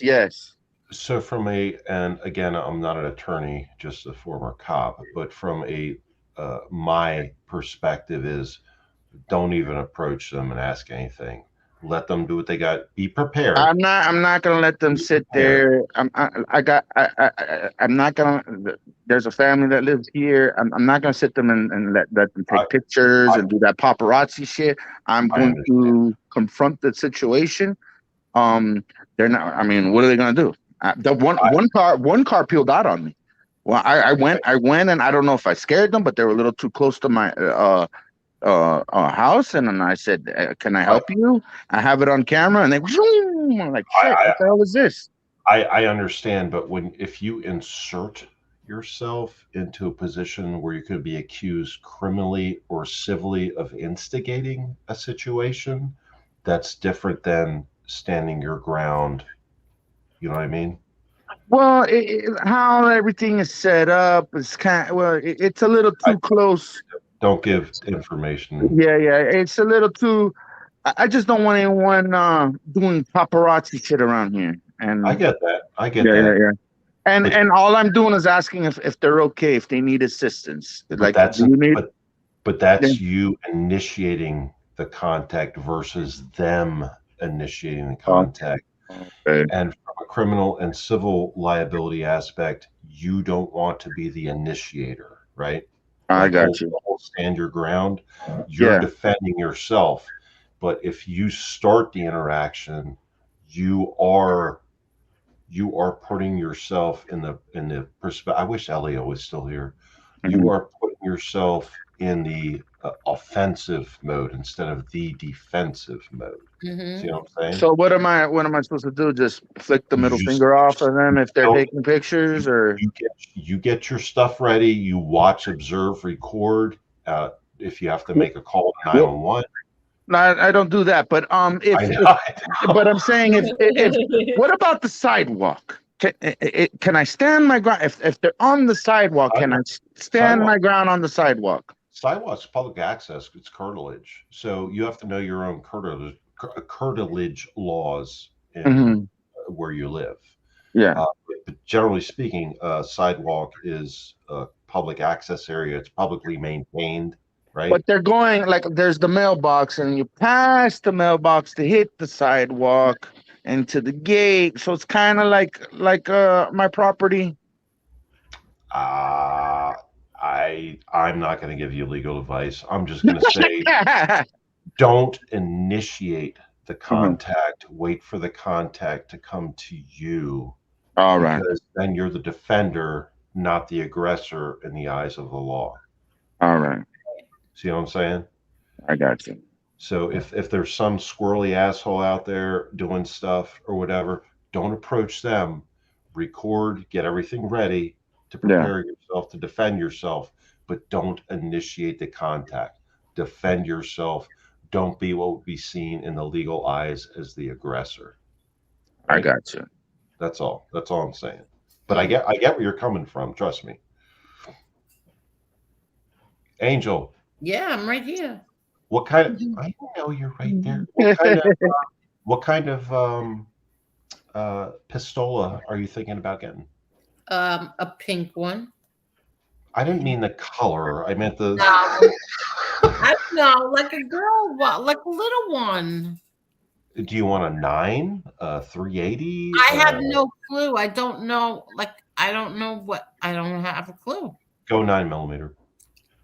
9mm? Yes, 9mm. That's that black one? Well, no, it's the caliber. That's not the color of the gun. That's the actual. I know, but no, go whatever. That has like that barrel on it, right? It's no, you can. That's the make and model of firearm. I'm just talking about the caliber, like the actual bullet. Oh, okay. At least get a 9mm because it's very slight recoil. It doesn't, right, Cane Shades? It's very slight. I like the revolver. Me personally, I like revolvers. And I agree, and that's a different subject we can talk about another time. But that I agree with the revolver part. But 9mm is the caliber. You can pick whatever color you want because there's tons of different colors. Oh, okay. Based upon the manufacturer. I was only kidding when I said a pink one. No, they make them. No, they make them. I know. I was only kidding. No, I don't know yet. Like until I go there, I don't know. Hello, Michael. How are you, Mike? Yeah, they're out there. All the colors, any color you can imagine. They make the guns in. Yeah. But I would stick with at least a minimum 9mm.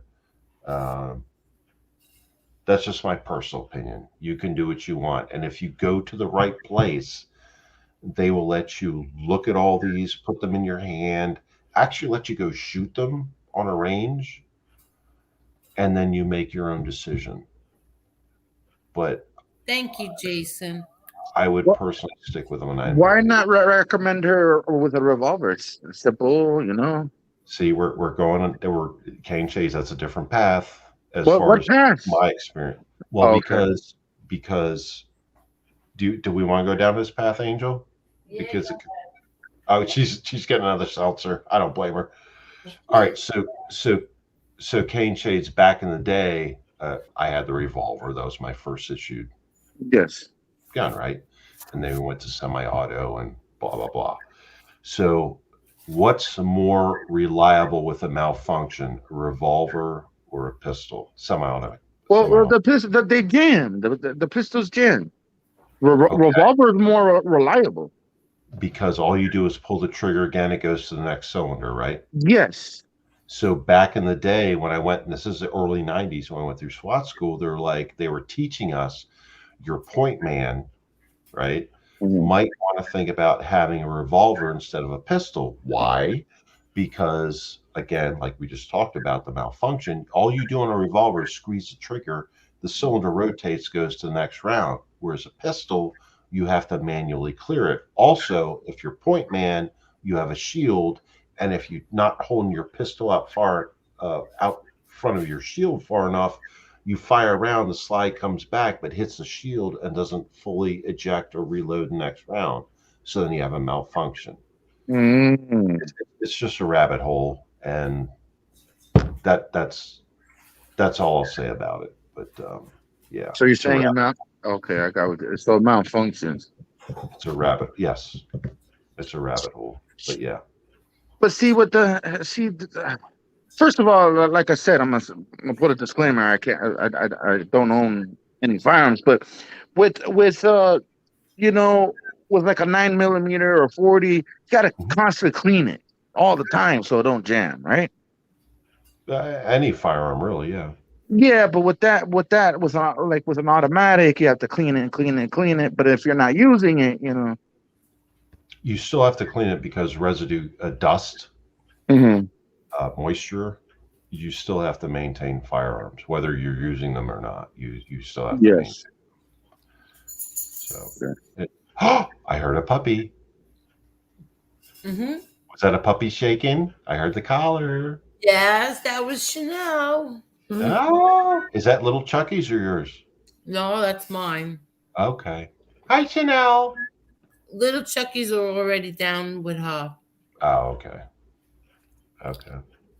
I know a puppy collar when I hear it. Just you have to clean your gun too? Yeah. Especially with a 9mm, she has to clean that constantly, no? Not constantly. You just have to maintain it. You have to clean it, especially after you use it, whether you're training or whatever. You do have to, because carbon builds up, and carbon is. So she has to go to a fire range and use it. Yeah. Fire range, yes. She has to go and use it. Then she can't just have it there because it'll jam. I mean, you can. No, it just won't jam. But she has to clean it. Generally speaking, when you buy a brand new firearm, it's been fired once, and that's by the manufacturer. That's just generally speaking. And then once you get it, the manufacturer has cleaned it, but you want to inspect it, and then you can clean it, take it apart, clean it, whatever you want to do. But even if you don't fire it, you just put it in a safe or a purse, you still have to maintain it. You still have to clean it because of the buildup. Yeah, the buildup. Yeah. But if you shoot it, you should definitely clean it because carbon builds up. And that can affect the feeding of ammunition. That can affect accuracy in the barrel. That can affect all kinds of functions of a firearm. Yeah, you got to clean it if you use it. Who said 15-round capacity? Yeah, that was my friend Mike. Oh, okay. Yeah, 15. Okay. Well, but if you don't use it, and you don't clean it, it will jam. No, not automatically, but if you don't use it, you should still clean it, maintain it. That doesn't mean it's going to jam. Okay. Yeah, you're enlightening me. I don't know. You're enlightening me on this. I don't know. So think about this. I put my Glock 30 SF in my safe in my office, right there, right? I haven't cleaned that mofo in like 6 months, right? But I know it'll still function. It's not collecting dust. It was well maintained and lubricated and things like that. I know if I pop open that door, there's what do they call that? The little things, the packets of stuff you're not supposed to eat that collect moisture. What are they called? The what? The little packets of like gel things that collect moisture. Oh, yeah. I don't know what they're called. I just call them those little packets of gel things. Yes, them. So I have one of those in the safe. So I'm not worried about, it's a small safe. So I'm not worried about the moisture. I just know that the last time I used that firearm, I cleaned it, I lubricated it. It's been sitting there protected from dust, the environment, temperature's fine. I would rely on that with my life, right? But if I went out and shot it, if I said, "Oh, I'm going to the range," and I grabbed it, I went out and shot it. After I came home, I'd clean the hell out of it and put it back in the same space it's in now with the same precautions: the cleaning, the lubrication, the gel don't eat tablets kind of thing, the little packets that don't eat this. Yeah, that's what I do. You know what I think I'm gonna do? 5.56 meeting. I think I'm gonna go the MRE route and go medieval with the swords and all this stuff. Did you Get a bunch of swords and armor. Did you see what my wife did with my sword the other week, last week, the week before? She's No. crazy. She took my katana out and she came out in my shop and was like holding it above her head. I'm like, just because you have cancer doesn't mean you can stab me with that. And Oh my God. it's I'm like, what the yeah. Now medieval's not too bad. It's not a bad option. I'm gonna get armor and everything. I'm gonna look like an asshole in front of my house with Yeah, with the armor and the... Armor's heavy. Armor's Yeah. heavy. Armor's very heavy. I wouldn't even bother with that. Just get the sword. Yeah, get the medieval weapons. How often should you clean your gun if it has remained unused? I would say every couple to 3 months, just to check it out, make sure there's no rust, make sure there's still oil lubricating it. But anytime you use it, like you go to the range to practice or get training, clean it right after. But couple 3 months at least, check it and make sure there's no rust. Check the ammo, check the gun itself, disassemble it, like the basic field stripping they call it, where you take it apart to clean it, at least every couple 3 months if it's just stored. If you're carrying it constantly, that's kind of a different thing. You have to constantly check. Like when I carried mine, I was exposed to all kinds of weather conditions, right? And even now, when I carry one, it's still exposed to all kinds of weather conditions. But you have to constantly monitor your firearm and say, like, oh crap, it was out in rain today, or it was out in whatever kind of weather, and just take it out, safely unload it, clear it, and then look it over thoroughly. And then if you haven't fired it, if it needs cleaning or lubrication, do that, because you always want to have that thing reliable when you need it. You want to be able to just grab it when you need it and use it, and for it to be effective. That's all. So, but yeah, every couple three, if it's just stored, it's you cleaned it, it hasn't been fired, it's been cleaned, it's been maintained, it's just sitting there. Every couple of 3 months, depending on whatever, just at least pull it out of the safe or wherever you keep it and check it out. And if it needs some love and attention, then give it to it. It'll be fine.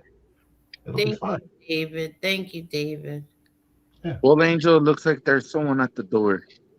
Oh, yeah, thank you for being on for as long as you've been. It was fun. It was fun. Give me and Kane Shades 2 boots. Yeah, give us a boot. Both so much. Thank you. Yep. Kane Shades, Marla, Angel, thank you. All right. Good night.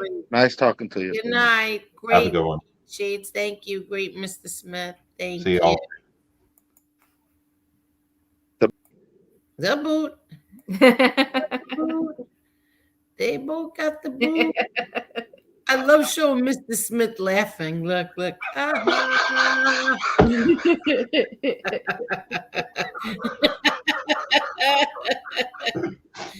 love doing that to him. Jesus. Good night, Mr. Smith. Bye. Guess what? He did it. That was very nice tonight. Very last minute. Yes.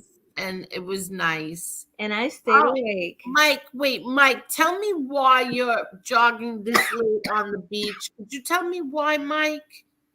Hi, doing Good. Just got done with Run on the Beach. Can I know why this late at night? Did you take a run on the beach? I don't understand. It's 3:30 in the morning. Don't you have to go to work? Good night, Tony Silo. Good night. Hi, Tommy Stiggs. Thank you, David Cameron. Thank you so much. Have a good night, Dave. And Marion, yeah, everybody have a great night. This was fun, right? For last minute, Marla? Yeah, it was. Except for me falling asleep for 10 minutes. It was a quickie. Yeah. Okay, everybody. Oh, it's 8:30 there in London. Oh, okay. So, all right. You ready, Miss Marla? I'm ready. Thank you very much. Have a good night, everyone. Have a good night, Angel. Everybody. You too, Marla.